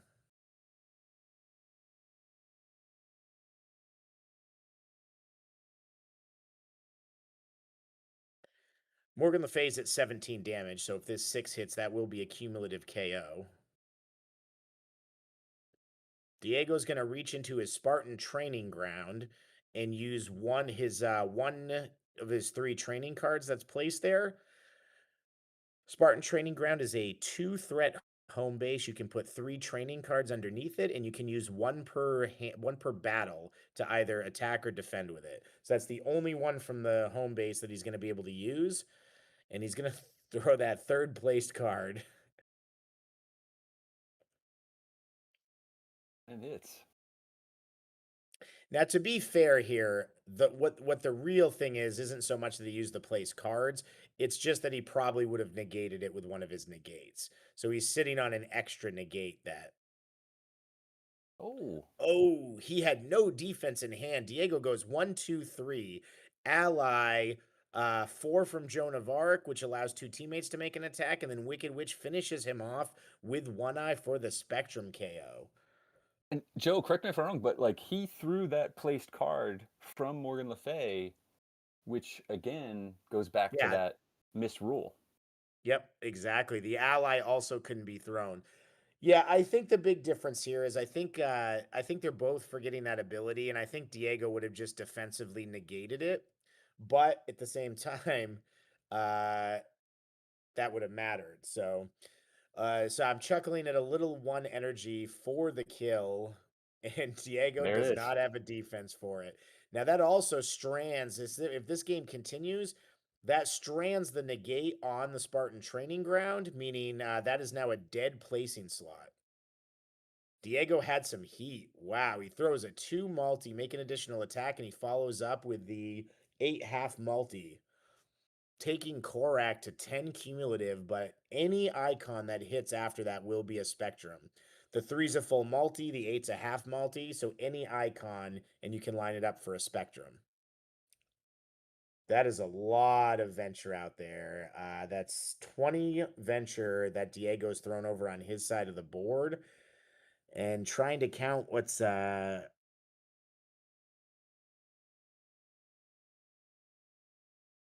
he's actually got a basic universe card, it looks like, over on the left. Oh, look at this though. Yep, so he concedes. Took quite a bit of a beating there and just couldn't quite get enough to go over the top. But he did get rid of Morgan Le Fay, which is one of the premier defensive characters. So I'm still a little confused why the basic universe is on there for damage. I'm wondering if he accidentally threw it as an ally. All right, Tarzan's going to come up to the front line. Sheriff of Nottingham's going to come up to the front line. Now, we have not seen a lot of Morgan Le Fay cards. Morgan Le Fay every one of her cards is powerful, so we may We're gonna see a be lot of dupes coming Diego's way. But Leonidas is the only rank 8 character that was on Ethan's team, so we're probably going to see at least 3 8 power cards, and we're probably still going to see a lot more of the 300 and a few other specials. So they're both going to see some duplicates. Additionally, Ethan needs to remember that 8 power card that's on the top of his power pack, he can discard those into the dead pile now since they're dead, and he doesn't have to redraw them if he goes to power pack.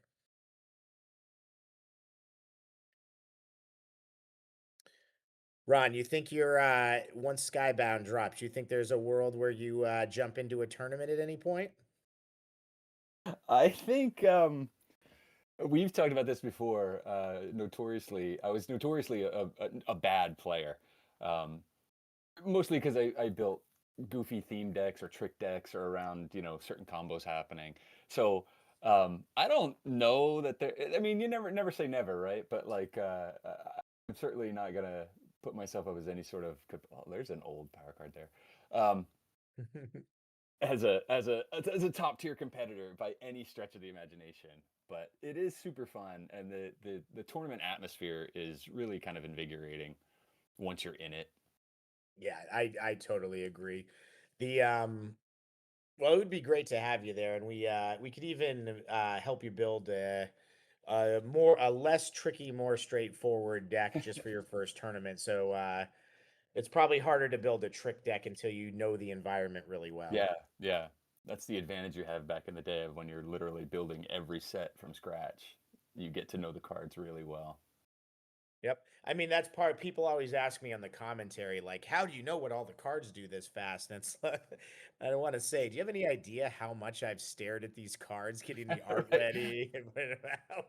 Just like read them and reread them and reread them and changed this word to that word, or the Mhm. proofreading process alone will make you Oh memorize my god. everything. And we proofread so much and we still see stuff slip through. We were going through the printout of we were going through the Skybound stuff last night and we still spotted like two little mistakes. Nothing major, just like a punctuation mistake and one little thing that got left off an inherent ability. But yeah, it seems like it's funny how you can read it 1,000 times and you miss it, and then as soon as it comes out of the pack, you're like, "Oh yeah, we should have changed that." Yeah, and it's amazing how many eyeballs are on it too, because it's not just one person's job to read every card, right? Like it sort of has to get missed by multiple people at multiple rounds, and somehow it always seems to happen. Yeah, gives you nice trivia questions though. We ran overpowered trivia during one of our tournaments a while back, and one of my questions was which character card had two typos in its inherent ability? My Do you gosh. know? Do you remember? It's Banshee from IQ has a couple of typos in his Oh inherent. boy.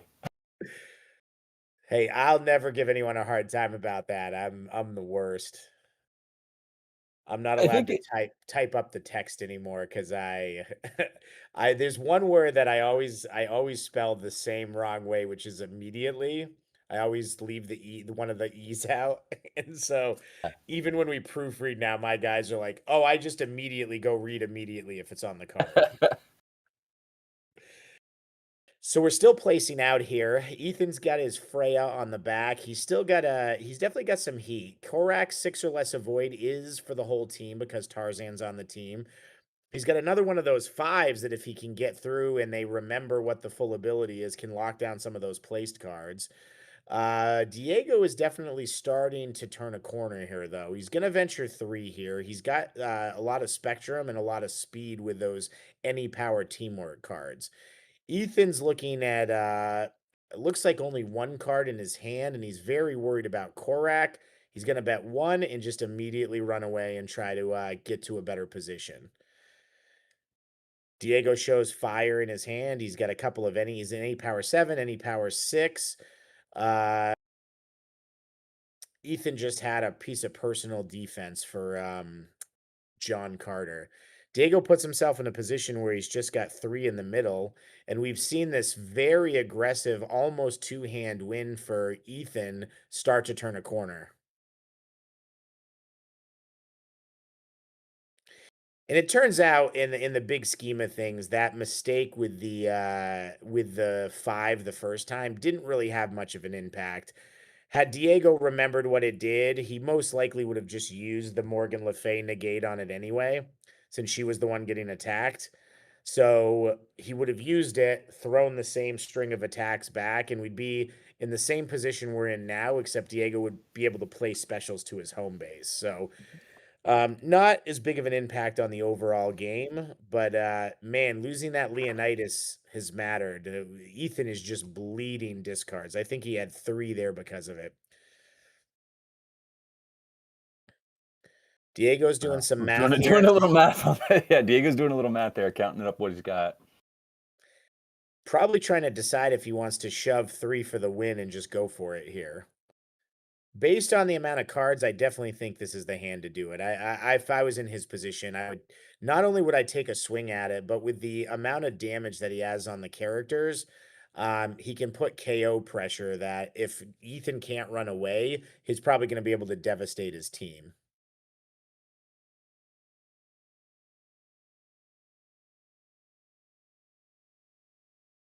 Ethan gets that aspect place, so he's using his place in slots.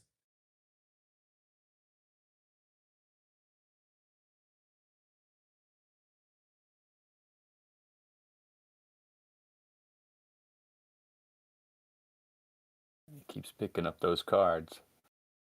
Yep, he's really thinking about it. I think I don't see a real reason not to go for it. None of his guys have a hit on him. He's got a ton of teamwork. He's got the negate. The only thing I can think of is maybe other than the 8, he just doesn't have the defense. Ethan gets another card in hand. He's going Seems for it. happy about it. He seems like he likes it. It's for the win, so the bet for the win is just 2. The game only continues if you win, so you might as well bet 2. You don't want to go 3 and give him a card. There's no reason to go 1 because the game's over if you lose. You might as well bet that second one.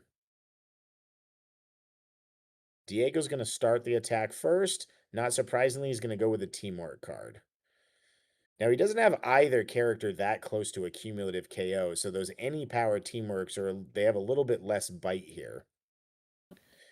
Plays an ally for the spectrum, sort of. They're still not realizing that that's a basic universe card that's on John Carden was not actually an ally.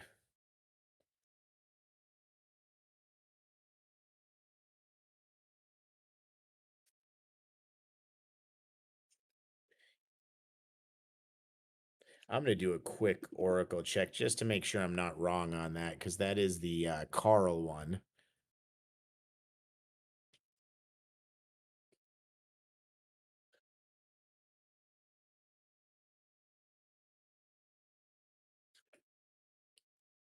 And let me just check these ally cards real quick.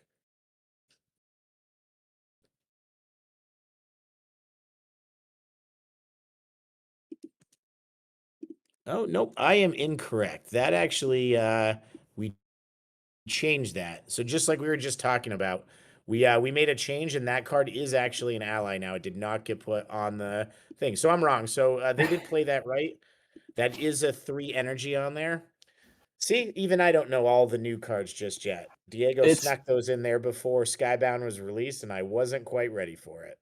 It's interesting too and you'll know this from assigning the art and managing the art flow.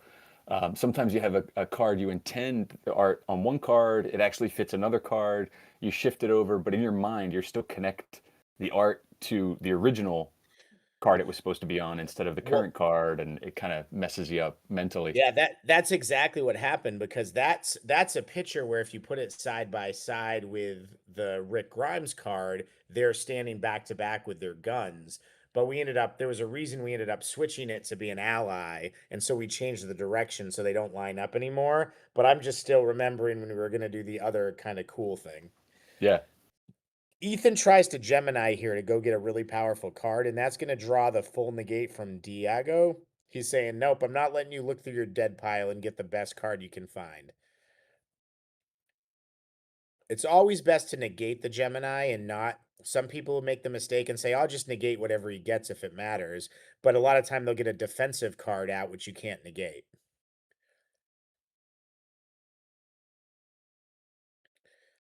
Diego's looks like he's really thinking about if he wants to do that. He is. Ethan's going to let it hit. He's going to get 6 venture.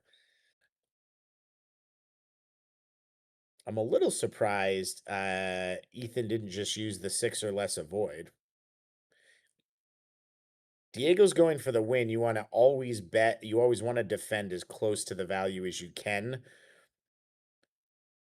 If Diego follows up with that 8 energy, does Ethan have a card that's even going to be able to save Korak? Oh, he's got the Freya still on his home base, so he does still have a full avoid.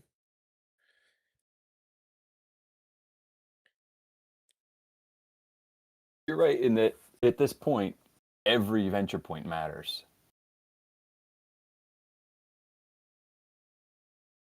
That worked out great. So he kept the kill shot off.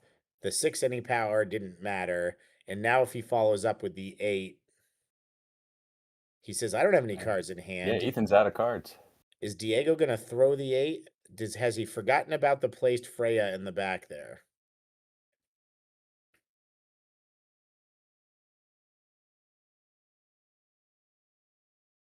Diego passes and he gives Ethan a chance to throw some attacks back.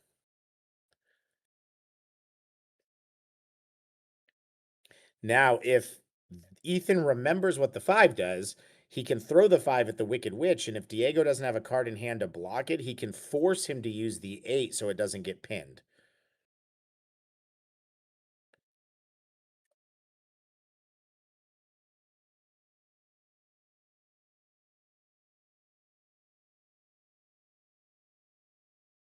Gonna take it.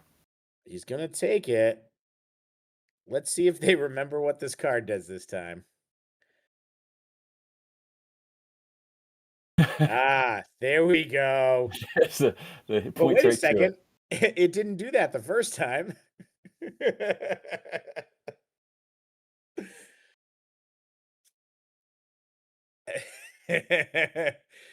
Now Diego's in a rough position. He cannot use either of those teamwork cards unless he has a card in hand.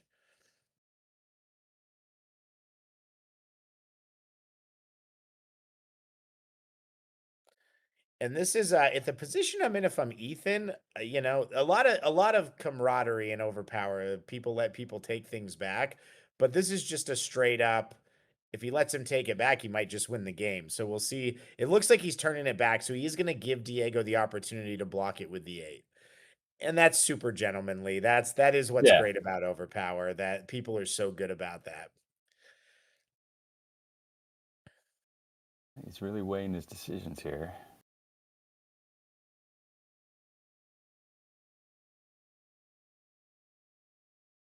That Freya has been so huge for Ethan because remember, with the Spartan training ground, Sheriff of Nottingham could take that 5, throw it through his combat stat, and make it a 9 attack to block. So he could throw a 9 over at John Carter and kill him, or you could have used the 8 as a kill shot on Korak. That Freya's really keeping him from being able to throw those haymakers. And I love this. I love seeing Diego is such a strong player, and I love watching strong players get put to these like full game, extremely tough decisions.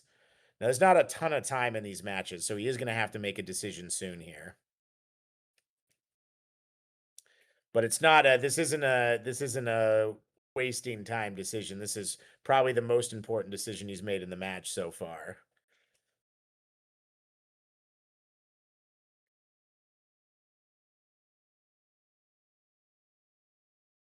We can't hear Ethan and Diego what they're saying, but clearly they're talking. It almost looks like Ethan's sort of explaining what his options are, or at least helping him talk through his options. I still remember one of our players that joined who was a big time Magic pro was in a regional, it was, $10,000 first prize. And I remember he was playing in a match and he was making mistakes because he was a little bit newer. And the person across the table was helping him out and saying, like, "Are you sure? Because if you do that, like this happens and this happens." And he came up to us after and he's like, "I don't understand what's going on. This guy's like telling me how to do things when like he could have lost the match." And we were like, "Yeah, that's overpower. These guys are just so happy to have new players. They just want to help you like understand the game." And he's gone on and become like a really prominent member of the community. And I don't even know if he plays a lot of Magic anymore. All right, so he's gonna throw the teamwork. I love hearing stories like that. But yeah, go ahead. It looks like he Oh, just threw the teamwork. The teamwork took out Korak. He's going to throw the 5. It's going to have a bonus. I believe that's a bonus of 1 on that one. And the Freya is going to take out the 5 multi. And unless Diego has a power card in hand, there's not going to be a lot left he can do. Virginia Fighting Man comes through against the Wicked Witch. Almost nothing left in Diego's deck could deal with that right now anyway. That puts him at 11. Diego's at 10. Can he throw that teamwork? I don't think he'd be thinking about it this much if he could. And Takes the Diego loss. runs away, and Ethan lives to fight another day. And the Wicked Witch is painted up. He lost Korak. Again, it's going to hurt him. He still hadn't seen Miriam and Jackie Clayton, and I don't have a good impression of how many other Korak cards. We've seen 2 of the 6 or less avoids, so at the most, there's probably 1 more of those. But the question is, how many of the 3 energies is he playing? How many of the 6 combats is he playing? Well, he got 1 of them there, and that's kind of what you want when you lose this many guys, is just that slow trickle. He's going to lose the Leonidas card. Then we knew that was going to be painful. He's going to lose the 1 Korak card. And he does have a Hades, too. What he's really going to hope happens here is Diego takes another big swing at it. Ethan can get some damage in and then just Hades out of the fight.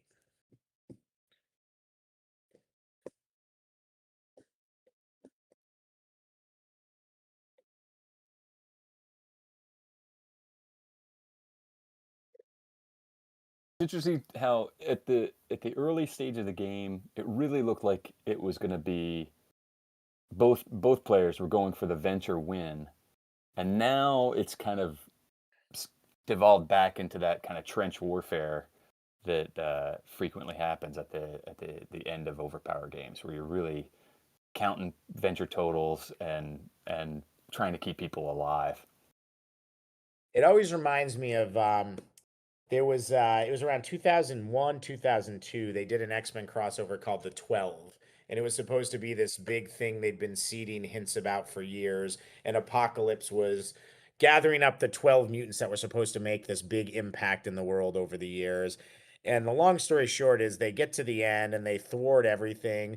Somehow Apocalypse is separated from his celestial powers and is just this like frail person sitting there, and all the X-Men are beat up, and Cyclops is barely conscious, and he's saying, Apocalypse has never been this vulnerable. If I just had a basic slingshot or even a throwing knife, I could end this.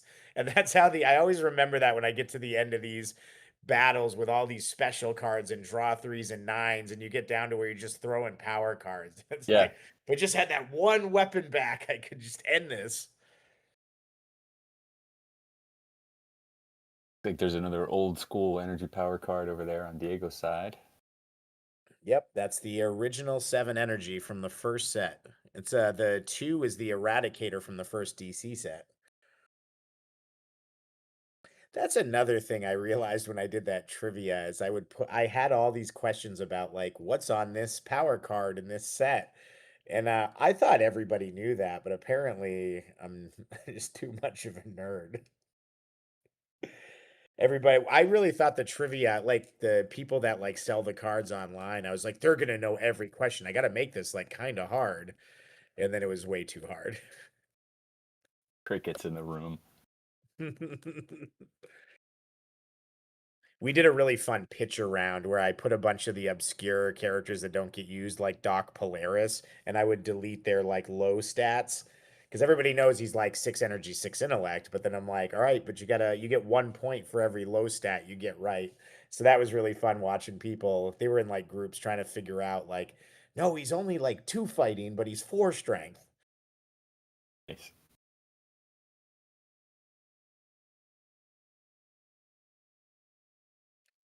So they've made their bets.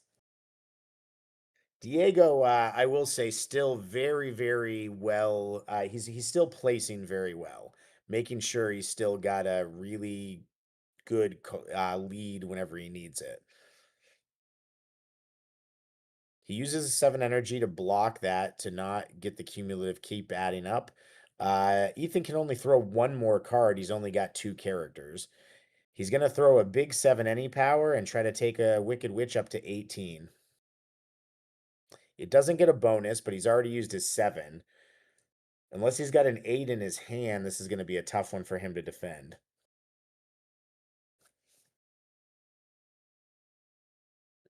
He has the fairy protection. Wow.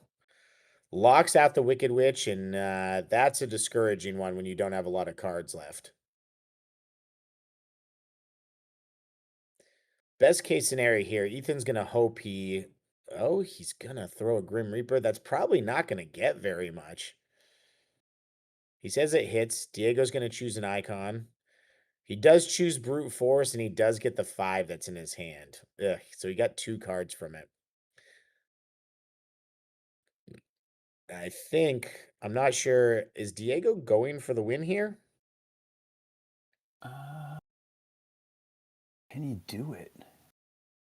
Well, I think Ethan's just got to play his Hades here. Take his 2 into the next hand, and because if he throws the 2, and yeah, you just got a Hades right there.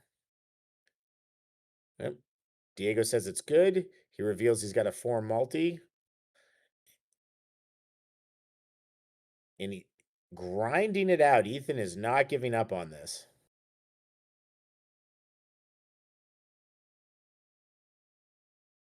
Ethan's big hope here is he doesn't want to see Harness the Wind from the Wicked Witch. Harness the Wind is a defensive card that says for the rest of the battle, Wicked Witch can shift the attacks to any character that she wants. Unbelievably powerful card. It's one of the most powerful cards in Overpower. It is a 1 per deck. And he's only dropped another card. Ethan is getting pretty lucky with just getting rid of these cards one at a time. John Carter gets Leap to the Fray. That's his 8 multi. Diego answers right back with an 8 multi. Wolves, crows, and blackbirds. Black bees.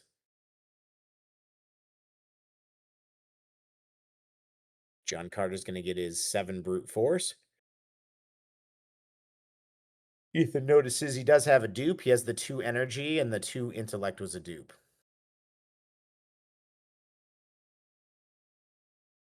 Well, wait a second. Put that 2 intellect back in your hand then. I think what's going on is he had the 2 energy placed to Tarzan, who only has a 1 energy stat. Suddenly he had to get rid of both. Well, he shouldn't have to get rid of both. He should just, if he's going to get rid of the 2 energy that he placed by mistake. Oh, the other 2 came from his hand, so yeah. Yeah, it's not a dupe. He should be putting that back in his hand for sure. The battle hasn't even started yet.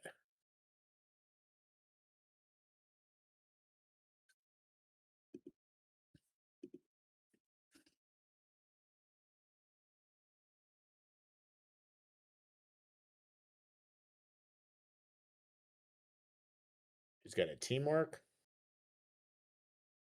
So Diego's actually got 3 in the bottom, so he can't bet for the win. I like Ethan's instinct here then. Just get that placing advantage back as much as you can.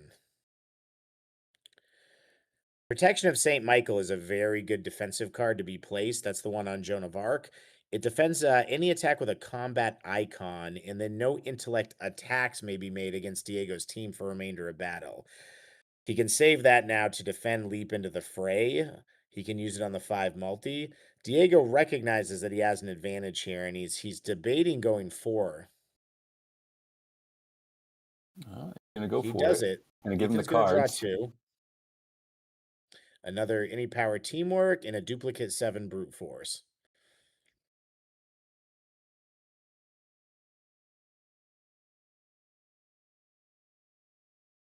He's gonna go 1, and he's gonna run.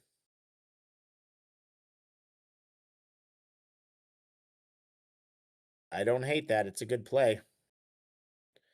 He runs away, and Diego loses his early feminist leader. He loses his Harness the Wind.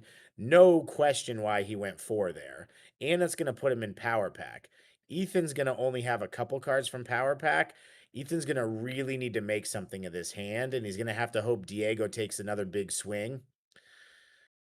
But actually, Diego only has to go 2 for the win. He's only got 1 in the bottom now. So Diego can go 2 for the win. He can play Hades, reset it, and then have a second chance to go 2 for the win. Ethan did draw his Merlin negate, though, so he can negate the Hades if Diego leans too into it. But honestly, to win the battle, he's most likely going to need the negate for something else, like the 8 multi. Diego still has access to his Spartan training ground. If he pulls a 5 card, like a 5 combat, even that 4, he really wants to draw a mid-range combat card that he can use the training cards against. Ethan draws a couple of dupes, and this just goes to show you he did not discard that 8 into the dead pile after the 8 ranker died when he could have, and he just cost himself another card that he could have in his hand for this battle.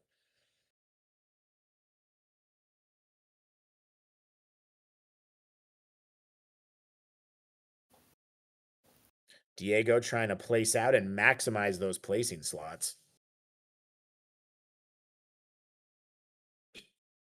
I'm curious, Ron. I don't know if I've ever asked you this. You got hired for Overpower right at the beginning, right? It was the beginning of the project. Yeah, I came on right before the project, actually. How much time did you guys have from saying, "Hey, we're going to do a Marvel card game" to on shelf date?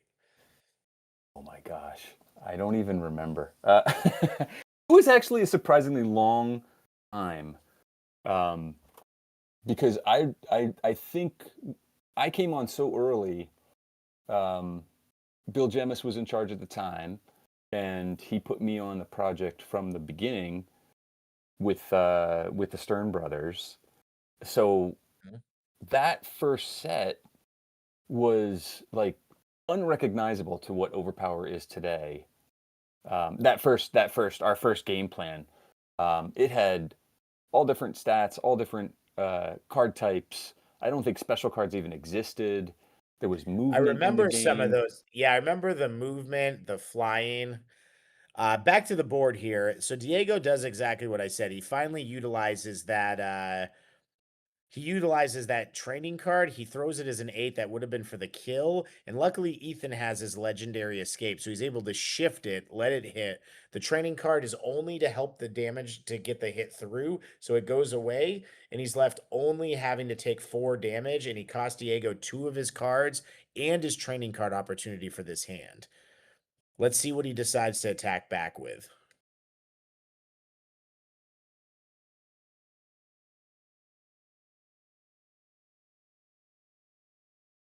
He's got another one of those 5s for Tarzan.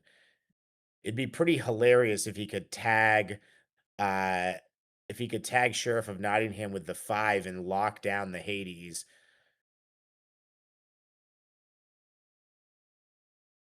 All right, Diego uses a 3. I think he's going to go for it. He wants to use it now because if Diego uses the protection of St. Michael, he won't be able to use the 5.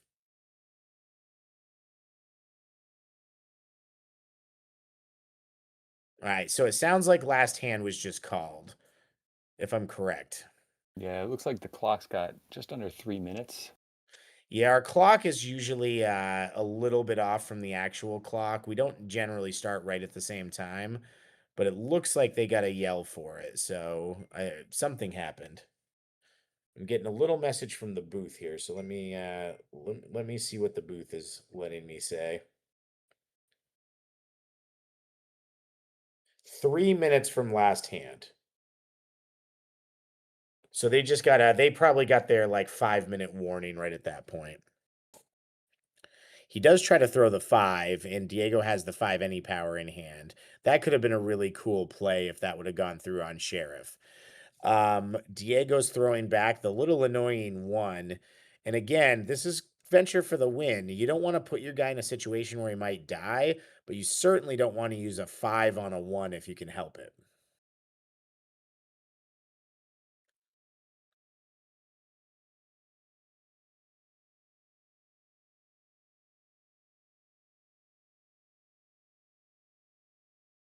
The tough call. He's gonna do it. He's gonna do it. Ethan does it. All right. Ethan's only got one card in hand. He's going to try to go for the cumulative here. He throws the 6 over. Wicked Witch does have that 8, and Diego's only got one card in hand. Kind of the same situation he was just up against. Oh no, I guess Diego had 2 He had cards in 2. hand. Yeah, he had So he's 2. down to his last one. Ethan's trying to decide if I think he has to throw that 7, even if he's got a power card in hand. Nope, he decides to throw the multi. Diego now has perfect information.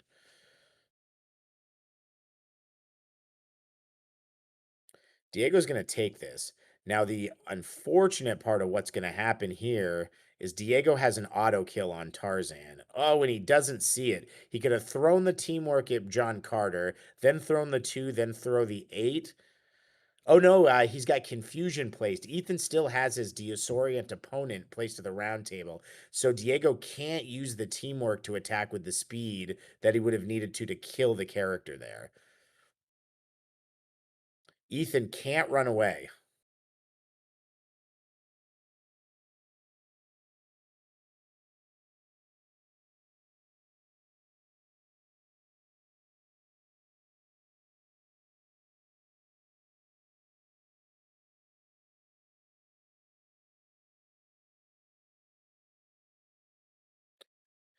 Playing it out. He knows. He Throws knows. the 8, and then it happens, and Diego pulls it off. What a crazy game. Ethan coming out of the gate with a 4, then a 3, trying to win. He's saying it himself. He's like, it's so back and forth. And honestly, that's the toughest part when you're trying to do an all-day tournament. This tournament has 8 rounds of Swiss. These guys are playing generally an hour per round, and when you're doing this and you keep having those, I'm gonna win, I'm gonna lose, I'm gonna win, I'm gonna lose, it is mentally and physically exhausting. Um, honestly, I think some of the best players win just because they have the stamina to stay sharp in those later rounds when other people just become exhausted and their decision making just isn't quite what it was in the earlier rounds. Yeah, and you can see, and even in this game, there is a lot of calculation of if he does this, then that, then that. And that's where that mental fortitude really comes into play in the late games. Like, can you still calculate that far ahead with each play? Absolutely. And it's something, games like Magic, Flesh and Blood, Riftbound, those games have the same kind of calculation, but they also have moments where it's like, there's not really, I just attack with my guys. I just send my guys in to conquer the locations. You don't get a lot of that in Overpower because it's the way the back and forth works. It's always a question of will they defend it? Is that going to get through? Am I setting up Spectrum here? Am I doing enough for Venture? That's really the beauty of this game is since the victory conditions are asymmetrical, there's so many things to focus on. There's never really that time where you're just going through the motions. Right, where the cards are just kind of playing themselves. Right. Well, thank you very much, everybody. That was round 7. We only have one more round of Swiss, and then we're going to take you into our top 8. Thank you for being with me here, Ron. Thank you. And thanks everybody back home. We'll probably be starting up that next match within 10 minutes.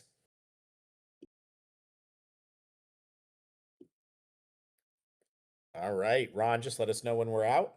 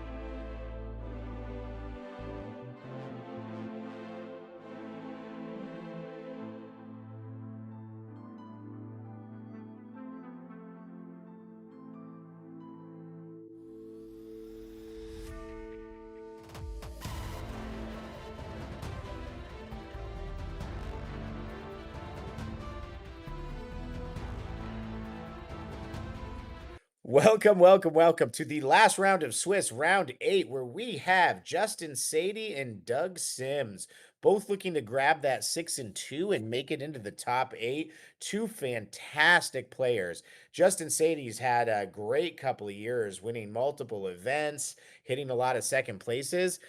Doug, who is a very prominent legacy player, has not quite had the big spike he's wanted to have. But I have to say, I love the deck that he's put together over here. He's using the Time Wars, which is an event set we barely ever see. And we have a Poseidon, which is one of the least used characters in the set, on the front line. We've got Wicked Witch, who we do see a lot of. Poseidon, Morgan Le Fay, and Carson of Venus in the back, who I'm a big fan of. And he is fantastic with that 221 Baker Street. We're going to see some spying here. Hopefully, we'll get to see a big Mill 7 off Poseidon. Justin is rocking a version of the Joan of Arc deck with Wicked Witch, Morgan Le Fay, and he's using Ra in the back, which I like. I think what we're going to be looking for from Justin is to get get one of those staff pieces placed, and he's going to want to get that event to bring Ra to the front line, put the staff in play to get its effect, and then move him back to reserve to protect the staff piece. Most likely it'll be the +2 to defense.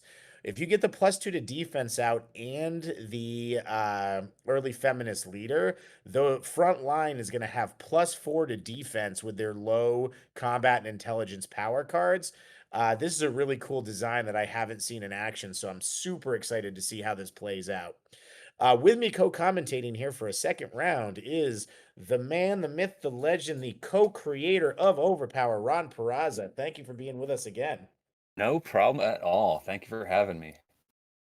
All right, this is going to be a really fun one. So Doug bets 2, Justin bets 1, and right off the bat, Doug had duality in hand. He's able to target the Joan of Arc early feminist leader, make him discard it and draw a card. That might be the most devastating first play in an Overpower game that I have seen in a long, long time. And Doug is extremely happy to remove that full game devastating effect from it.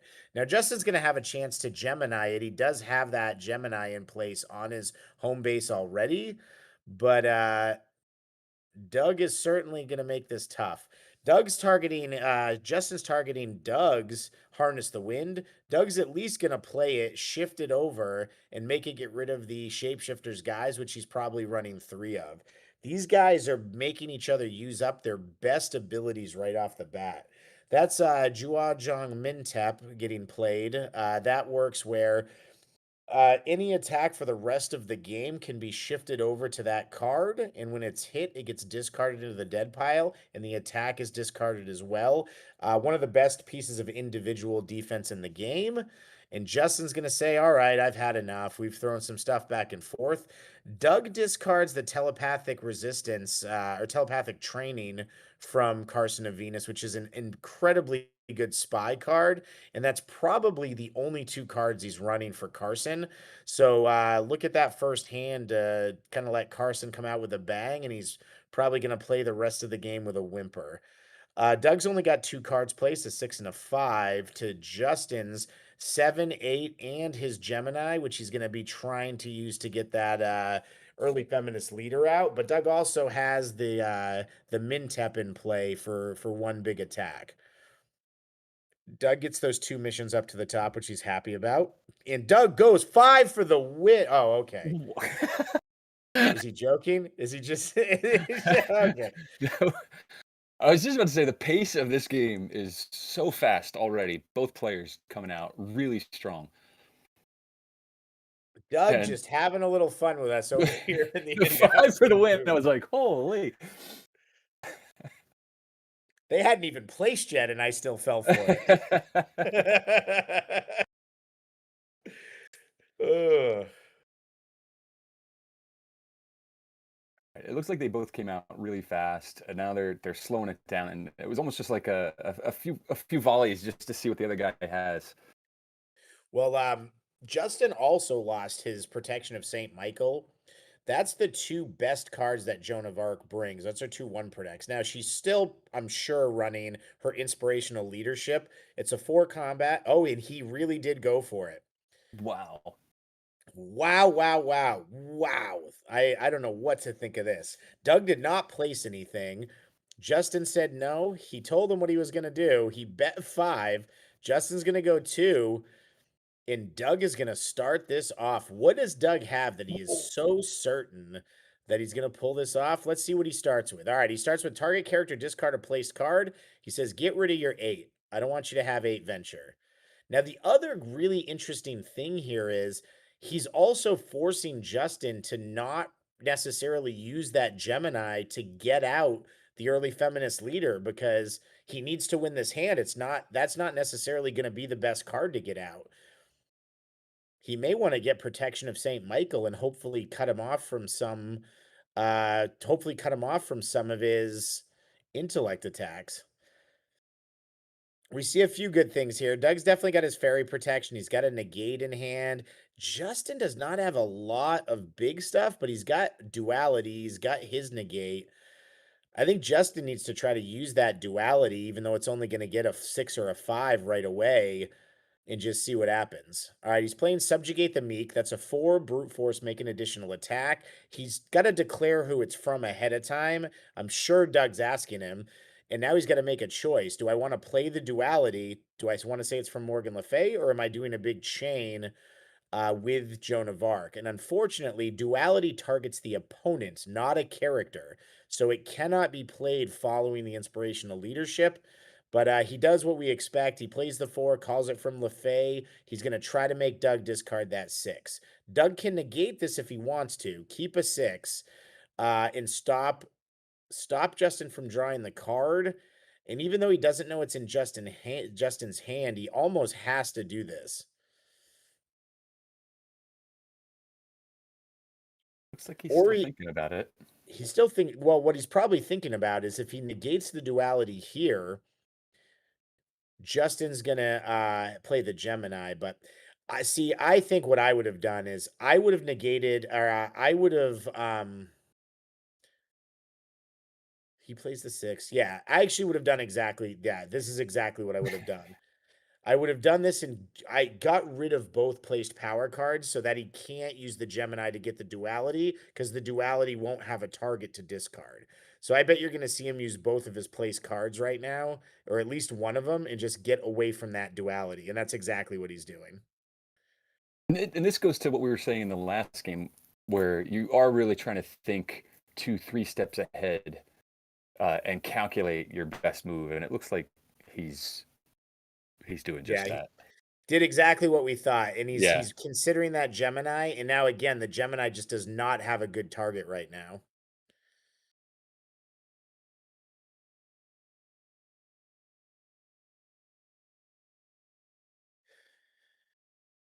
Doug's definitely checking the cards in his hand a lot, counting a lot of venture. He's certainly not sure that he has this yet, but Justin looks stressed out as well. So one good thing on Doug's thing is he's got the Mintep and he knows that there's a 7 on the board. So he knows that at least he's going to be able to block that 7, which is a big attack. They've both still got a mitt full of cards, and Doug's also still got the fairy protection, which what he wants to be able to do is use that again to block another huge attack and mitigate venture. Here comes the big chain. Justin's got a lot of cards. I don't know if Doug's going to be able to pull this off, but man, it is exciting to watch. Yeah. That 4 is for the Spectrum on Morgan Le Fay. Doug does not, I believe, have any more Morgan Le Fay cards currently in his hand, and Doug is all in. He's letting Le Fay die. He's saying, nope, I'm going for this. This is all or nothing. He's going to let his guys die, and he's just going to try to stay ahead on venture.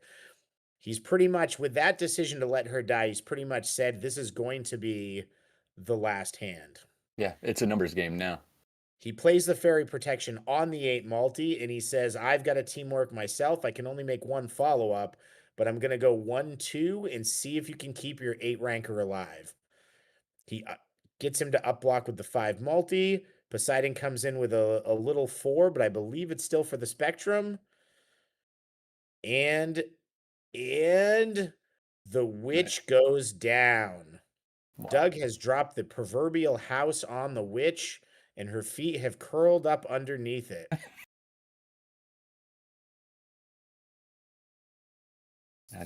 Doug has what, 2 cards in hand? It looks like just 2. He does have the Mintep, though, so he does still have a huge piece of defense. Justin has a lot. Oh, Doug does not want to see that. That is select the slain. Justin is going to look at the top 5 cards of his deck and see if he can fish out anything that's going to help him win this hand. He doesn't look like he loves what he sees. So there's a rule that you're not supposed to hold both in your hand at the same time. You saw him point right to the cards on the table there. All right.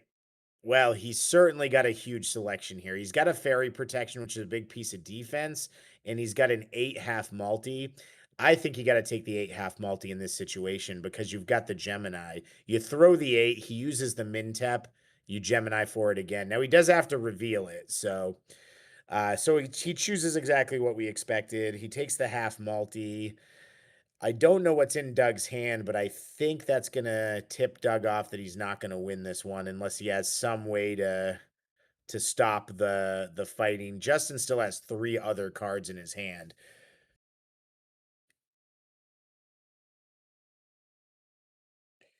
Let's do the math here. Doug is at 21 and Justin has hit him for 8-15. So Doug is up by 6 points right now with 2 cards left in his hand.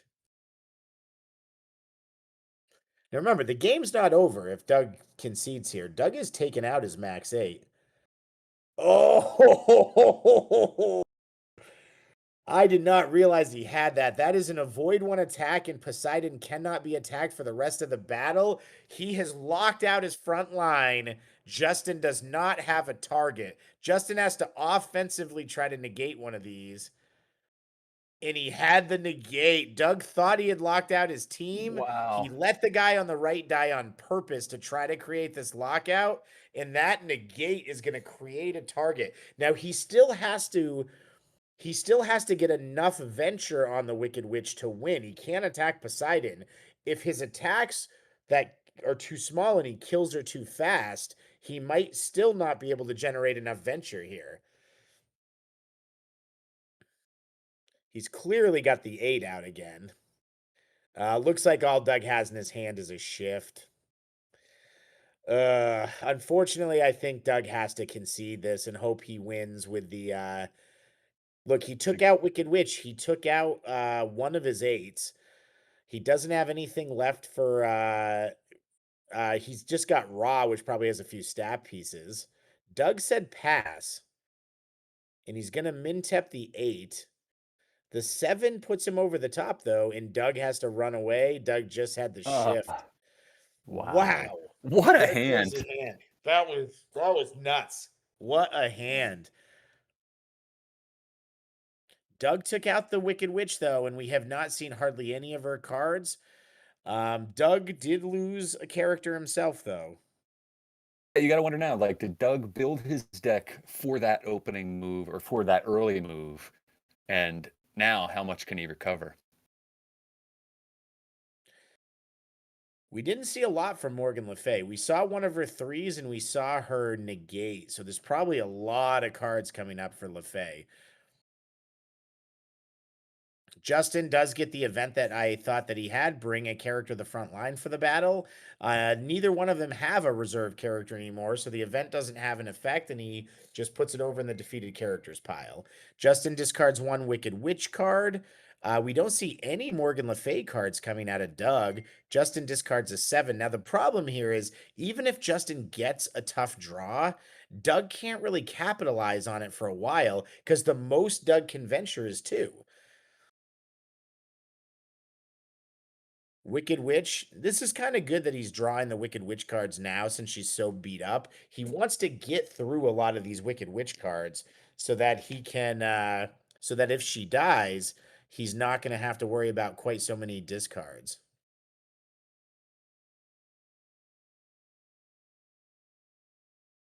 He's loading up.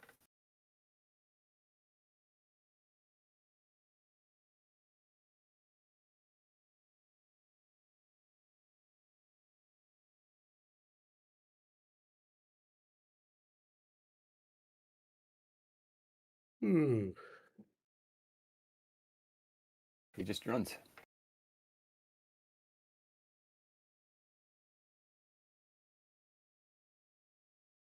And I don't hate that move from Doug. No, he clearly was setting up so that he could do that if he had to, and just followed through.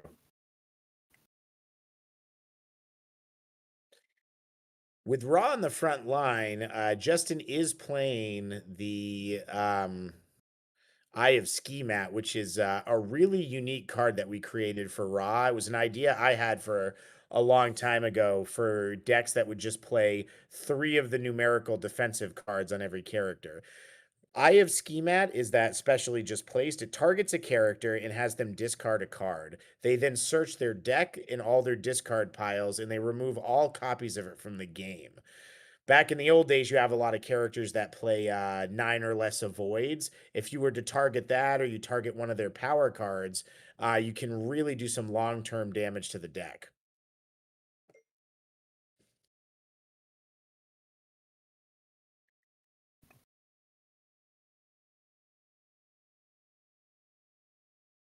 Just doing some quick math.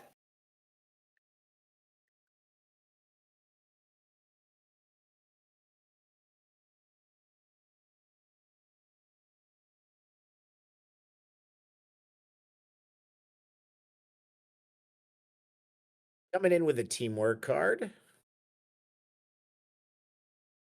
Justin saying that's from Joan of Arc. Simple block. We're in a tornado warning now over here at Gen Con. The roof is leaking. And I don't know. I'm not from this area. Ron, how serious are tornado warnings in Indianapolis? I have no idea.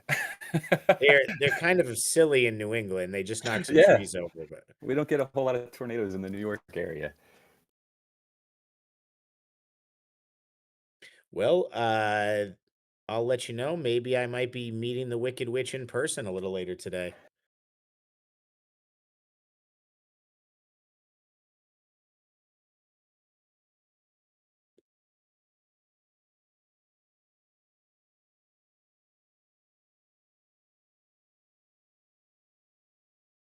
Players rubbing their foreheads at the same time.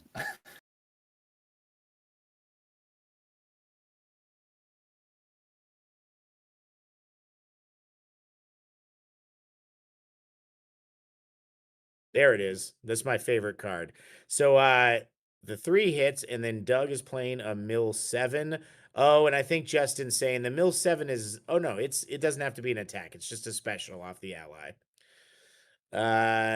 Justin's deciding if he wants to negate this. A lot of people won't negate the mill 7 because it doesn't affect the current battle, and I'm sure that's what Justin's thinking about. I think in the situation Justin's in, he doesn't want to risk losing the battle off negating something potentially for the future, but he does. I think if you're Doug, you're happy about that. If he needs to negate up for that and not for an 8 multi or something else, I'd be very happy. Especially character down, and it looks like he's trying to get another character out.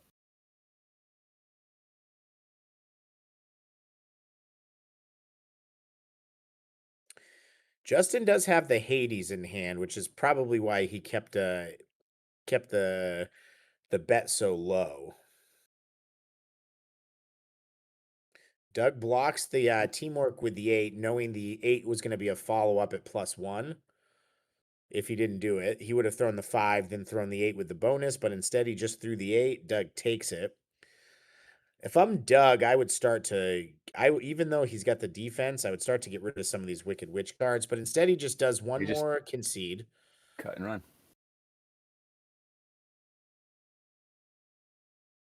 The other good thing about Morgan Le Fay is if you have a Shapeshifter's Guise placed or in hand and you draw a special card for a character that's an attack for a dead character, you can still keep that card.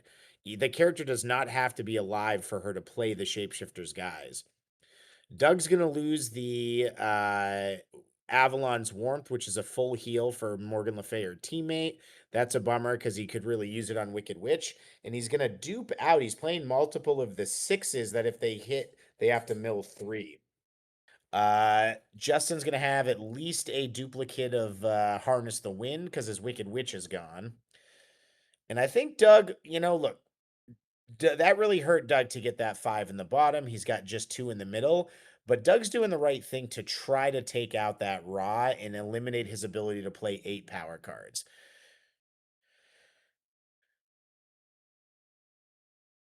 Have we seen, I can't remember now, did we see Fairy Protection yet from Doug? Is that something that he could potentially draw to keep Wicked Witch alive longer?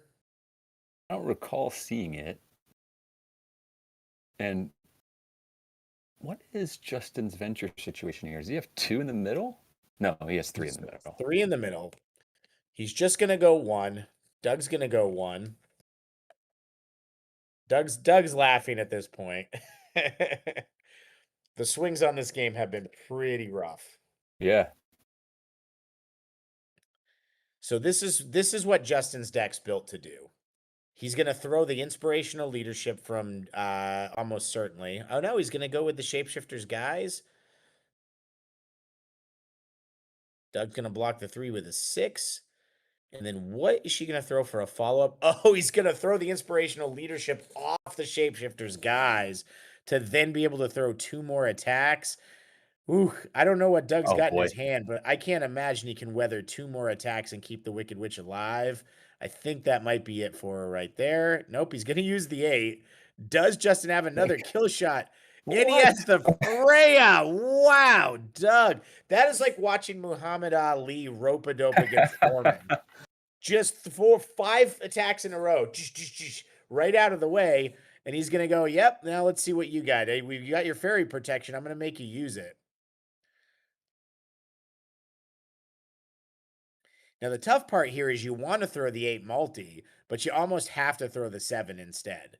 It's less venture, but it's going to... Wicked Witch is not long for this world, and you don't want to lose that placing slot.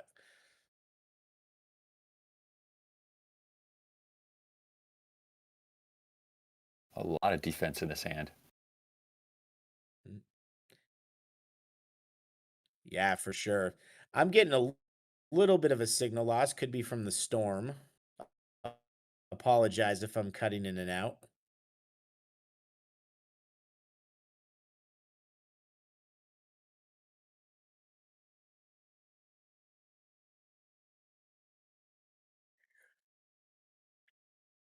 They're still going.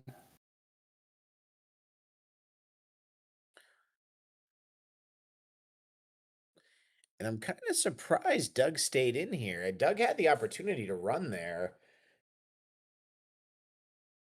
Doug's lost his level 8, guys. Lost his Wicked Witch. Can he punish Justin for doing that? The 5 intelligence attack comes out. Hits Poseidon. And that's exactly what I was thinking. Attack someone who's not the 8, so he's forced to use the Fairy Protection on a guy he doesn't want to keep alive. The 6 is going to hit. And it's going to, if it hits, it's going to force him to mill 3 cards.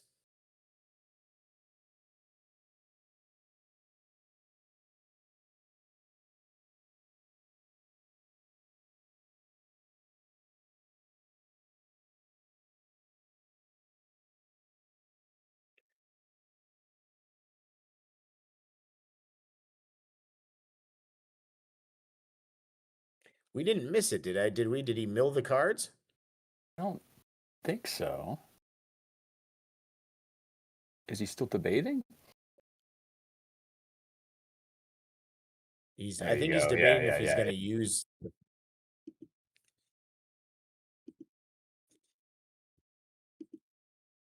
Wow, I'm really surprised about that. That 6 is a little inconsequential. I think Justin is actually just playing straight for the venture now. He's got 4. He's gonna Eye of Ski Math the 2 just to get rid of the 2. The 1's gonna hit Joan of Arc, and then I think is Justin out of cards and he's gonna pass. and Doug's gonna mill him 5. Wow. I love this deck Doug's playing. This is such a fun deck. He gets rid of a Shapeshifter's Guise, a Wicked Witch card, and a couple of any character cards. I love this deck Doug's playing. This mill deck is fantastic. No one's really using the mill with Poseidon, and I think Doug being 5-2 here is really showing you that that mill must have been doing good for him all day. And he's not out of it yet, so he's definitely against the ropes. But he had a real chance to win early on. And I think he's recovered really good. Is Justin in Power Pack already? I didn't think they'd played that many hands. Oh. Justin is 2 into his Power Pack. Doug still has a few regular hands. Justin's got his any character defense and the Reaper, and he's got +2 to defense, the Shards of the Staff for Ra. He's got a pretty decent hand. We're gonna have to see what Doug brings to the table. He's placing the shards. Doug's got a nice little teamwork. Justin's getting Freya there. He's putting the 7 on Carson. Doug's got his negate, which is very nice. Hopefully he doesn't get that baited because he's going to need that to stop the Grim Reaper. And this is the point too in the game where the big difference between these people who consistently top 8 and not are Doug's only got to go 1 for the loss. It's being able to remember Doug has to be saying in his head, I haven't seen his Grim Reaper yet. So he's got to be thinking of that every battle if he's, when you get up to this level. Justin doesn't like his hand either. He just bets 1. Well, actually, he only has to bet 1 because if Doug has to stay. Doug has to win. He opens with the Grim Reaper. He's just going to get it negated. Wait, Doug's thinking about it. Doug might only have 1 card of each icon, and he can save the negate for something else. But he says, nah, I'm going to negate it. I don't want to risk it. I think that's what Doug was worried about, is if he took the 7 out. And now, see, Doug made a mistake here. Doug in his hand has a card that says Justin can't play any placed universe cards. He could have made him not able to use that staff, and he could have used that to throw the ally first. And he almost certainly wouldn't have needed the boost from the staff to block the ally, so he could have kept him from playing the staff at all.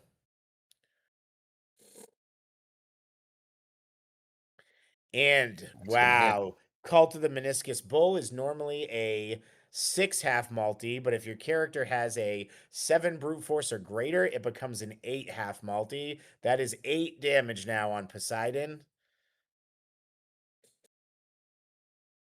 And that's going to be the game.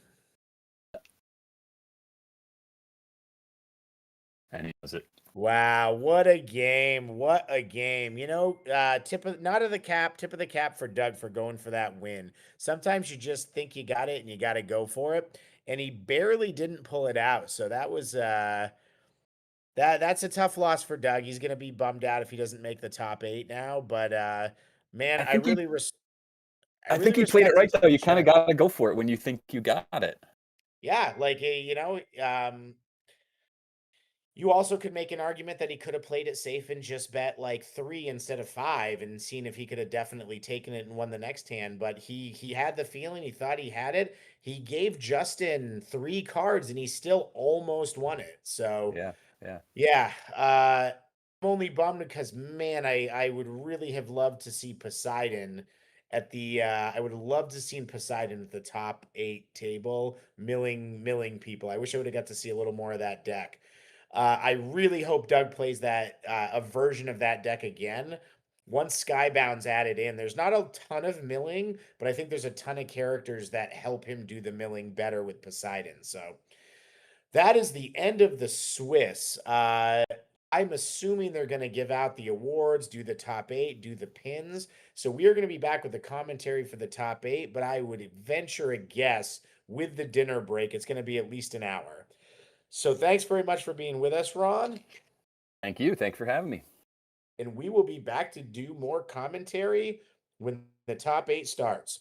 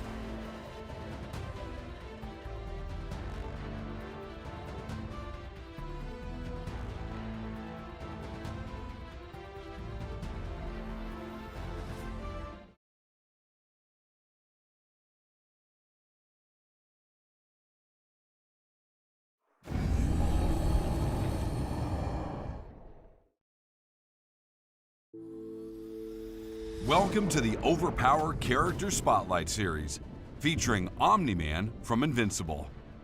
Omni-Man is an aggressive, offensive powerhouse. He wants to be the focal point of any deck he's in, looking to KO opposing characters quickly while creating attrition by filling your opponent's deck with unusable cards.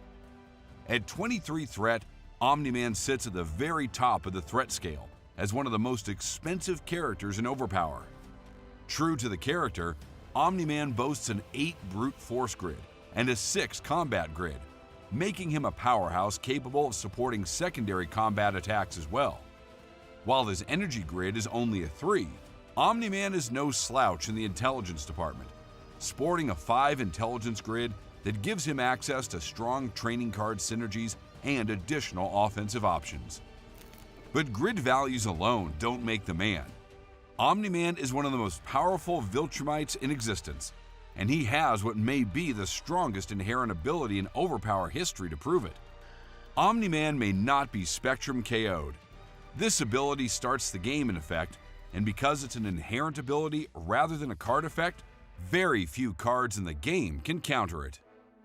Omni-Man is already a terrifying force before we even look at his personal cards. His 6 personal cards are I'm Here to Help, Brutal Efficiency, Not Who You Thought, Viltrumite Physiology, Guardians of the Globe No More, and Earth's Greatest Hero. First, Omni-Man spent decades as Earth's greatest hero, and he's still capable of protecting his allies when necessary. I'm Here to Help is a full avoid for Omni-Man or a teammate, and it immediately ends the opponent's turn. If it avoids a card like a teamwork card, it can shut down an entire chain of follow-up attacks. While I'm Here to Help is a powerful defensive card, Omni-Man's true strength lies in his offense. Earth's Greatest Hero is a level 8 brute force attack, and if it succeeds, the hit gains an additional +4 venture. That means a successful attack generates a massive 12 venture, enough to swing most battles heavily in Omni-Man's favor. Next is arguably the strongest card in Omni-Man's arsenal, Not Who You Thought. This card functions as a level 9 brute force attack, which is already one of the most powerful attacks in OverPower. But Omni-Man doesn't just defeat his opponents, he devastates their entire team. If the attack succeeds, Omni-Man may discard 1 placed card from each of the target's frontline teammates, and he chooses which cards are removed. This combination of raw power and disruption is a major reason behind Omni-Man's 23 threat cost. In addition to his game-changing bombs, Omni-Man also has access to strong, repeatable attacks like Brutal Efficiency. This card acts as a level 6 combat attack, but if it succeeds, the target cannot use cards with a combat icon for the remainder of the battle. Against combat-focused teams, this effect can be absolutely devastating, and often makes Brutal Efficiency a must-block card. Omni-Man also has Viltrumite Physiology. While it's only a level 4 intelligence attack, making it his weakest attack numerically, the payoff is enormous. If successful, Omni-Man may remove 1 hit from his current battle record, reducing venture pressure, or remove all hits of a chosen icon from his permanent record. Since the primary way to KO Omni-Man is by accumulating enough damage to cumulative KO him, even removing a single hit can dramatically increase his survivability. Omni-Man's final card represents his betrayal of the world that once celebrated him as a hero. Guardians of the Globe No More. Omni-Man KOs one of his teammates to move any number of mission objective cards from the defeated mission pile back into the reserve mission pile. As an added bonus, this card may be placed without using one of Omni-Man's placement slots. That means you can keep it ready as insurance against falling behind on missions while still placing one of Omni-Man's other powerful cards. At 23 threat, Omni-Man is a character that entire teams will be built around. Expect him to lead teamwork attacks, score KOs, disrupt opposing placements, and help stabilize missions when his team falls behind, all while applying relentless offensive pressure. Omni-Man is incredibly difficult to eliminate, and rewards decks that can keep him on the battlefield as long as possible. Look for players to pair him with healing effects, ways to recover his personal cards from the dead pile, and strategies that funnel damage onto Omni-Man to keep more vulnerable teammates alive. Of course, Omni-Man's incredible power comes at a cost. His 23 threat value requires players to pair him with lower threat characters, limiting team building options and making many of the more expensive home bases difficult to include. Thank you for watching the OverPower Character Spotlight video featuring Omni-Man from Invincible.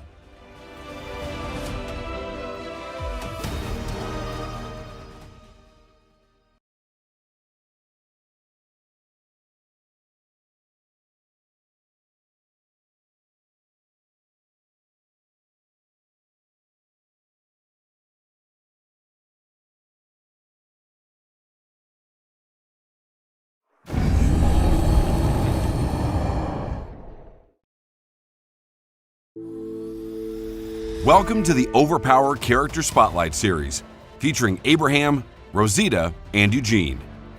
Abraham, Rosita, and Eugene are a powerful mid-range character built around relentless offense, negation, and disruptive meta effects. Together, they bring versatility and pressure that can overwhelm opponents from multiple angles. With Rosita and Abraham standing among the deadliest fighters in the Walking Dead universe, the team brings a 7 combat grid, while Eugene contributes a strong 6 intelligence. Their weakest stats are a 3 in energy and a 4 in brute force. Their threat cost is 20 points. They earn their high cost because of their repeatable offensive abilities, powerful utility effects, and the ability to fully negate key cards both offensively and defensively. Abraham, Rosita, and Eugene have 6 special cards, 2 cards focused directly on Abraham and Rosita, and 4 others that highlight Eugene's genius and the group's teamwork. First is Sergeant Abraham Ford, a straightforward level 7 combat attack. In OverPower, 5 is considered the average value for a single attack special card, making a non-OPD 7 attack extremely powerful and highly efficient. Next is Rosita Espinoza. Rosita is a master marksman who specializes in overwhelming opponents with automatic weapons, and this card reflects that speed and aggression. It's a level 4 brute force attack that allows them to make 1 additional combat or intelligence power card attack, or both. If Rosita Espinoza follows an ally attack, the team can chain together up to 4 attacks in a single turn. The card does require them to rely on power card follow-ups, sacrificing some defense for explosive offensive pressure. But in OverPower, speed can be absolutely deadly. Next is their negate, Cowardly Genius. This card represents Eugene, arguably the smartest survivor of the apocalypse. Cowardly Genius allows him to negate any special card already played as an offensive action. It can also be used defensively to stop an incoming attack or disrupt a key opposing play, but only at the cost of discarding an intelligence power card usable by them. While it forces a 2-for-1 trade and sacrifices card advantage, in the right moment, it can completely swing a battle. Better Together is a defensive card built around how these characters survive, standing shoulder to shoulder, holding their ground, and firing until the threat is gone. The card allows them to avoid 1 combat or brute force attack played against them, and prevents them from being attacked by those power types again for the remainder of the battle. This lets them endure physical firefights far longer than expected, though they still struggle against overwhelming energy attacks or mastermind-level manipulation. Brilliant Saboteur showcases Eugene's ability to outthink and dismantle his opponents. The card reads, "Opponent must discard all placed universe cards." Against home bases like Teen Team Headquarters or the Sanctuary, this card can completely shut down an opponent's early advantage and cripple their setup. Lastly is Get to Washington, D.C., a 1 per deck level 7 intelligence attack. If successful, you may move 1 mission objective card from the defeated mission pile back into the reserve mission pile, giving your team an opportunity to regain ground on missions. For 20 points, Abraham, Rosita, and Eugene are not necessarily the sole focus of your deck, but they will absolutely become a major part of your strategy. They are a flexible mid-range team that offers a little of everything: strong offensive attacks, a versatile negate, defensive survivability, and impactful meta effects. Look for Abraham, Rosita, and Eugene to carry a significant portion of your deck's offensive and defensive burden, though they won't completely specialize in any single role. They fit naturally into aggressive, combat-focused decks, while Eugene's reliance on intelligence power cards also makes the team an excellent utility option in intelligence-based strategies. Abraham, Rosita, and Eugene are a negation powerhouse that will make a massive impact in OverPower. Thank you for watching the OverPower Character Spotlight video featuring Abraham, Rosita, and Eugene.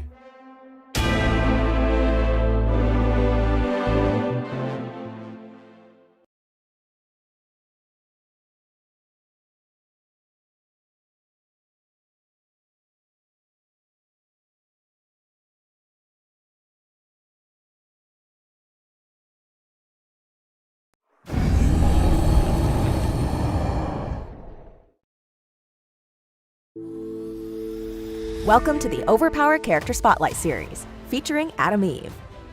Adam Eve is the matter-manipulating energy powerhouse from the Invincible universe. It's no surprise she enters Skybound OverPower with an impressive 8 energy stat. Adam Eve's grid is 8 energy, 3 combat, 2 brute force, and 4 intelligence. She is a mono-energy character, meaning energy is her only stat above a 5. Eve is a big effect specialty character. If she can successfully resolve and maintain her major effects, she can dramatically take over the entire game. Adam Eve has 6 cards.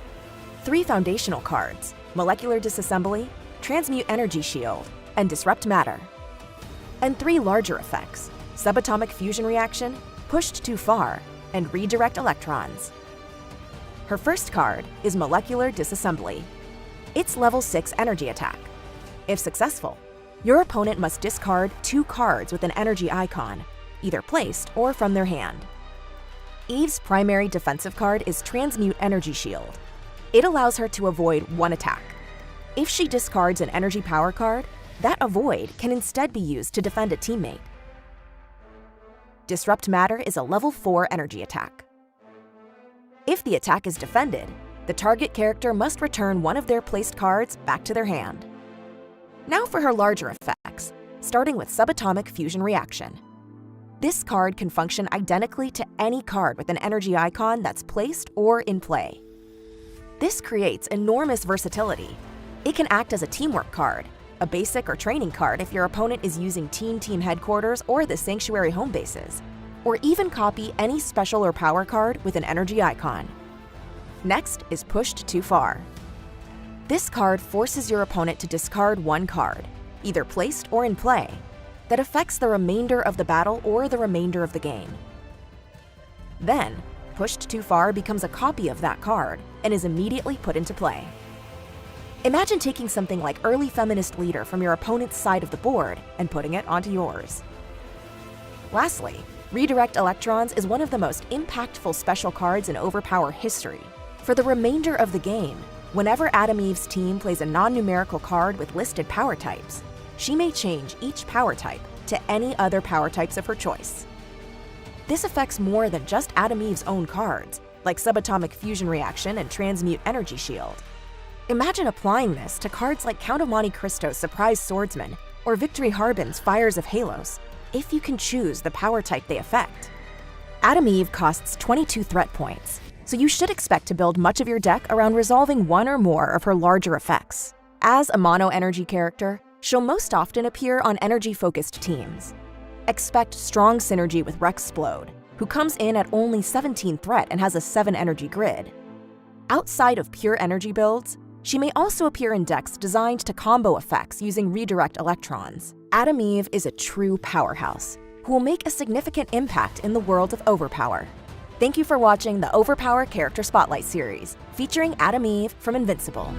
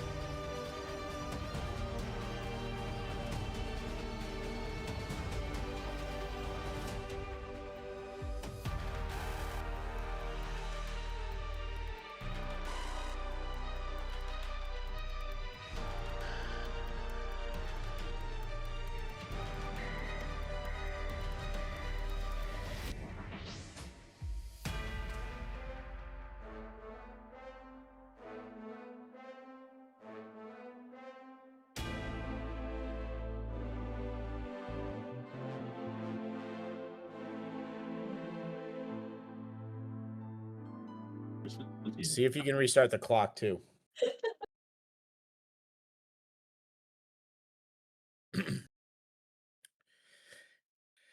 Hello and welcome to the Season 1 Regional Quarterfinals out of Canada at MECHA Games. We are bringing with you the top seed, Raymond Bordier versus Jessica Sims. We've seen them both on camera today. Jessica took that tough loss on camera against her brother, but still managed to make the top 8, which we love to see. And Raymond is playing the Leonidas Spartan Training Ground deck that was doing really well earlier.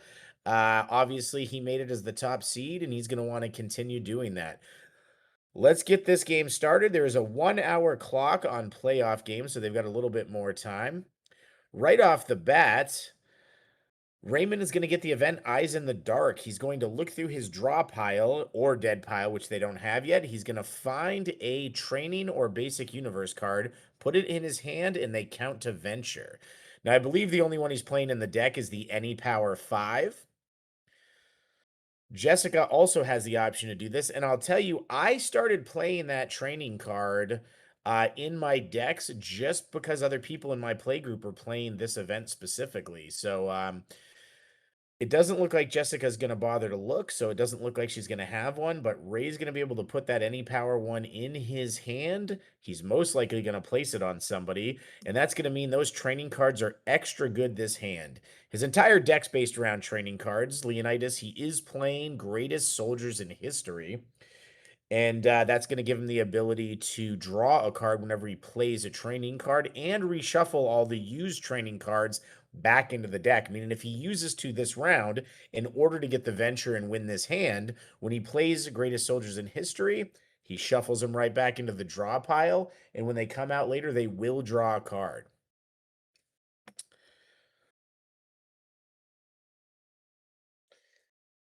Ray's going to discard a I'll Make You Famous, a 5 multi for Billy the Kid. He's playing multiple of those, which is also super interesting. Most people have just been playing one of that and one of the quick draw. I like to see that, and it does explain in the earlier match why he played it a little faster than I would have. Jessica gets down a couple of ally cards, and we see right off the bat, Raymond gets one of his 3 inspirational leadership, so he can start to throw those big special card ally chains.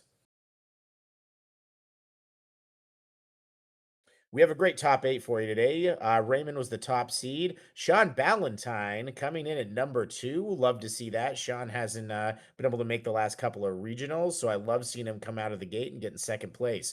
Corey Sims pulled off third with Zach fourth. Derek Bertrand continuing to top 8 most every event he goes to. Really having a great time in this modern environment. He's our 5th seed. Justin Sadie with his defeat of Doug Sims takes number 6. Will is number 7, and our very own Jessica Sims right here in this match is number 8. Those are your top 8 players playing for the top slot in this regional. Don't forget, we do have an NAOL tournament tomorrow in the Legacy format. That's the colloquially referred to as the Owners League. So you'll be able to see a lot of a lot of LRG people's creativity. Both people have placed out here. Both are playing Joan of Arc with that 4 that allows them to make more attacks. They've both got it firsthand. Jessica's got her ally, so she can make a really good string. The difference is Raymond's playing the Spartan Training Ground, while Jessica does have an Asclepion deck. Ray only went 1, so he must be a little more nervous. He just runs right out of the way. Jessica's got her Grim Reaper, but she's also only got 1 other special card, so she didn't want to go 3 and encourage Raymond to stay in. And I have to say, I respect that play. I think a lot of people, they get too, I don't know if greedy's the word, but they see a card like Grim Reaper and they say, man, I've got to try to get 3 Venture because this is my best card. If you had a special that said win 2 Venture, you would play that special all the time. Ouch, that hurts. Raymond draws 2 of his inspirational leaderships and another 8. Dupes out on 3 of those cards. A 4th card he draws at 4 dupes for Ray. He's got 4 cards in his hand. Jessica's got a whole hand of cards. She's got 6 placed. He's got 7 placed, but she's going to be significantly ahead of him now, and she won that easy 2 venture. She's going to place that negate on Mina Harker. She just realizes she did have an 8 in her hand, so she dumped that. So just a little bit of good news for Raymond. One less card there. But wow, what a rough draw on variance for Ray. We're going to go to our Void Cam here and see what we've got in their hands. Couple of Teamworks. Ray does have the 8-half multi. He's going to want to at least try to get some play off that. He's also got the teammate avoid an attack with a combat icon and draw a card for Robin Hood. It'll be interesting to see if Jessica plays right in and just attacks Robin Hood, or if she isn't really going to be clocking that card and just decides to throw her many, many combat icons somewhere else. Ray just goes ahead and places it, so it looks like Ray's going to be looking to get out of this hand as well. Jess really needs to keep up with him with this placing and get a couple more cards down if she can. Now, Jessica might be tempted to do a big, big bet here because clearly Raymond wants to run. I think Jess should just take her 3 here. I think if she goes 3 with that negate placed, she knows the Robin Hood card is dead if she throws everything over there. So that's a dead card there. He's going to be down about 4 cards on her. She's got big attacks. She's got defense. She is going to go 4. Ouch. That will leave her 1 for the win. Raymond's got to draw these 2. He's got to at least see. He can't just give up 4. He draws 1. He draws 2. It looks like they're both keepers. What is Ray going to bet now?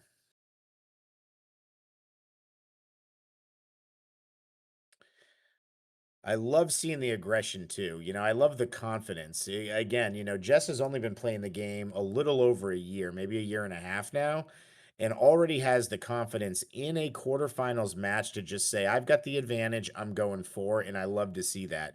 Jessica's made a lot of top 8s over her year. She hasn't quite made it to a final table yet, but she did go undefeated through the Swiss rounds in the Nationals. Entered as the top seed. You can't really say anything about that. There is a enormous amount of skill that has to be used in order to go undefeated through 8 rounds of Overpower. It is not a game where you get a lot of free wins based on variance.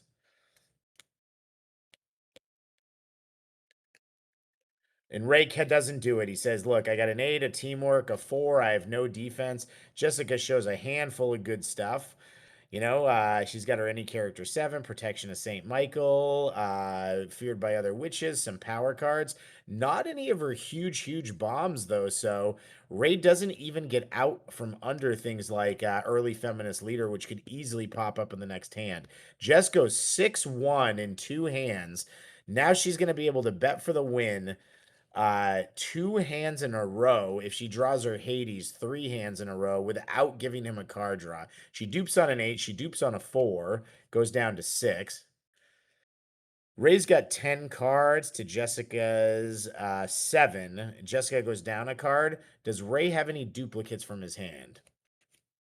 It appears like he's not discarding anything. So he does have a dupe 5. Jessica dropped 2 and is a little down on the placing advantage, but that's all she's going to get. Isis goes down on the home base. The Ace 4 energy does. She matches him with that negate. So now she's got double negates for any kooky special card stuff he's going to do. Leonidas places for Sparta down on there. 6 brute force card, always good.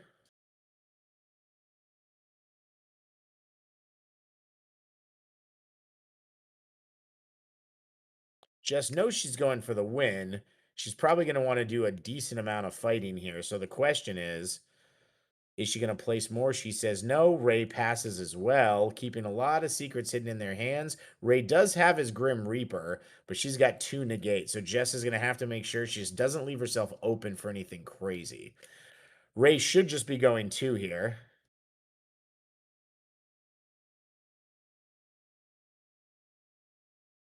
Yeah, he can't go 3. She's going for the win and can go for the win next time. She doesn't want to even risk giving Jess another card.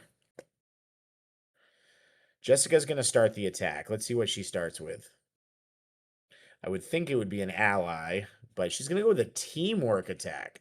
And again, I think you're going to see every single card go right directly at Robin Hood. That's an interesting card. Protection of St. Michael. She cannot play intelligence attacks.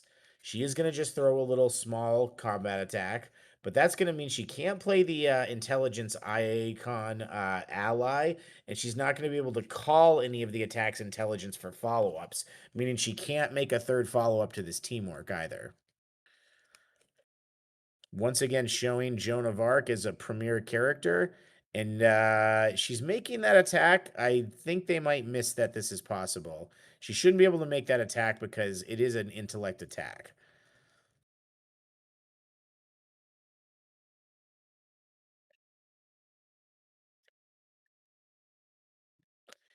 And these are the kind of things, these little misses like this make a huge difference. If Raymond could take the offensive here, throw a really long string himself, force out one of those negates with only a 2 combat on him, that'd be a pretty significant change in tempo here. But instead, he blocks the 4 with a 6. I'm assuming it had a +1 bonus. I forget which one that teamwork is.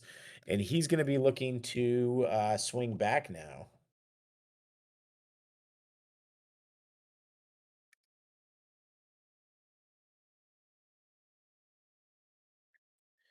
And look for a big string here.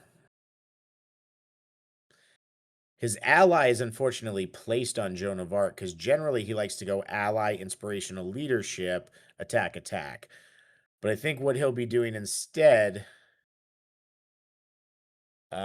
is going to be doing it off the aspect.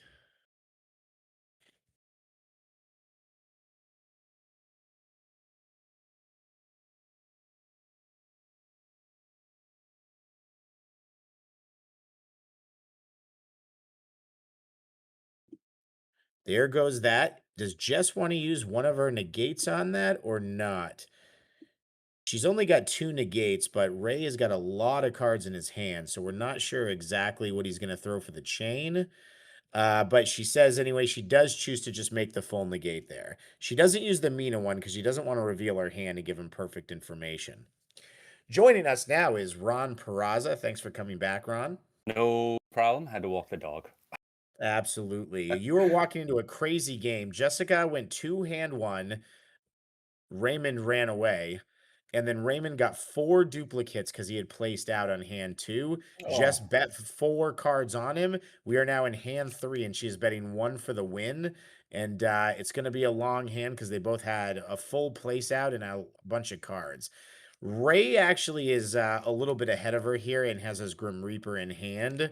So it's not looking great for Jess winning this hand, but she also can just bet 2 for the win next hand if she doesn't overcommit. Now, he just blocked a 2 with a 7 against Robin Hood. Oh, she's going to use that offensively to get rid of the teamwork offensively. Very interesting play. That's interesting. How many cards are they holding in hand each here? She's only got 1 left. He's got, it looks like 2, but he's got a few more placed than her. Now, the Robin Hood card is teammate avoid a card with a combat icon and draw, and she rightly is throwing every attack she can directly at Robin Hood. And I think the problem here is going to be that he can't really do a ton to defend Robin Hood. He's running out of those cards. She also can't do that much to defend Mina.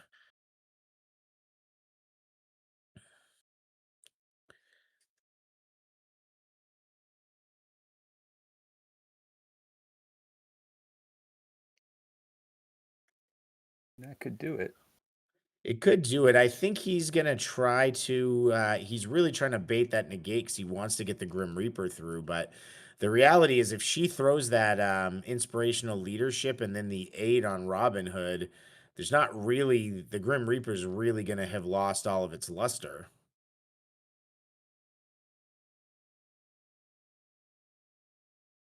I mean, she can defend that 6. She just has to reveal the card in her hand if she does it. But she Freya avoids instead and runs away. Interesting. Keeps her placed cards. Shows that he had her Grim Reaper, and I missed what the other card was. It was the discard a power card, draw 2 more cards. Essentially, Mm. Robin Hood's draw 3. So she just got out from under 2 huge bombs. Gave Ray his first venture win, but raised it 7 cards to her 6 now. She's going to dupe on one of her negates, but she can still just go 2 for the win. Her biggest issue is going to be hopefully keeping Mina Harker alive. She's not going to be able to attack first, and they're both playing big chain decks. She's got a couple Mina cards in her hand. If she can connect with the Hunger, she'll be able to heal a hit off her permanent record, activate Asclepion, draw a card, and make an additional attack. So she's really going to want to try to get that 7 through on a target. Ray's drawn a discard a placed card. He's drawn his fairy protection. He's drawn a full avoid for Leonidas, and he's drawn the greatest soldiers in history. Ray's really drawn kind of the perfect spread of cards to get back into this game after that 1-4. I see some old power cards popping up again on Ray's side. Yeah, he's got the Superman 4 multi. He's got the Venom 5 fighting. I use the new power type so much, it's hard. I have to think about it to switch back now. I still get confused too, like when we're doing design meetings. I'm like, fighting? No, what is it? It's like, well, it was forever I couldn't get used to calling them combat and brute force, and now I've done it in the commentary so long, it's like flipped the other way. Yeah. When people say fighting and strength, I'm like, it seems weird to me.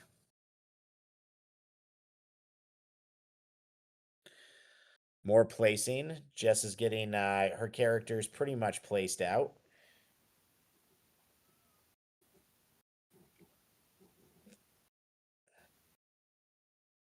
It is brave placing that hunger card on the reserve slot. We were just talking about that in other games. If he throws some kind of Hail Mary haymaker and connects and gets rid of Mina Harker, that placing slot's gone for the rest of the game. And he is playing a lot of training cards. He could play that 4 multi as a +5 and make it a 9. It's not able to be negated unless she has some kind of full avoid in her hand. There's not very many ways she's going to be able to stop that. Did he just venture 3? Looks like Ray goes 3. 2 from the top, 1 from the middle.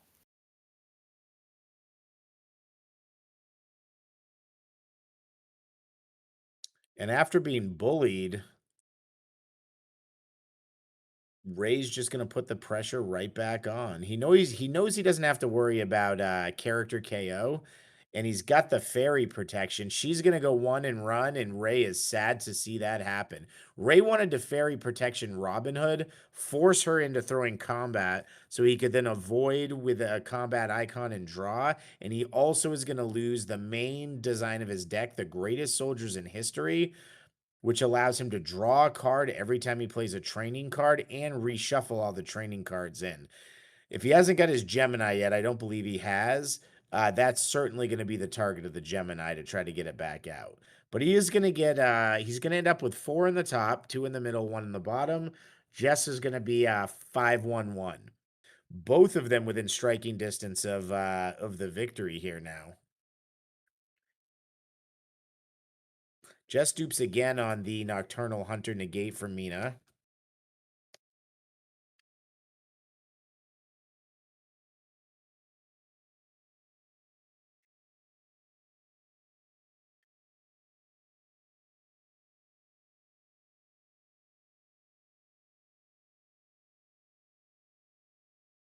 Ray's continuing to build up his guys, and Jess draws her Harness the Wind. That's a really important card right now.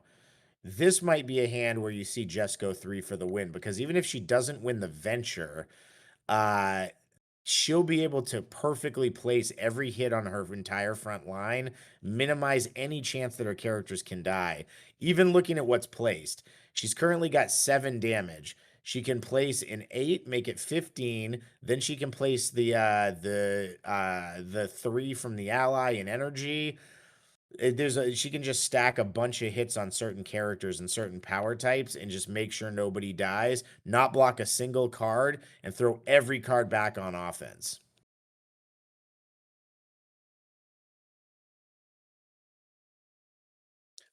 This is where she has to start thinking, I'm not going to use my bet 3 to win the match. I'm going to use my bet 3 to force him to stay in, and I'm going to kill a bunch of his guys. And she does it. Jessica bets 3 for the win. Raymond draws a shift. Now, that's actually a really important card. That's going to shift the combat attack and let him avoid with the Robin Hood special and draw a card.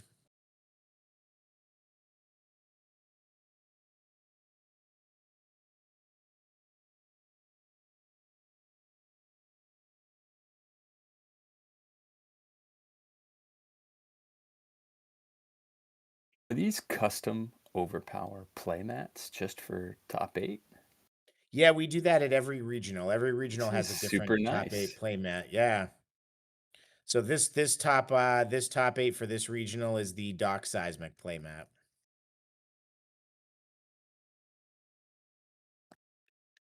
That might be reason alone to compete.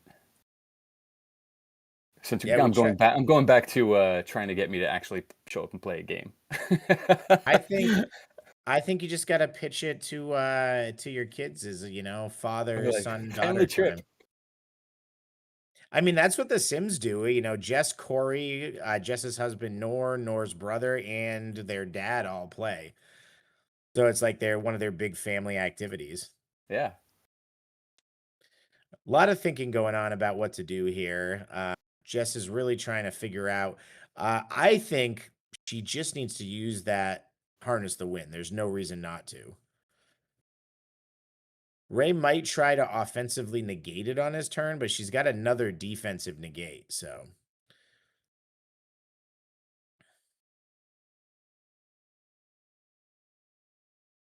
It's another kill shot. It's a 4. It does not grant any other kind of attack, and she had the fairy protection. I think she was hoping to draw out a bigger swing. But so Mina's now protected. Maybe she doesn't even need to use the harness the wind this battle.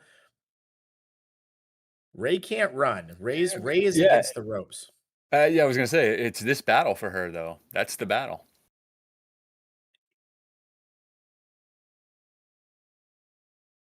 Now Ray's got to decide. She threw a combat icon. I could shift this and avoid with a combat icon to draw, but it also only takes him up to 6 damage in one power type. She's got a lot of other combat that he knows she's going to throw there, but he's going to get while the getting's good.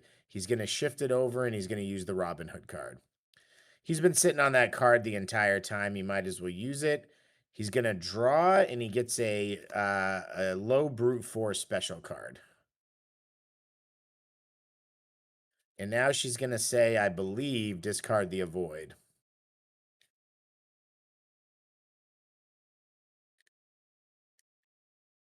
And that's painful. That's the painful part of what Jess's deck is doing with multiple copies of making him discard placed cards, is you just cherry pick out the best thing they have.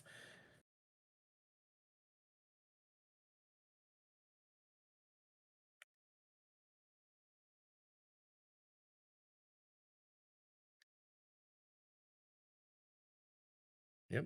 And Ray is going to avoid the attack.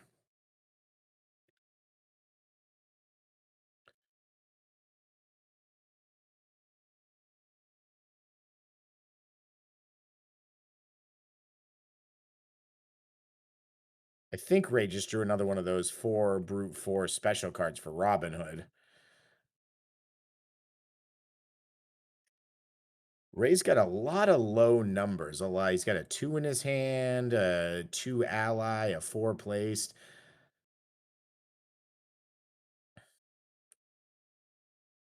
Now, if I was Jess here, I would use the harness the wind. I'd put that 3 right on Mina Harker, and every single combat and energy card would just go right on to Mina Harker. She hasn't done it yet, though. I think she's trying to save it. I think she's just hoping to take out a character.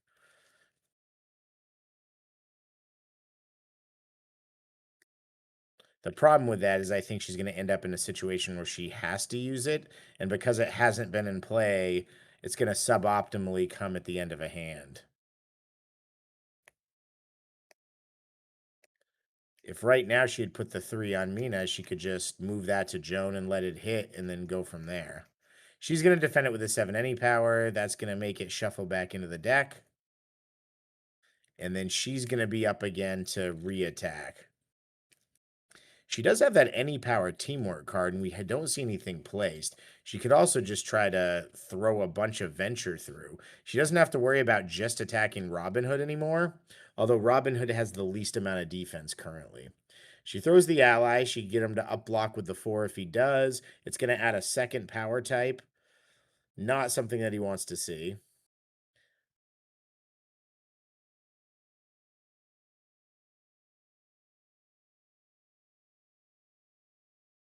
He's going to use the 4, which can be used as a block. And what is the special Jess is going to play with that? Yeah, well, she's got a follow-up here. We know she really wants to save the hunger until it's almost an auto hit. The hunger is going to still let her heal one of those permanent hits off when it connects and let her draw from Mask of Pleon and let her attack a second time. So she's certainly not going to throw that till she has a chance. And maybe this is why, she's got early feminist leader. All of her female characters, which is her entire team, gets +2 to combat and intellect actions. Ray's going to decide if he wants to negate that. He really can't afford to negate it this battle since she's going for the win. I think he's just got to eat that and save the negate for her other card. All he's got in hand is a 7 and a 2. He doesn't really have anything to defend Joan of Arc with, only a 7 to defend Robin Hood with. He's definitely on his heels here. I think he could, there's plenty of paths to pull out the venture, but there's no paths where he's not going to lose a lot of guys here. Almost certainly Robin Hood, maybe even Joan of Arc or Leonidas with him. Again, had she put that in play before, she could have put the 3 over there as well.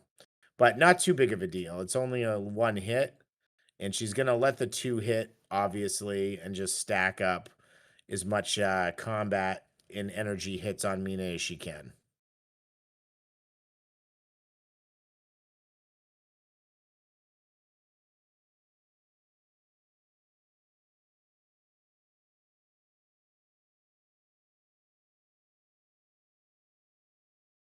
She lets the 2 hit Mina. She moves the I'll Make You Famous over to Joan of Arc and lets that hit as well. And now she is going to say, my turn, and she's going to start with that any power combat or any power teamwork. We know he's got a 7 and 2 in hand. Does he want to use the 7 to block an any power 6? Usually no.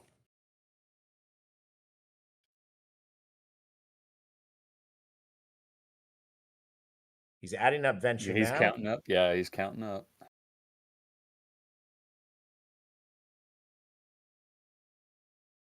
Oh man, we just got a picture from over at the Gen Con Hall. I don't know if they're closing it down, but the entire ceiling has started to leak and it's pouring rain inside of Gen Con. Oh my God. In the building. The picture is crazy.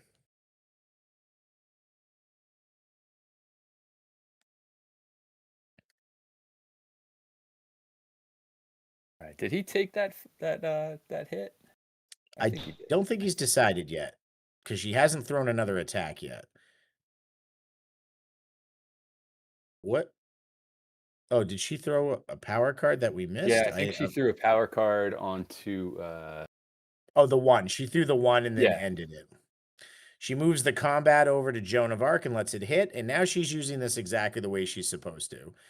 Just let every single card hit and throw every single card back.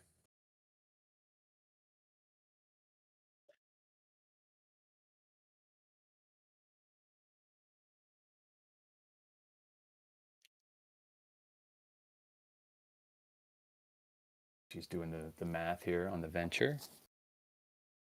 Well, the good part is she's got the early feminist leader, so if she can force him to use the negate, I don't know if she can, but the hunger from Mina now comes across as a 9.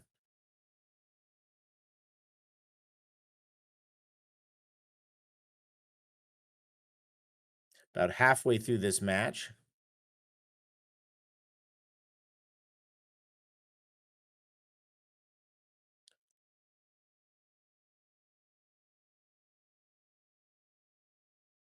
Gonna get a little combat out on Leonidas. That's a 5 to defend. It's only gonna do 3 damage, so he's gonna take it.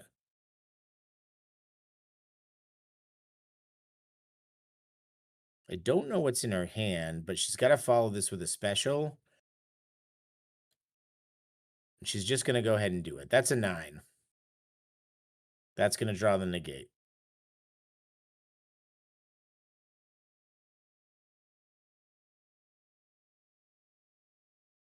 It's a teamwork in hand. It is usable. That's going to be pretty relevant. Let's count the venture up here. So he's got 5, 6, 7, 8, 9, 10, 11, 12.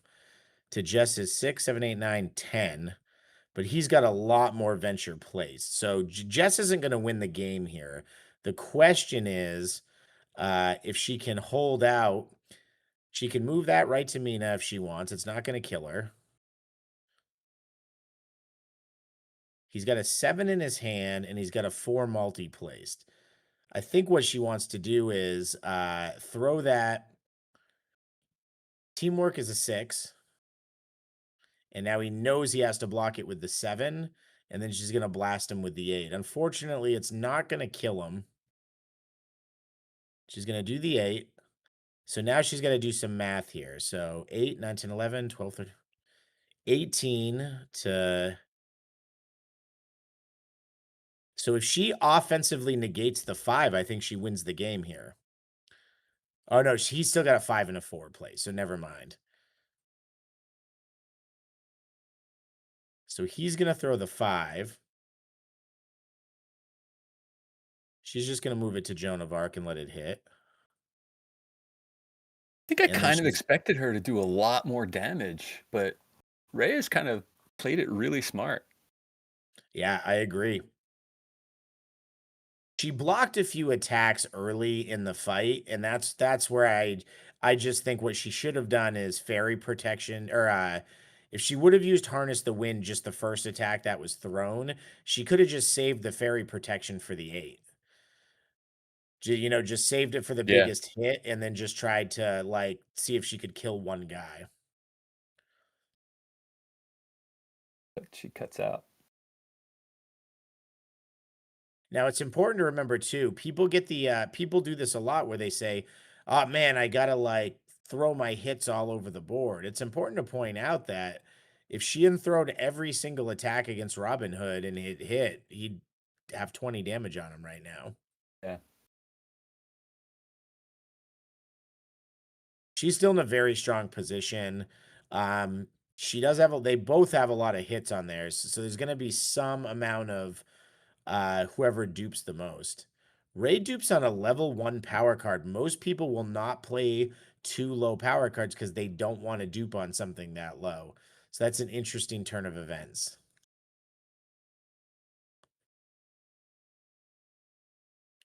Joan of Arc ally, a nice 8 multi for the Witch, the 300 for Leonidas, the 8 half multi for Joan of Arc. So Jess has certainly got some heat.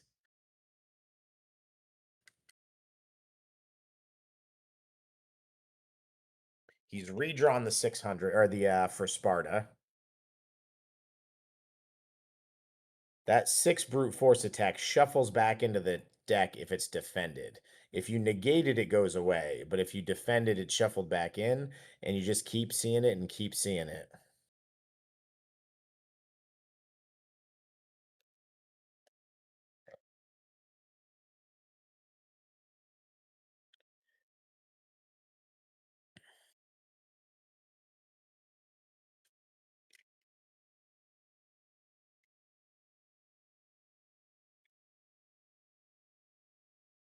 Still thinking about placing. He places the 3, make 2 additional attacks. A lot of things out here. She's got 2 negates again, and you know, like we always say, people figured out a lot of ways to make sure they had plenty of negates in this set. as much as people complain that there wasn't enough, I mean, Jess has 3 Nocturnal Hunters. She has Merlin's Apprentice and Merlin's Magic. She's got 5 negates in this deck, and that's with only a single set out.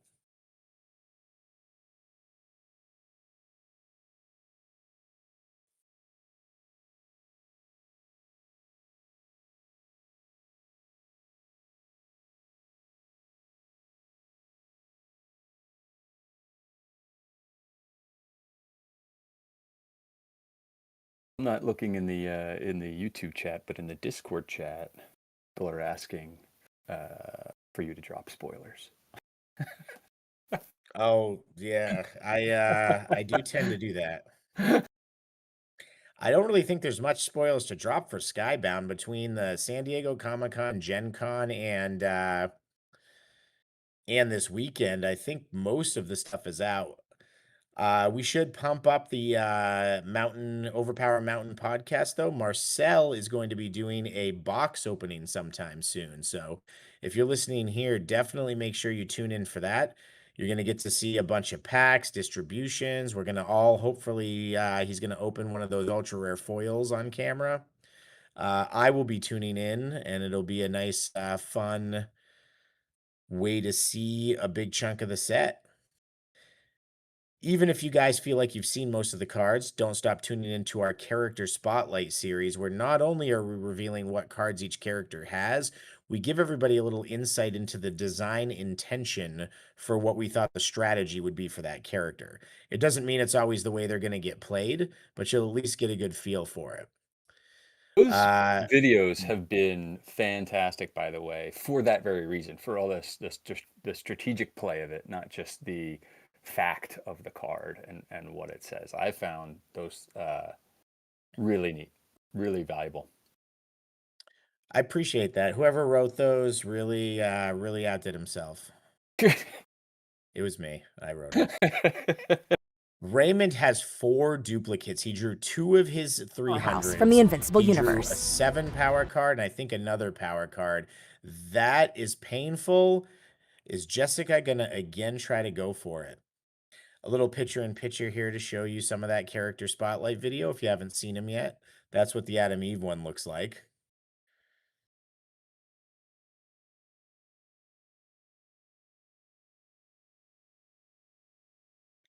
Jessica's taken a look at what she would have to do to go for the win here, and she would have to go for 4. Even with those duplicates, she's got so much damage, I'd be nervous. That's a scary game. But at the same time, remember, other than the Freya, which Ray does have in his hand, he doesn't have any negates left. He doesn't have a lot of full team defense. He does have the ability to use those training cards to block big attacks, but remember, that 8 half multi comes across as a 10. That 8 full multi off the Wicked Witch comes across as a 10. That 7 comes across as a 9. Ray's got himself set up in the worst position for early feminist leader, because all of those attacks she's been saving up are now going to become incredibly hard to. She looked at the. Looks like Was she she's- just? Did she look at the camera? That was like a Jim from The Office maneuver? So she just goes 3. Yeah. She leaves 1 back there and lets him draw a card. And I don't know if he's going to take it. Ray has been a very strategic conceder all the matches we've seen, and it's worked out well for him. And he doesn't like to fight until he has all those cards that he needs. It's so interesting because she took a big swing earlier. We saw her dad take a big swing with a bet 5 earlier, and they haven't quite converted these big swings. So now, even with his 4 discards, she's going a little more conservatively. And Ray's deciding what he's going to do.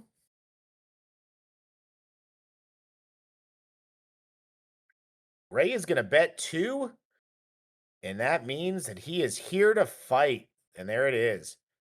A venture of 2.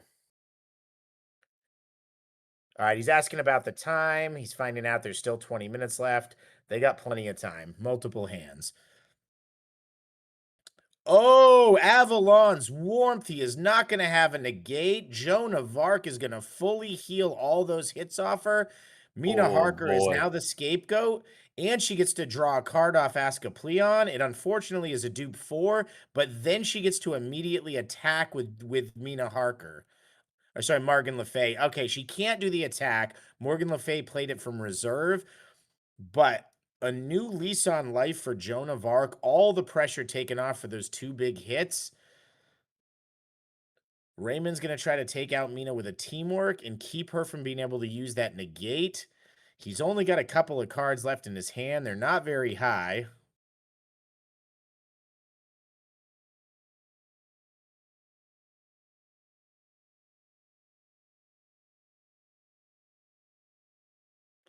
I think Ray's making a mistake and he has 2 5s in his hand, unless that's the Black Panther 6. It looks like the Venom 5 to me, but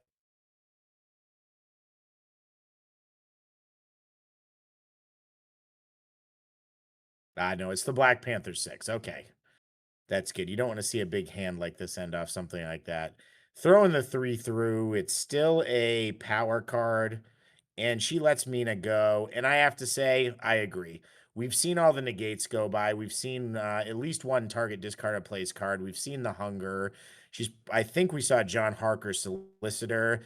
At the most, she's going to generate a damage or 2. This is going to come. She's going to call this combat or intelligence.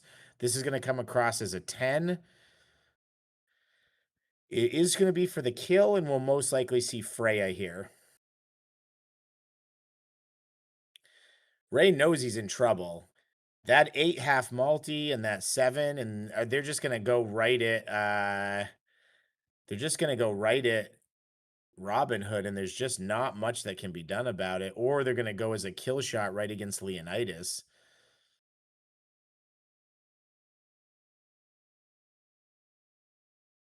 She blocks with the 3 intellect. Oh, she's using the new 3 intellect from the Skybound set. I'm glad that these guys took a bunch of their cards from the draft last night and put them in as their new power cards. It's really fun to see. Yeah.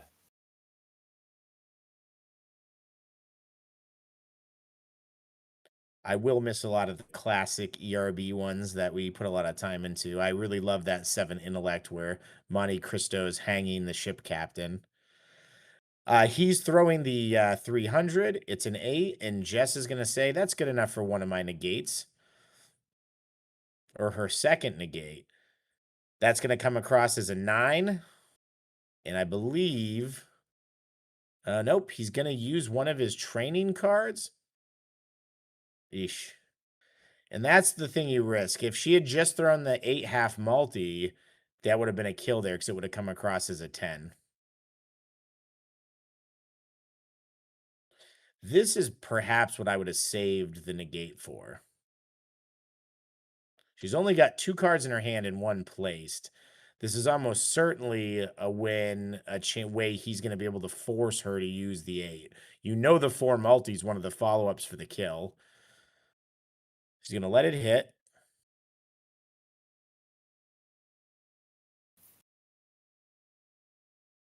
There's the 6. We've seen the fairy protection.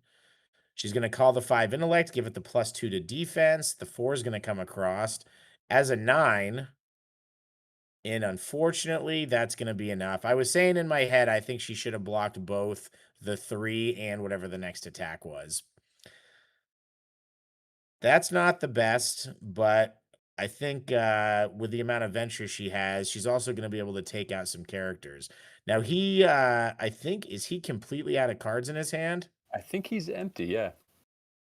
That takes him out and gets the 7. He can't play the 6 now. It's trapped. He's only got a 1. I think he's got to concede here and hope he creates enough discards. Jess doesn't have access to her 8, but it doesn't really matter because she's got the +2 on all her other cards. Ray's also lost access to his 8, so they're both even. He's going to stay in and get that 1 out. I think that's pretty brave of him. The thing is, if he throws that 1 and she's got a card in her hand that makes the 7 a kill shot, the 7's a 9. He's got to get a 5 that's usable by Robin Hood with one of those training cards to be able to block just the 7 that's coming over.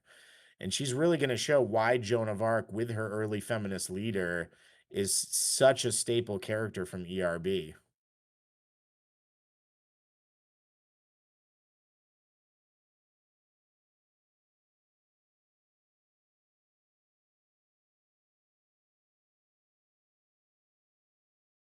What is she thinking on here?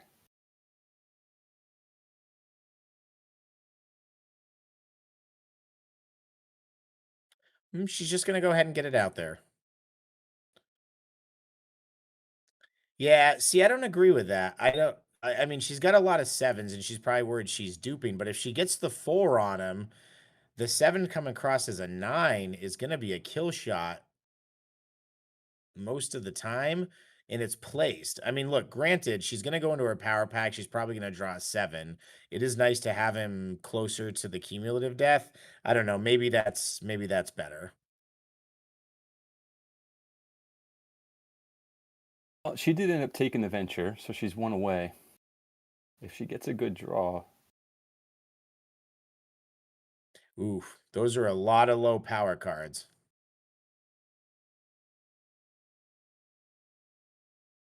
Jess is down to just power cards as well.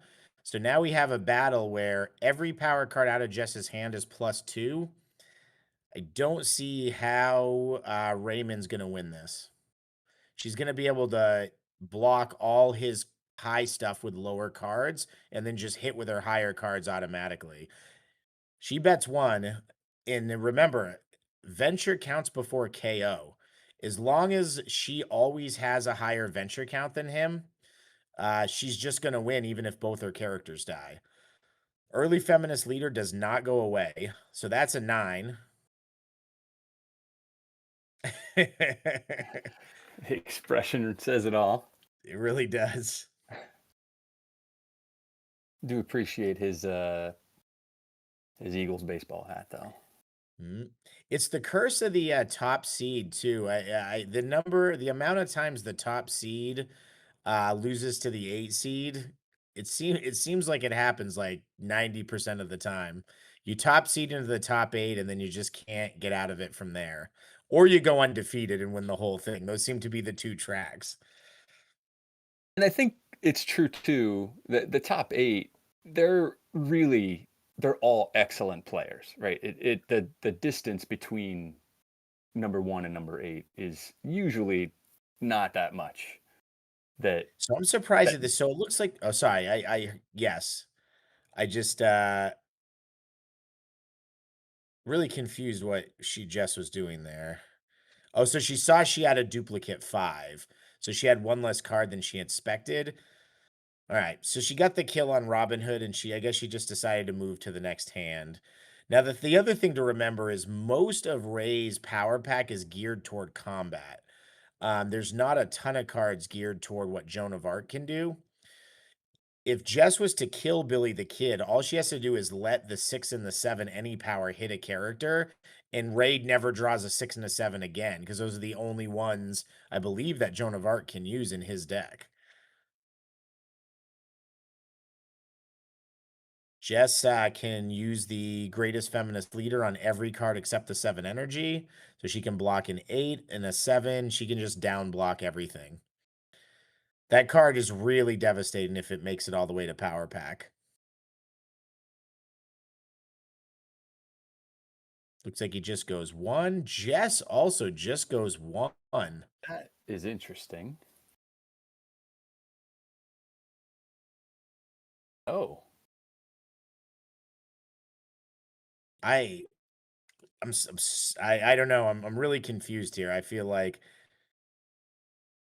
I mean, I guess she's worried about the training cards being able to go up over the top, but I think you just start throwing your little stuff at like you throw your 5 at a 7 at Joan of Arc or something. You make him use those big cards to block the little cards. Yeah.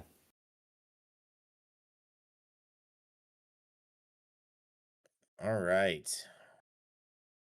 Ray's got close to the phone number. Well, nope, then he had another dupe. All right, Ray's got 5. Jess drops 3 cards, so she's going to have 5. So again, her big advantage is going to be that bonus.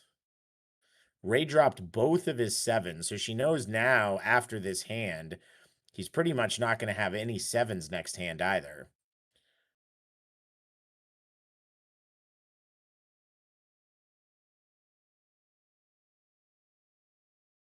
She's going to put a couple power cards down now, it looks like. Ray can't really afford to put a card on Joan of Arc. If he isolates that power card somewhere else, it's going to be really rough for him. So let's see what he's going to do here. He does have access to one training card per hand, and he still has 2 times he can do that. That lets him do turn a power card into a big offensive blast, or lets him block one of her juiced up power cards. He's got 2 there, so he could go for the win, but I don't think he wants to. I don't think he really has what he needs to put that pressure he's on. doing it. He's doing it. He does it. He goes for the win. Jess bets 2, which he'll, if he loses, he'll put her in a position to go 1 for the win. And he's doing the right thing here, attacking low. Force her to use a 2 that's a +2 on a 2. Now, I don't mind blocking here, even though that 2 is +2, because it's still only 2 venture. It's still 2 venture for 2 venture. And it keeps her, 1 off icon away. He's only got 3 cards in hand. It looks like this is the last match. It looks like Zach defeated Derek Bertrand and knocked him out. Sean Ballantyne defeated Will, and Justin Sadie defeated Corey.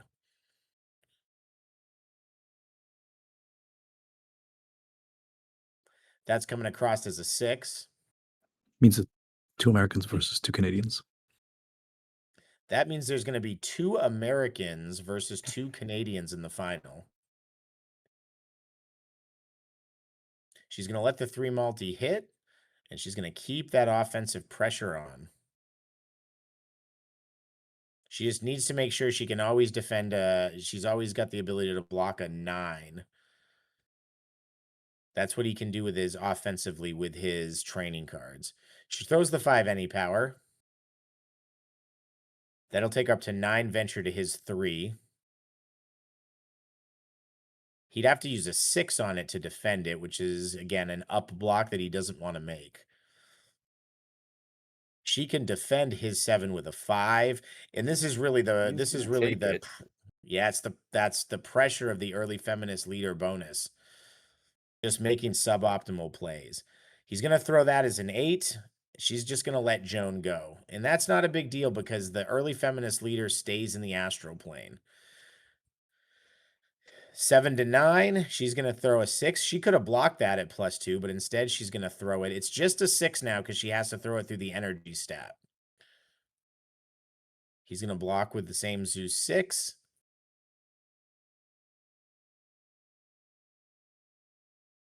There's our tournament organizer, James Sanderson, watching over the match, doing an incredible job. She's going to block the 7 with the 7, and she's going to win the venture. That brings her to be able to go 1 for the win. She's down to just Morgan Le Fay, Billy the Kid, and his Joan of Arc.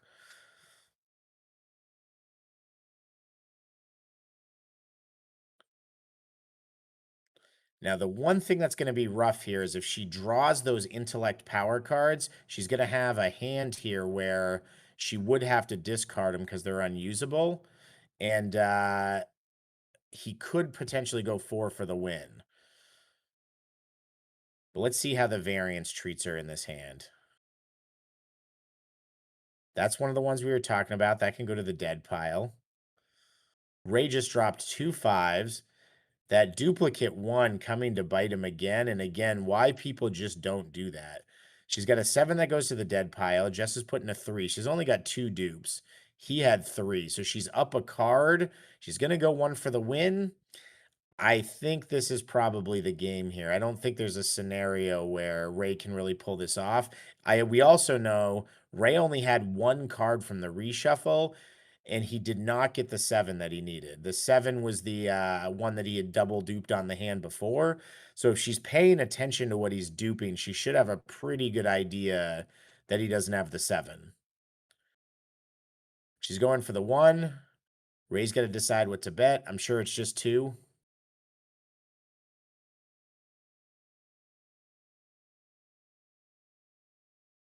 And I think we are about to see Jessica, the 8th seed, upset the top seed and win. Coming across as a 4.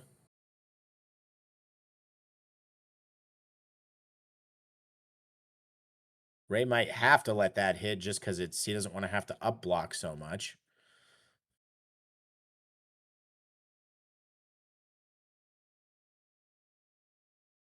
That's going to hit as a 1.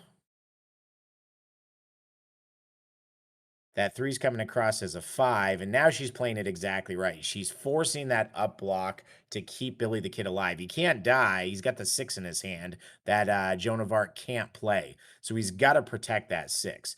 So he's going to be blocking this probably with his 5 multi, unless he wants to just ditch the 6 and make Billy expendable. But again, she's betting for the win. Every point of venture matters. She makes him waste 2 points of venture, and now he's going to shoot back. He wants to get that 6 out of his hand. She's going to block it with a 4 plus 2. And then throw her own 5. That's at a 7. And that's going to kill Billy the Kid. Now, he managed to not make any of his cards dead. But with her 7 placed, yeah, she's going to let the 2 hit. Why would she care about the venture at this point? Like, even if she dies, as long as she's winning on venture, she wins the game. What she needs to do here is let the 2 hit, throw the 7 on Joan to be way ahead in venture, and then he doesn't have there's no card in his hand that can possibly win the venture, so even if he kills her, game over. She can't lose if she lets it hit and throws the 7. It's not mathematically possible anymore.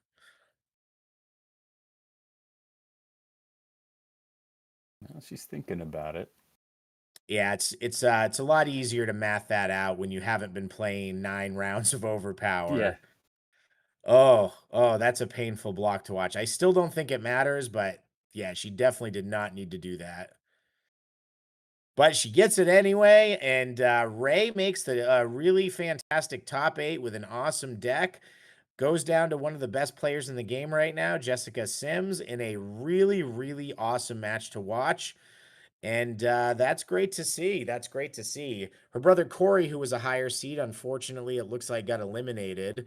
But Jess is representing the Sims clan, and she's my vote for who I hope wins the next round. She hasn't made a final table yet, if I remember correctly, and I would love to see her make one.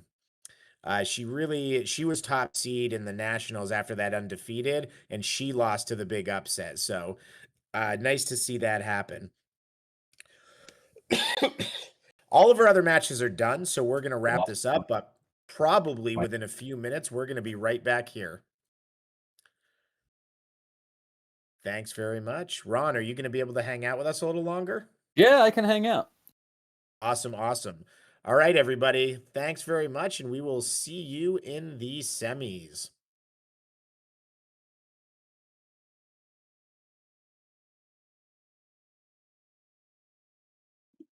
All right. So we're probably going to, this is probably only going to take a few minutes for them to jump right back into this one.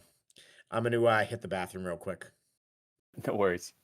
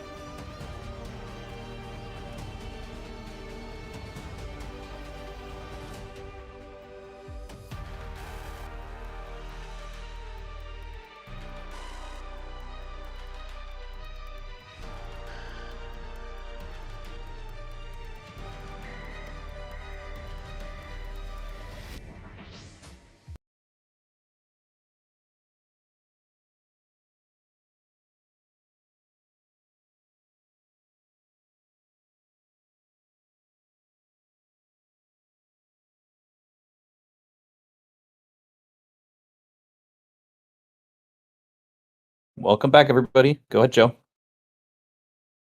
Oh, I was going. I was just muted. So, welcome to the semi-finals of the regional for season 1 coming out of MECHA Games.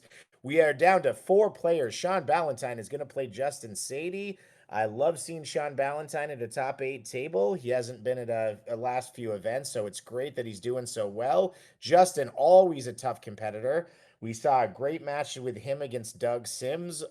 Super, super close. And we see a really cool team over here. Tarzan on the front line with Lancelot in the back. Vic Van Helsing and Billy the Kid on the front line. I am so excited to watch this match. That is such a cool deck. Sean had a great day with this deck too. He finished the 2nd seed, so certainly he knows what's going on over here. Now, Justin pulls his early Feminist Leader in the first hand, gets it placed. I don't know if that's a good sign or a bad sign. Sean really only has a couple of negating options. He's got the one per deck off Van Helsing, and he's got the Merlin any hero negate. So he doesn't have a lot of ways to get rid of that. Having to face off against it the entire match might be a little rough.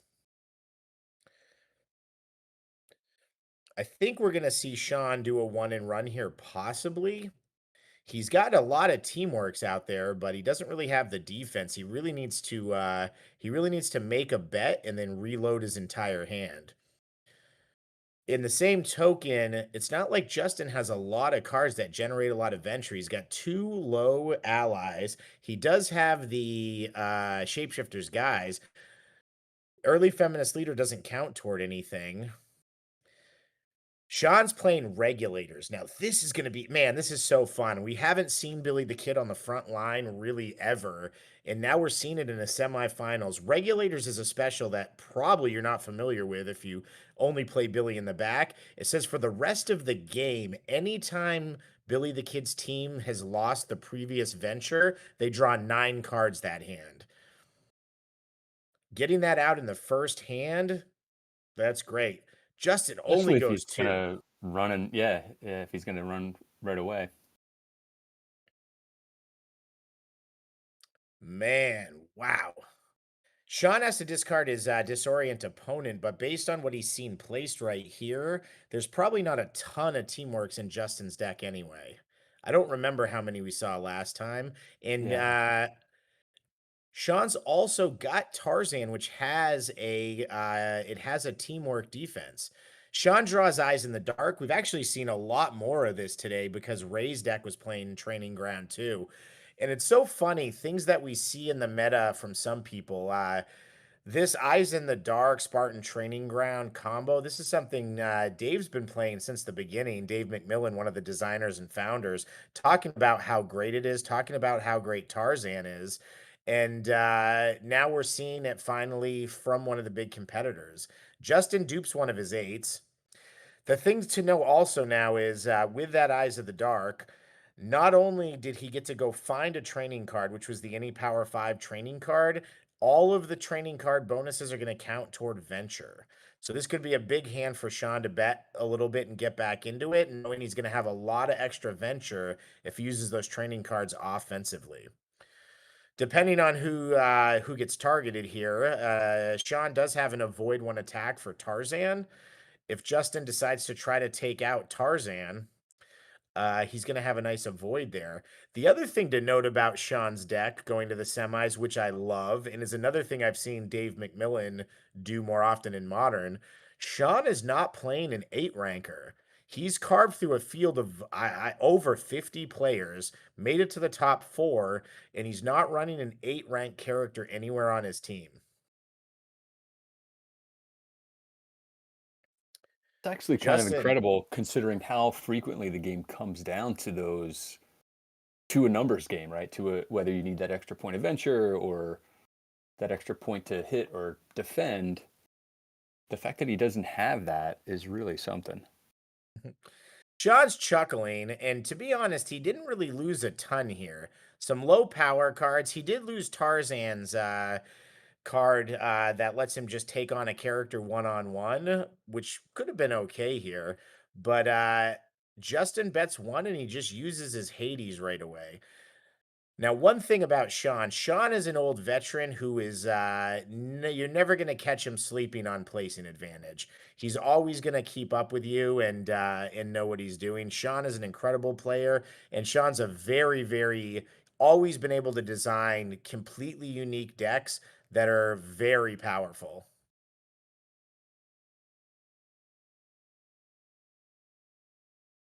So Sean's going to have the initiative, meaning he's going to get to place first and he's going to get to make the first action. That's an only attacks with universe cards may be made against Van Helsing. He gets pals out on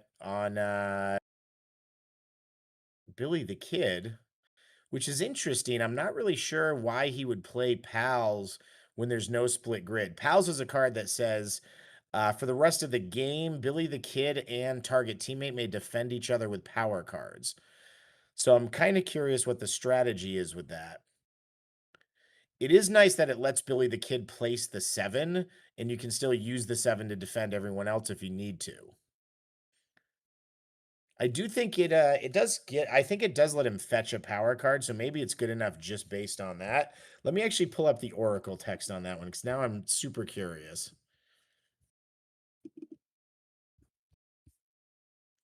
So for Billy the Kid,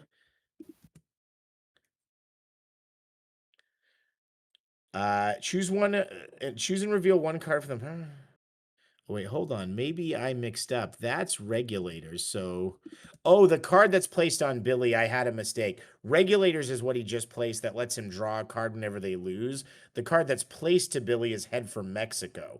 That's an avoid one attack that allows Billy to move into the reserve for the battle, and he can attack with power cards while in reserve. He does have to come back up front if the front line is somehow locked out. It's not a way to lock out your team to win that way, but it's a way to move Billy in the back and keep him alive if he's getting targeted. That's one of the Felipe allies that our partner from The Few and the Cursed has made up a bunch of just reskinned basic cards. Sean must like that one, so he's using it as one of his ally teamwork. So it looks like a 5 or less, acts as a 3 attack. So he's going to throw that ally out there and then probably get regulators in play for Billy the Kid.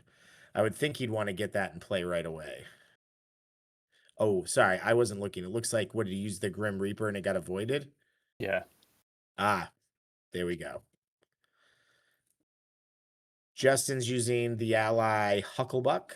That's from Victory Harbin. That's her cute little creature that transforms into a giant saber-toothed monster. Justin's got, he does have Joan of Arc's half multi in hand. He's got his Grim Reaper in hand. He's got to subjugate the Meek so he can do a chain, which it looks like he's thinking about doing right now. Sean's going to block it with a 5.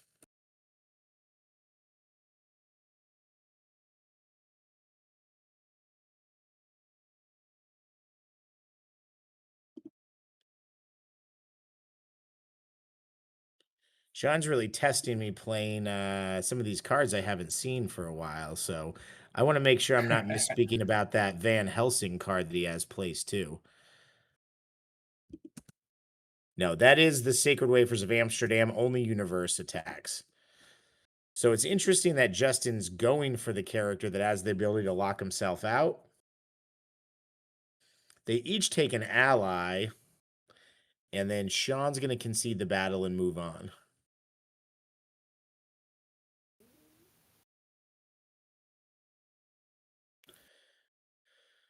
The Giant Man of Mars event makes it so they each choose a character. Sean's going to take Tarzan.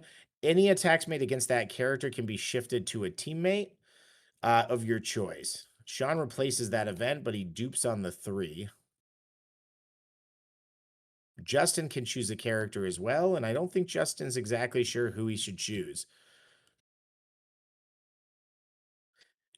Justin's what I like about Justin's deck in Modern is a lot of people said, you can't have 2 8s. Sort of the opposite theory here of what Sean has done, where he's played a reserve character who doesn't really do anything until the event comes up and he can get that shard out. But it does make it less important to keep Wicked Witch alive.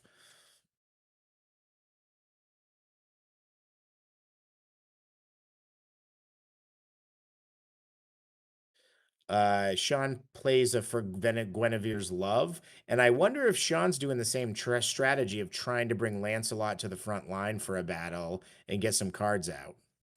If that's the case, then Justin's event is actually better for Sean if Sean's got multiple things in there for Lancelot. Now, one thing we haven't seen, and Justin's got to maintain awareness of, is we haven't seen Sean get any of his right tools for the job. That's a 3 energy attack that can't be defended by a special, and Van Helsing can follow it with a power card attack that also can't be defended by a special.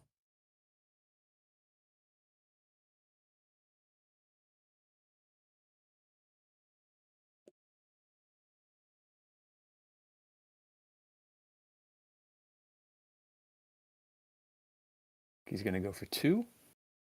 Sean just goes for 1.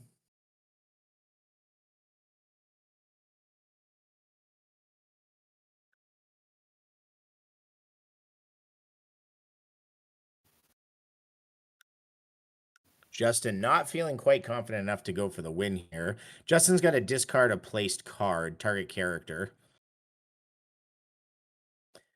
Gonna go with the teamwork string, which makes the sacred wafers useless against any of these attacks. It's only attacks with the universe cards. That means it's with the universe card if the universe card grants another card a bonus.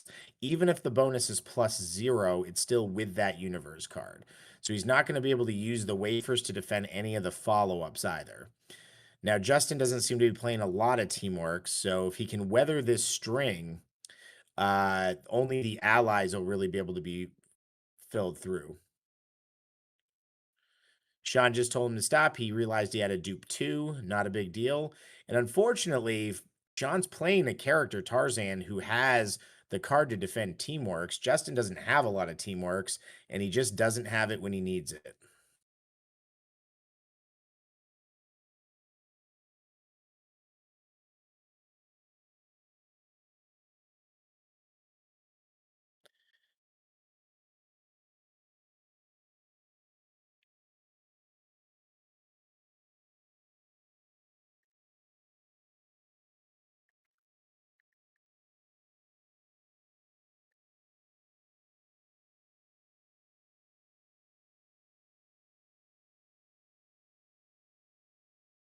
They're talking about something. All right, so they're going to call a judge. I'm not really sure what the question is. I don't think it would just be about the dupe 2, but maybe Justin's asking what the protocol is for that. And it is fair, there is a chance that if he knew Sean had 1 less card in his hand, he may have gone 1 for the win. I don't know if that's going to be what the solution is here.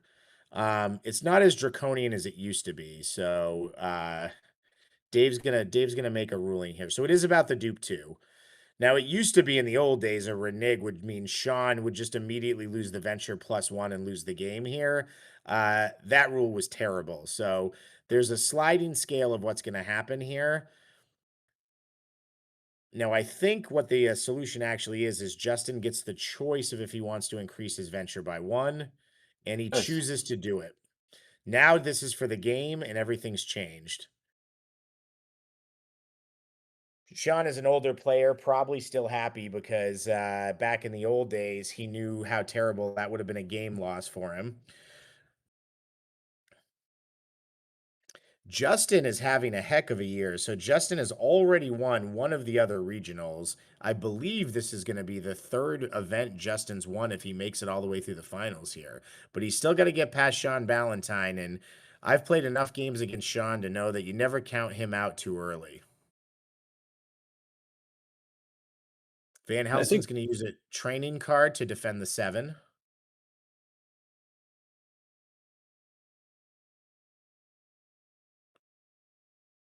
And I think this will be multiple games just tonight, since you and I have been on, where someone's gone for the win relatively early and then had to battle it out anyway. They didn't get it in that clutch moment. Yeah, we're going to see what happens here. Justin has a whole mid of cards. Sean's running out of a little bit of steam in his hand. I think Sean really needs to focus on getting those teamwork cards out. Justin was smart and threw all that big venture on Van Helsing when he could, but I think if I'm Sean, I'm immediately throwing that teamwork to try to get that 6 venture out there. He plays Regulators, which is going to allow him to go fetch a power card out of the power pack.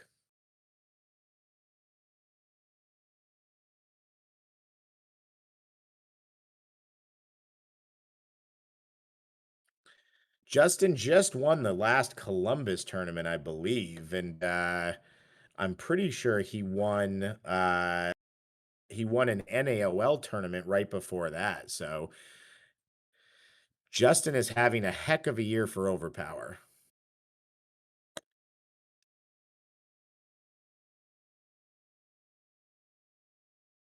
He's fetched his card.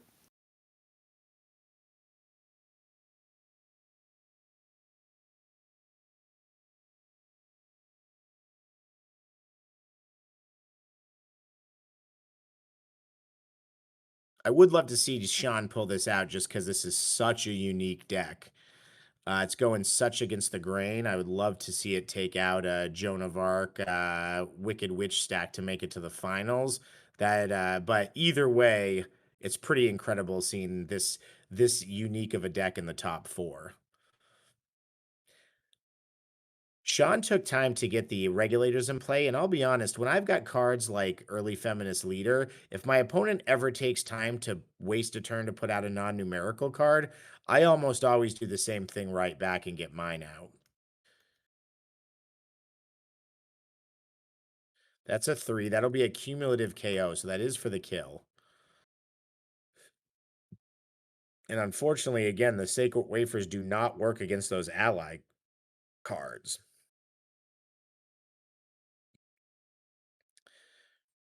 He's going to shift it? No, that's PALs. That's the one that allows them to defend each other with power Oh, cards. I see. It doesn't actually do anything, but it's not considered null effect because Billy can then use the power card to defend him. Even though Van Helsing can play it, he still gets to put it in play. I did say before, not really sure about that card in Sean's deck. It kind of seems like he doesn't need it, but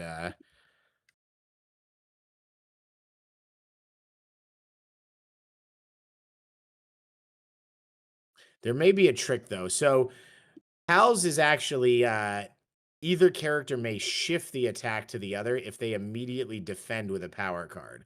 So there may be a reason why he wants to be able to get that shift back and forth.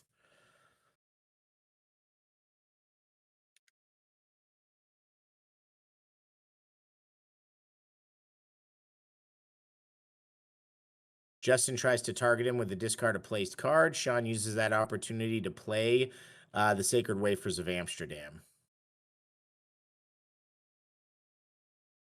And again, if he's going to throw this teamwork, I don't understand why he wouldn't dump the one off Van Helsing just in case Van Helsing dies. Justin does have a ally on Wicked Witch that can cut through the Sacred Wafers, but it is only 2 energy and would only take Van Helsing to 19. And Sean has a 2 power card that he could defend it with.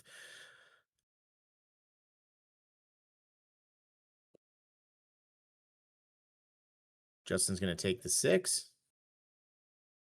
Sean's got a look on his face like he made a mistake. He throws a 2 over it.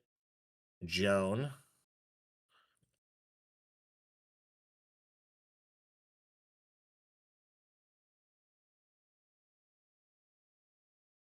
He's going to take that too.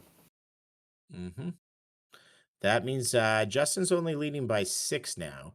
Justin's got a negate in his hand. He's got his fairy protection.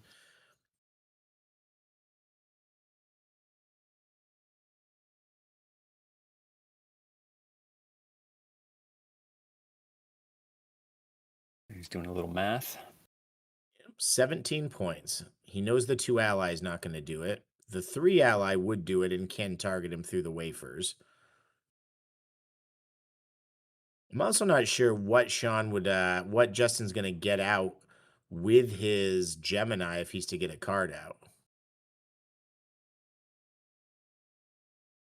Sean's going to let Van Helsing take another hit. Go to 19. And then Justin's going to play a special. Now, different than the teamwork, the special does not actually grant any kind of bonus to the special. So it's not considered played with a universe card. It's just played as an additional card. If it's providing some kind of bonus, then it's played with it. So whatever he follows up with for a special is not going to be able to target Van Helsing. So he'll probably look to just get early feminist leader in play.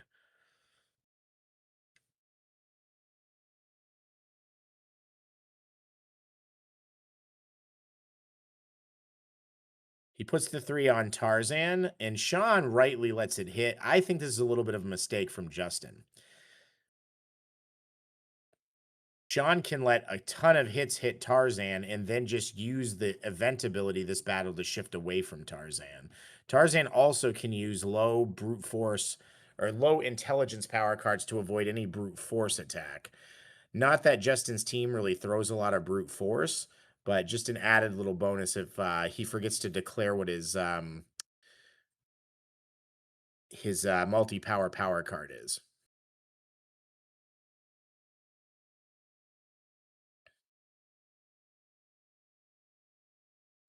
Ron, when you guys were doing Overpower, you did DC, you did Image. Was there ever discussion of trying to get non-main comic book properties at the time? That was the time when Capcom versus Marvel was out at a video game. Was there ever any discussion of anything like that? The closest we got to that was to try and get a bunch of the indie creators. We were sticking very close to the comic book world at the time.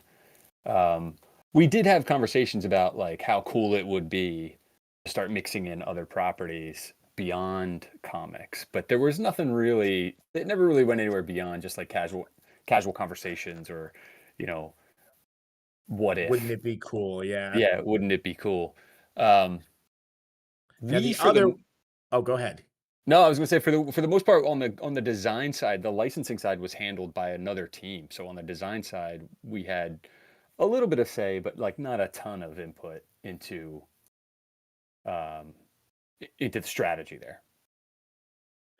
Justin finally gets early feminist leader in play to start getting those bonuses. So this ally is going to come across as a 5 now, and it will be for the kill. And it looks like, based on what Sean's doing, that is finally going to be the 5th hit that takes out Van Helsing. Van Helsing put up a Helsing of a fight right there. I know.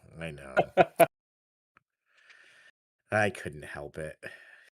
It's interesting that he didn't get that out earlier. We've seen in some previous games how valuable that is to get that in play. It really is. I'm surprised too. I thought you were talking about my pun, but yes. I was talking about your pun. But then I pivoted. I pivoted back to the game. Didn't want to let the pun linger. To go back to what we were talking about, so that was also, you started this DC set right at the time where the Amalgam crossover happened, DC and Marvel together. Did that ever come up as a possibility? It was sort of a possibility, but not really an actual possibility. The way that Amalgam set came about, or the way the Amalgam came about, I guess he just shook hands. The way the Amalgam stuff came about, yeah. Sorry, to the game here, he threw the 8 at Tarzan. He can move the 8 to Billy the Kid, but is he just not going to be able to generate the venture he needs? I mean, Justin does have an insane amount of venture on the board. Yeah. I think that's just even if he shifted it and kept Tarzan alive. Well, Sean's had a couple of good showings. Sean got right up to the top at the PAX Unplugged one, and then he hasn't really been to one this year, and he makes it to the top 4 again. I think if there's anything this match has shown us is that Sean needs to be making more regionals and really, showing up, because I think it's a matter of time. Sean used to win so many tournaments back in the day too that I think once there's more options and Skybound hits, he is such a brilliant deducer of the environment, and he makes such nasty creative decks. People don't know what to do when they sit down across from him. So Justin was able to pull that out. A little bit of bad luck early put Sean behind the 8 ball, but man, what an impressive run he had. I don't know if we saw what happened. Is Jessica Sims and Zach still going on? It looks like that game's still going on. So whoever wins out of Jessica and Zach is going to face Justin in the finals. That is the semifinal match here, coming to you from the Canadian Regional in St. Catharines, Ontario, right near Niagara Falls. Thank you again to MECHA Games for being our partner. I've seen some photos. I've talked to a lot of fans up there. What a cool store they have. And it sounds like they've been a fantastic place to hold a regional. If you are in the area of St. Catharines, if you're visiting Niagara Falls, if you're visiting Buffalo, cross that border, take a little ride, and go check out a hell of a cool game store. We are going to be right back here relatively quick to show you our final round of the regional of the day. Thanks very much for being with us today, Ron. And are you coming back? I feel like at this point you got to come talk. Yeah, with us we got to see. We got to see how it ends. All right, we're going to take a little break, and we are going to be back with you. These matches are an hour for the playoffs, so don't go anywhere. Keep an eye on it. It's not going to necessarily be an hour, but we're going to jump right into it as soon as we're ready.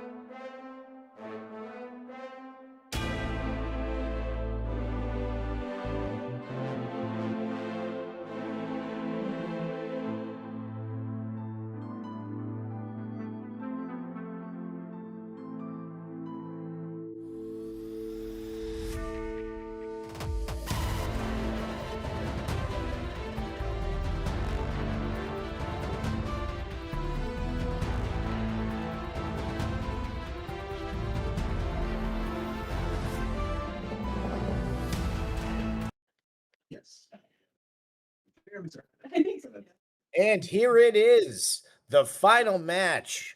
Over 50 players. I didn't even get the final count. Very many players, and two of them have fought their way to the top. Jessica Sims is looking to win her first event.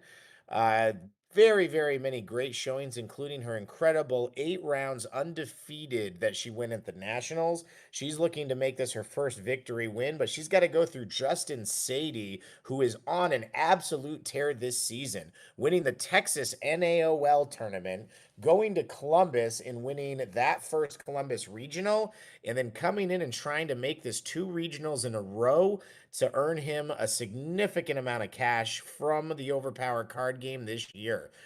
We're coming to you from Canada, near Niagara Falls, up there at MECHA Games, who's been a great partner and a great host. Co-commentating with me here is Ron Peraza, who's been with me for about the second half of the tournament. Ron, how excited are you to see this final match here? This is super exciting, and I think we watched Justin's earlier game together and how he's just been powering through people, and we watched Jessica earlier as well, coming from her earlier win. So, and I think you said earlier that it would be really cool if Jessica pulled this off, and she seems to have pulled it off so far. So this is a good one. Yeah, this is incredible. And I think to your point, both played very aggressively in those situations. Sorry, that was great. Jessica's used to having Joan of Arc on the left, but Justin's event has brought up the reserve character for a battle, and she was placing all the Joan of Arc cards on Morgan Le Fay, who will be unable to play them. I guess that's just the like you go through some of it is just muscle memory of where your cards are on the field. Absolutely. Now, both of them have a pretty similar team. They're both using Morgan Le Fay. They're both using Joan of Arc. They're both using Wicked Witch. Jessica's getting more negates with Morgan Le Fay, where Justin's got his reserve strategy with using Ra. Now, Ra, he wants to get his Shards of the Staff in play to get that big defensive bonus, but instead he's going to have to try to use the Eye of Schemad. If he uses Eye of Schemad on that 7, that will burn out every 7 from Jessica's deck, and she'll have no 7s for the rest of the game. That could be devastating. Both players have got their early feminist leader to get that big +2 bonus, and Justin's got his fairy protection. Now, Jessica's only going to go 1 here. I suspect, even though she looks to have a lot more venture and a lot more ability to punch through, she probably just doesn't have anything that avoids that Eye of Schemat, and she doesn't want to risk losing all of her 7s. If she gets out of this battle for, even as low as 2, Ra's going to go back to the reserve and she's going to have time to build up that defense. But She's no, going she for it. throws a curveball. Now, one thing she could do here, she could risk playing the early feminist leader offensively. And if Justin doesn't have the negate, it goes into play. She's allowed to do that. Not many people do that or know that as a rule, but you can play it to give the boost offensively. They just can negate it and still defend. But she just decided, no, I'm going to go with the offensive pressure. And now she's risking Justin having to use that fairy protection. Justin might just use the free F from his hand and try to save it, which he does. She still gets one. She gets one more attack. Actually, I'm very curious. Does she get multiple attacks with that card with the character on the front line? Let me take a quick look at that text from Joan. Gonna do my alphabet here. HIJKL.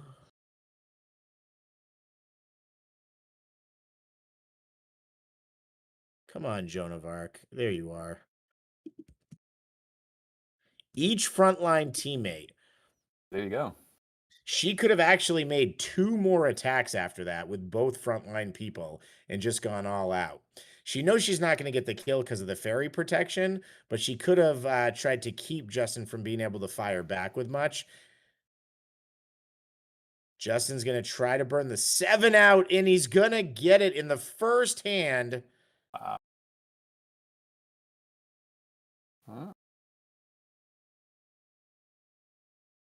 Oh, Because asking for it. This is untimed, so they plenty of time to call for the judge.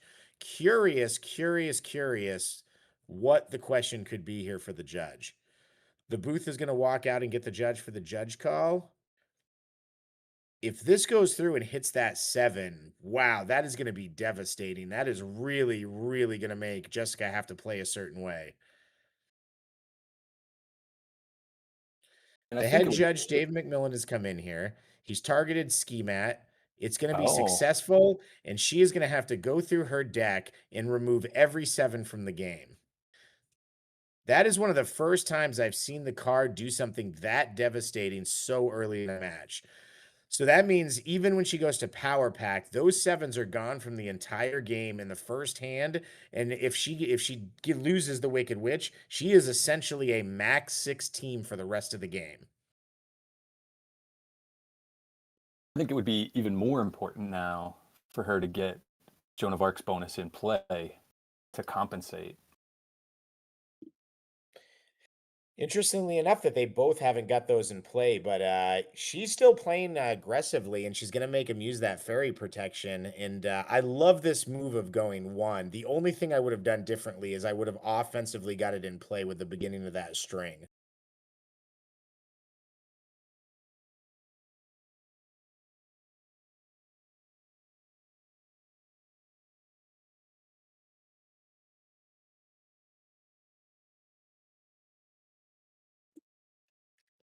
A lot of thinking going on here. Yeah, Justin is really trying to decide if he's got to use that fairy protection or not. And he does. He does use it. That gets through a lot of his, what we like to call the premier defense. Jess still has 2 cards in hand. Justin hasn't thrown that teamwork, so he must not have the power card for it. It's currently 4-4, so they're tied. She's got 2 cards in hand. Justin's going to take this turn to get the early feminist leader out. And like I said, I would play mine right back in his... Oh, he's going to do it offensively. So wait a second. What happened there? Why didn't he want to do it? Unwinded, yeah. Maybe he just decided not to risk it because she could have negated it. She's going to play her Gemini. She has 1 card in the dead pile, so Justin knows she has the 8. She can call it as a combat attack, and Justin is going to go 2 and still lose. Jessica's going to come out of that with barely any damage. She's going to knock the Venture out, really right where you want it to be. The loss of the 7s is going to... So interesting. Such an interesting way this played out. It's also interesting that Justin got that event firsthand and managed to use 2 of his raw cards that first hand. He drew the second one now, which is going to make it a dead card. But raw's really not going to have much relevance when he comes to the front line other than backing up that 8. And if she can get that one eye on him. So the one eye card a lot of times is used against the front line. If she plays the early feminist leader and throws it as a 9 and it hits Raw has to skip a battle before he comes to the front line. Usually that's not relevant, but where she's going to be so strapped for those high power cards, that could actually end up being incredibly relevant.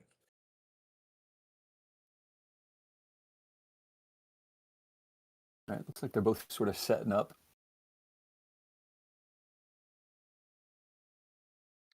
Jess has another inspirational leadership.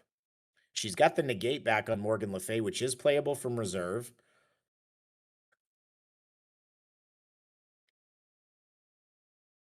Justin's got a 7. I'm sure Jessica's jealous of that.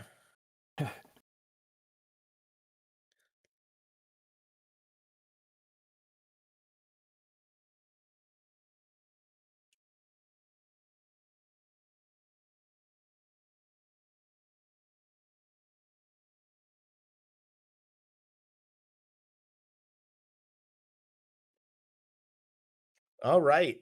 A lot happened. That was a Yeah, big another. first hand.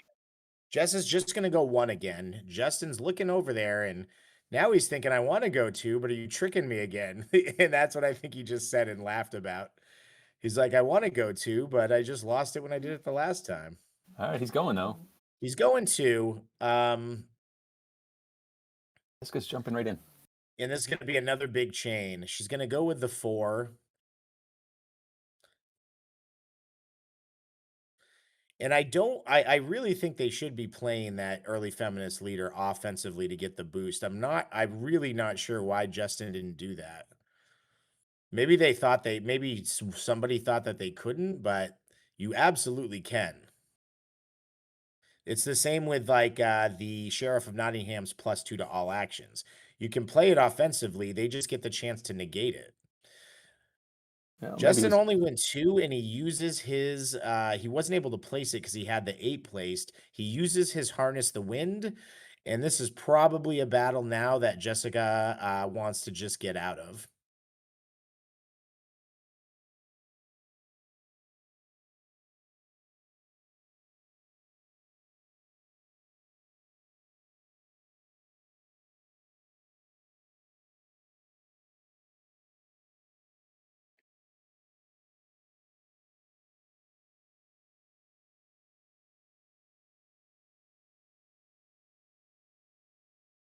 I think Jessica only has 1 card in hand. Yeah, Is that right? I think she's trying to decide if she wants to continue attacking. Now, this is about the best thing that could happen for Jess in this situation. I do not like this play at all from Justin. Justin's going to play early, select the slain. He accidentally did 6, probably used to doing Moriarty's card, but Justin's going to pick a card out of here, and she's almost certainly just going to concede. He has to reveal it, though, so he can't just pick like a nothing card. He picks his 8. And then she's just going to run. I think Justin should have played any other card from his hand. He should have just played like a low attack or something. He would have still had a card in hand to bluff with. He's got the Harness the Wind, and that's exactly what happened. He fishes that 8 out, and she just runs away, and he wastes it. Yeah, not a huge fan of that play. Exactly. I would have just thrown the 2. She was probably going to run anyway immediately after that.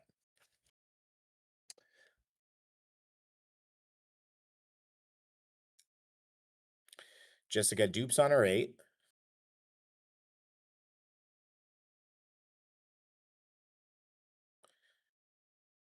Justin draws one of his 8s. Justin dupes on 2 of his 7s. Well, maybe he would be happy if he didn't have any 7s. It's just a cursed number. Yeah, so both people are struggling with their 7s this game.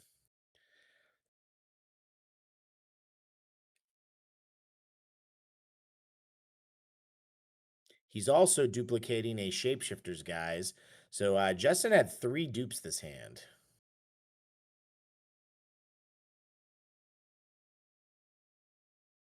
So he's only got 4 cards in his hand. He placed the 8. Jessica only had the 1 duplicate that I saw, or maybe she did. No, she must have duplicated a negate as well because she hasn't used one of those yet. So she had 2 to Justin's 3.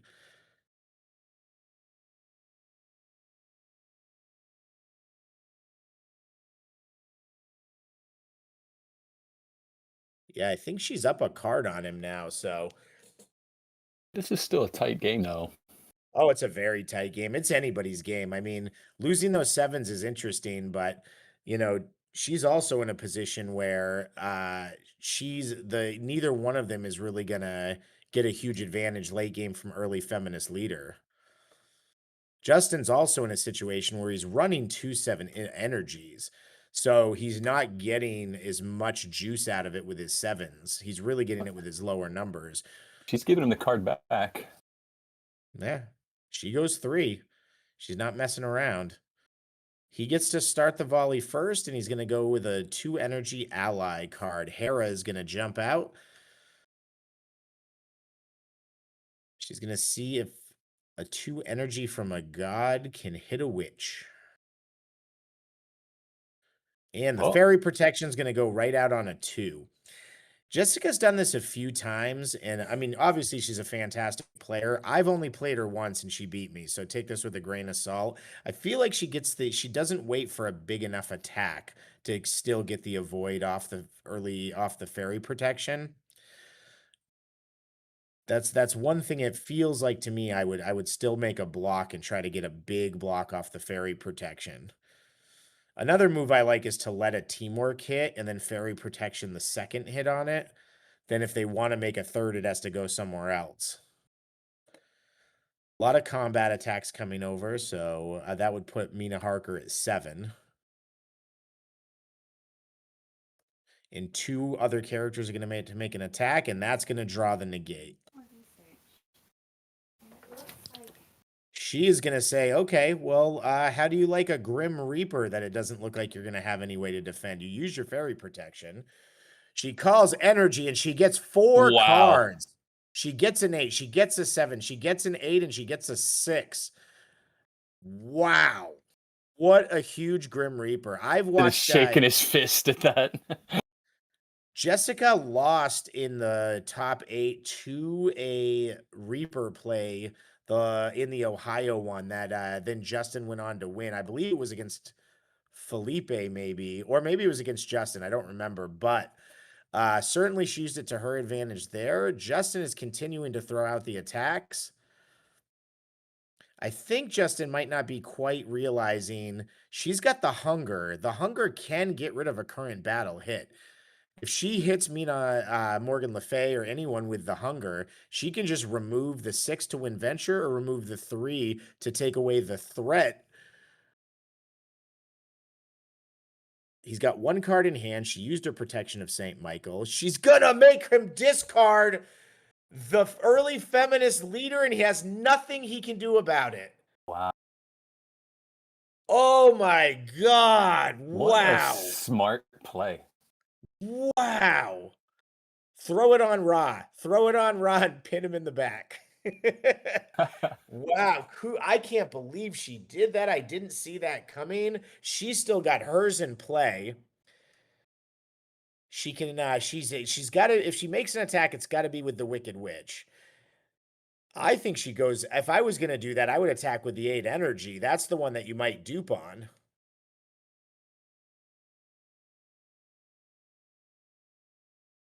She's thinking about it. Justin's got 1 card. He cannot KO Mina Harker with that card. Jessica is in absolutely no danger here whatsoever. There's no reason to not throw the 8. Oh, well, okay, I take it back. She makes an attack from hand and keeps her placing advantage, and Justin still basically has to run. Man, that was a hand. Jessica played that flawlessly. She's going to go into the... Oh, it's going to get shifted to Joan of Arc. Okay. Jessica is going into the next hand with a 5-card placing advantage. 6 if you count the early feminist leader. What a crazy play. And she's still going. Did Justin pass? He must have.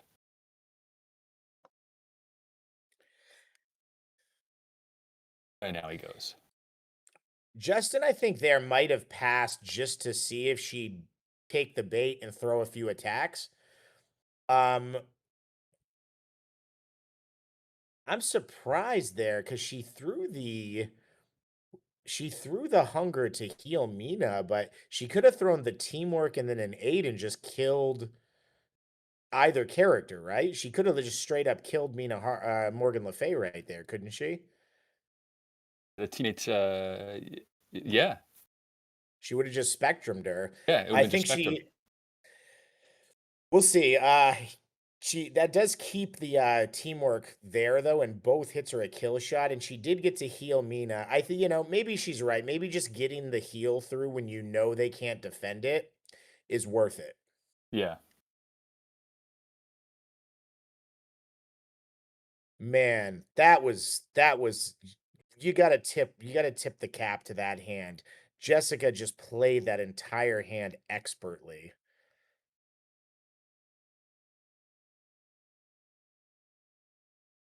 She's got 4 in the middle there. She's counting them up.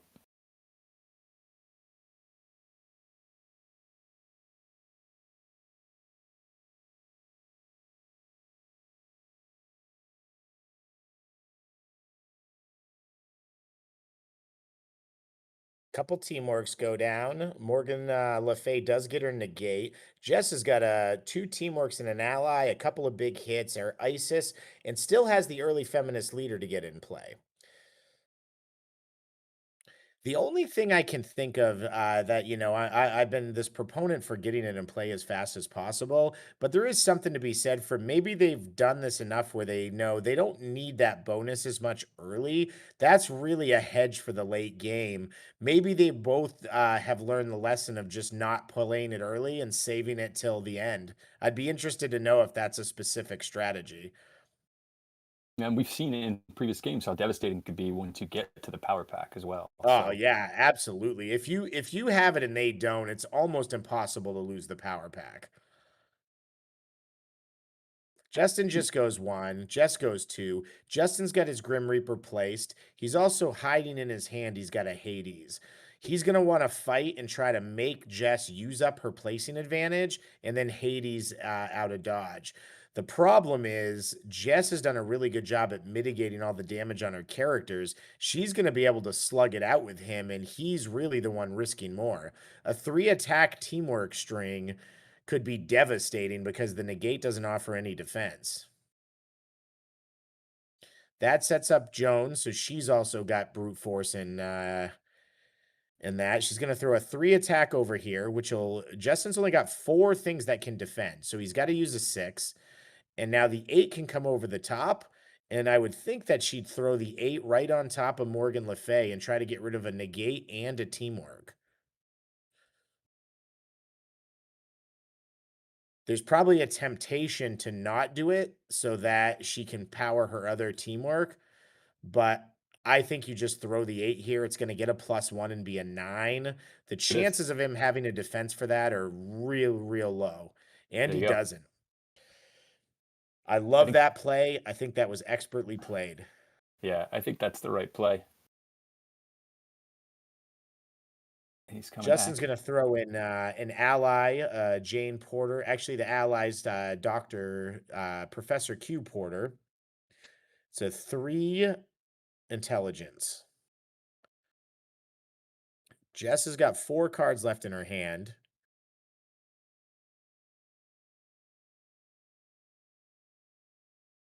She's laughing and in good spirits, but I will say, if there's one thing I know about Overpower, you have to stay focused and you have to go for the kill.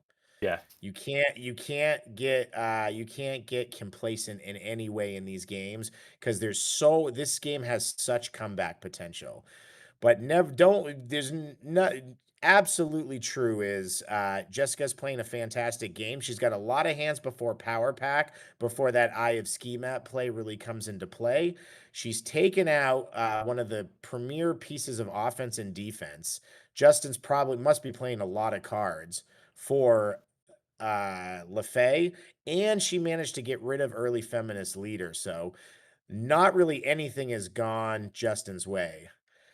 Justin now He draws. came out big with that ditching the sevens, and then it's been downhill for him since. Absolutely. Justin's got 2 inspirational leadership, so he'll have to discard 1, and he's got the 8 half multi. He's drawn a ton of heat for Joan of Arc, and unfortunately, he's drawn basically no real defense. He's going to have to place out and run. Jess has got her negate so she can stop the Grim Reaper. Jess doesn't realize it, but the Joan of Arc is wide open. Like I think he might have 1/7 that he can defend her with.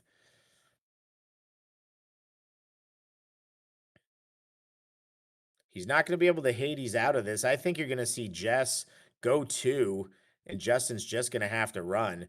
If she goes teamwork into the 8, and I don't even know if she has a third follow-up, but those first 2 hits are for the kill. Justin's just going to lose Joan of Arc. He's going to lose the 8. He's going to lose the inspirational leaderships. I don't see a world where he doesn't go 1 and run here. Unless he's got like a fairy protection in hand that I missed. He's got a target character, discard a place card, an inspirational leadership, a Gemini, a 3, and a 5. Yeah, this is just not a good hand. If Jessica saw what was in his hand, she would absolutely go for the win here. This is not to mention the fact that if she just plays the early feminist leader in the 1 eye, that comes across as a 9. She's seen his Freya go by. Looking at her venture. I think she's trying to decide if she's going to go 3 for the win here. She's got 4. She's got 4. Nah, she can't do that. But she needs to. She just, as Dave McMillan likes to say, she just needs to take the layup here. She needs to get her 2. Justin goes 1. Is he in? Is he even going to be in? I don't see any way he can be in right here. He's counting. Actually, he does have the +2 to defense on the staff. He still can only block a 7. The 8 is just an auto kill.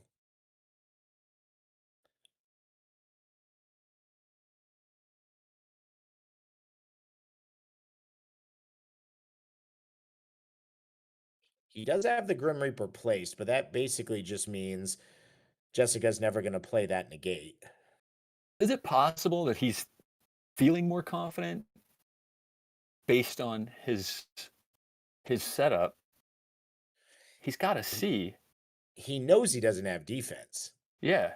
Yeah, absolutely. Yeah. I know he didn't want to have to admit it, but there was nothing he could do there. I think most likely his big consideration is he didn't want to lose the early feminist leaders. So I think he was considering Geminiing and then seeing if like maybe she didn't throw the teamwork, but of course she's going to throw the teamwork string.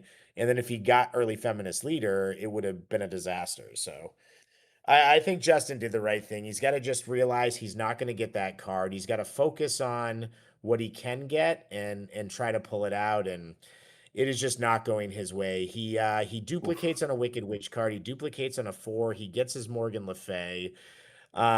She goes 2 for the win. And he goes 2. Justin did have something in his hand pretty good, though. He does have the negate. He's got an 8, and he's got confusion. So this could easily be a hand that Justin pulls off here.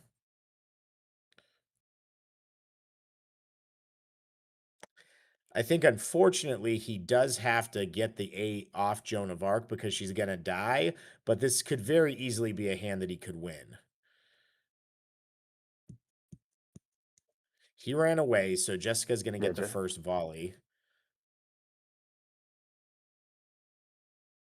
No, I don't think he's got a way to stop the 8. I think she's just going to... Oh, she goes with the low 4s. That is surprising. Now, the only thing to be said here, is that even if she throws low cards, the most he has is 4 defenses for Joan in hand, no matter what she throws. If she throws 4 cards that kills Joan, his entire hand's gone or Joan is dead. So that is one way to look at it. And if maybe she's an expert and just knew to throw the teamwork in case he had the confusion. If she did, that is the play of the game, because now her teamwork's a kill shot and the 8 is a kill shot and a third card is most likely coming that's a kill shot. He puts out the 2. He blocks the 4 with a 3. From her hand, Mina Harker throws a 2, tries to get a little color over on Ra. Kind of curious why she would go Ra instead of Wicked Witch, but maybe she really thinks that 2 to defense is going to matter in the long run. I guess Justin's deck probably is pretty close to gone. She follows up with a 6 that gets a +1 for a 7. And wow, she doesn't even need to throw the 8. And she's going to use a 6 to take out Joan of Arc. Wow. I would have just been terrified he had something that could block that, with the +2 to defense. But she's making some really smart moves or just brave moves. She defensively plays early, feminist leader, and defense for 1. She has the avoid in hand.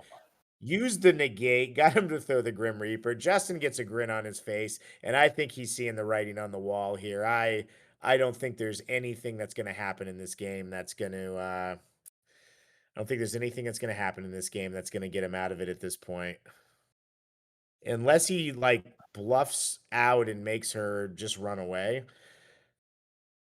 He's trying to remove a hit from Wicked Witch. Now, the problem is Justin doesn't want to negate that card, but she's got Asclepion. If she removes that hit, the home base lets her draw a card and then make an attack. She can't make the attack again because it's being played from the reserve, but it's going to let her just draw a card and change that out for something. And the only character that'll be damaged at that point is Mina Harker. So he does do the negate.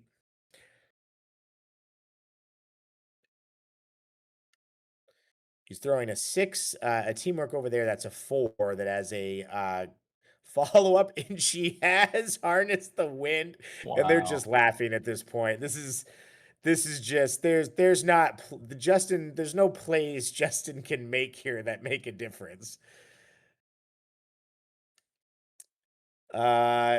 If she wanted to, she could shift it and defend with John Harker Solicitor, which is exactly what she does. The other thing that's cool about the early feminist leader builds is they use Isis and it comes over as a 4. So that Isis 4 is going to kill Ra. That gets rid of the shard staff head. And then the 7's coming over as a 9. A hit. I think she's going to kill his whole team.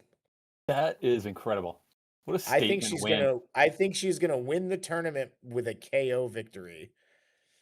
But it would actually it would be a double victory, right? She's betting for the win as well. That's true. She didn't have any more, but that's still the game.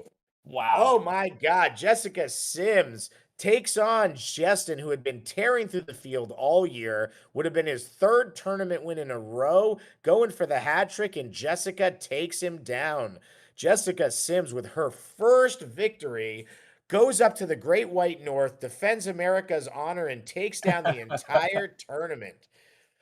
For those who don't know, we have a friendly rivalry at the Canadian tournament where whichever team has we take the top number of players from each side, we compare records. Whichever side wins, the other team has to sing their national anthem for them. And I've sung a number of Canadian national anthems, but it sounds like this year, between Justin and Jessica, we may be hearing an American national anthem up in the Great White North.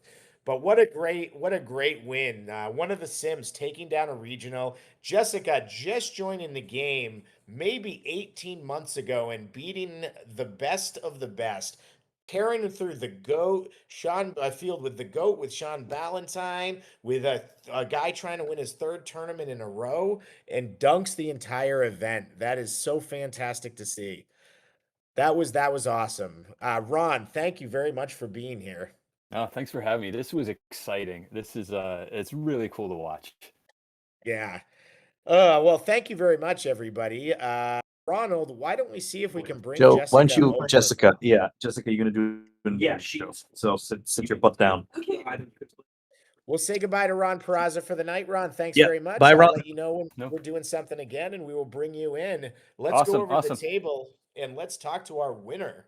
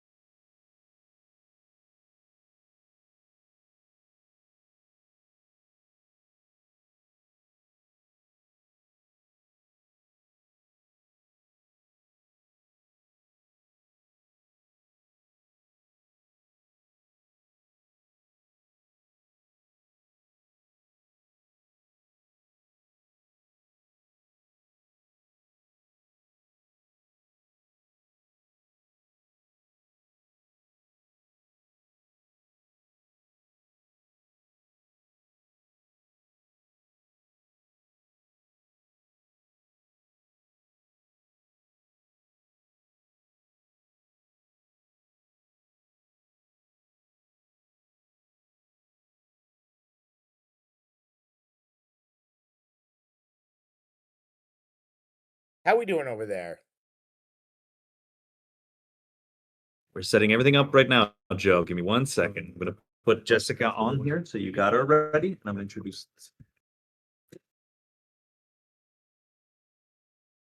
That's what because everything you just. I have to try to beat that shit all the time. There you go. Hey, Jessica, can you hear me? Hey, yeah, I can hear you. How is it going? How are you feeling right now? Good. Happy, excited. Excited to open up some Skybound boxes. Oh, nice, nice. I couldn't remember. Was that your first final match? Yes. Is that the first time you'd made it to the final table? Because I know you've top I'm 8'd a pretty number sure. of times. Yeah. Well, that was I think incredible. That top would have 4 been is as much as I've got. okay. That would have been Justin's 3rd tournament in a row. I don't know if he told you that going in. He won Texas. No. So Justin had won NAO at Texas and he won the Columbus Regional. So he was going for his last 3 appearances in a row, winning the entire tournament. So he's been on a really good run with that deck. How'd you feel going into that match? We saw a really tough loss against Corey. Yeah.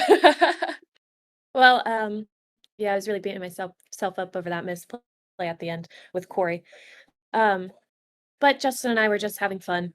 We were like, we're gonna split and play for a box and just have fun. So there wasn't any pressure. It was just, yeah, good game. My games with Justin are always good. So yeah. So he came out right out of the gate and he hit you with that first hand. He brings Rod to the front line. He hits you with that Eye of Ski Mat and eliminates all the 7s. We were going nuts in the booth over it. At that point, that was one of the first things that happened. That's got to be pretty terrifying firsthand. It was. Yeah, it was. Yeah, and it lined up perfect. That was a great first hand for him. Yeah, and I'm sure usually he wants to get that event later whenever he has the +2 to defense as well. Yeah. Yeah. So I felt like I was pretty lucky with that. I was fine with it as long as he didn't have the staff card. But that hand was interesting as well because you bet 1, but then it looked like you were going to run, and then you fight him out and you won that hand. So even though he got some good plays, so were you going to run at any point, or were you always planning on fighting? You just didn't want to bet big. I like to be able to leave whenever I can, or whenever I want, I should say. So it was kind of, if I need to leave, I will, but I'll stay and play a few. Yeah, I think that tricked Justin a little bit. I don't believe Justin was planning on going 2. I think he thought the same thing we thought.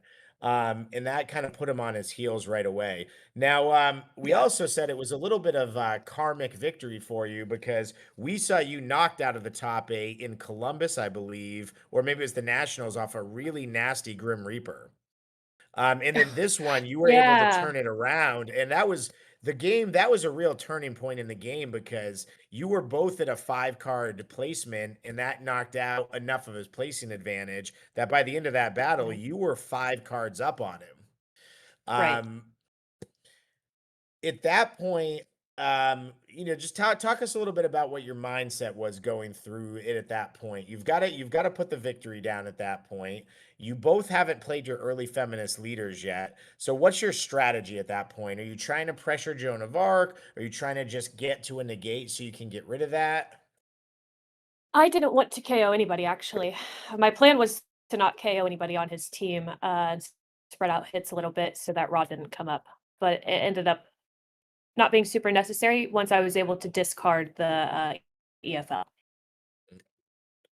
So I also had a question too. There's a few times where um, it seemed like it would have been a good opportunity, and I've noticed this on a lot of games today with Justin too, because we saw 3 of his matches.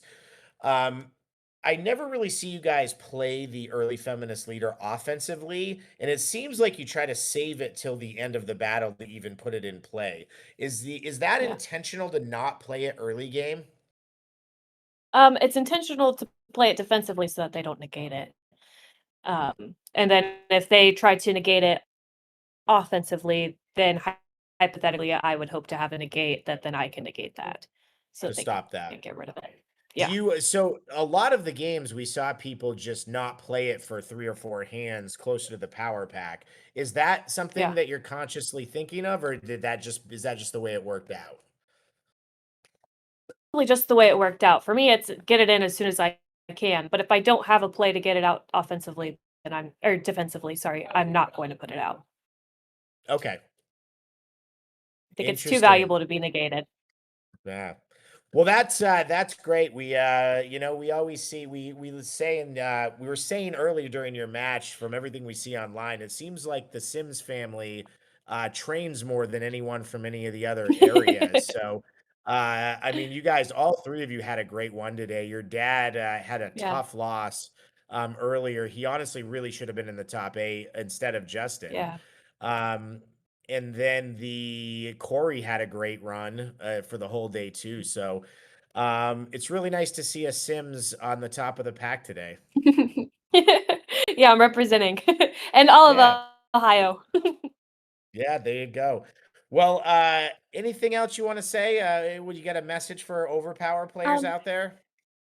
I don't, but I was just thinking about EFL. I did actually put it out into play to make an ally playable and hoped he negated it at one point, when I played Ray. So so I Okay. guess a little bit untruthful. I really wanted him to negate it so I could get off my other tricks.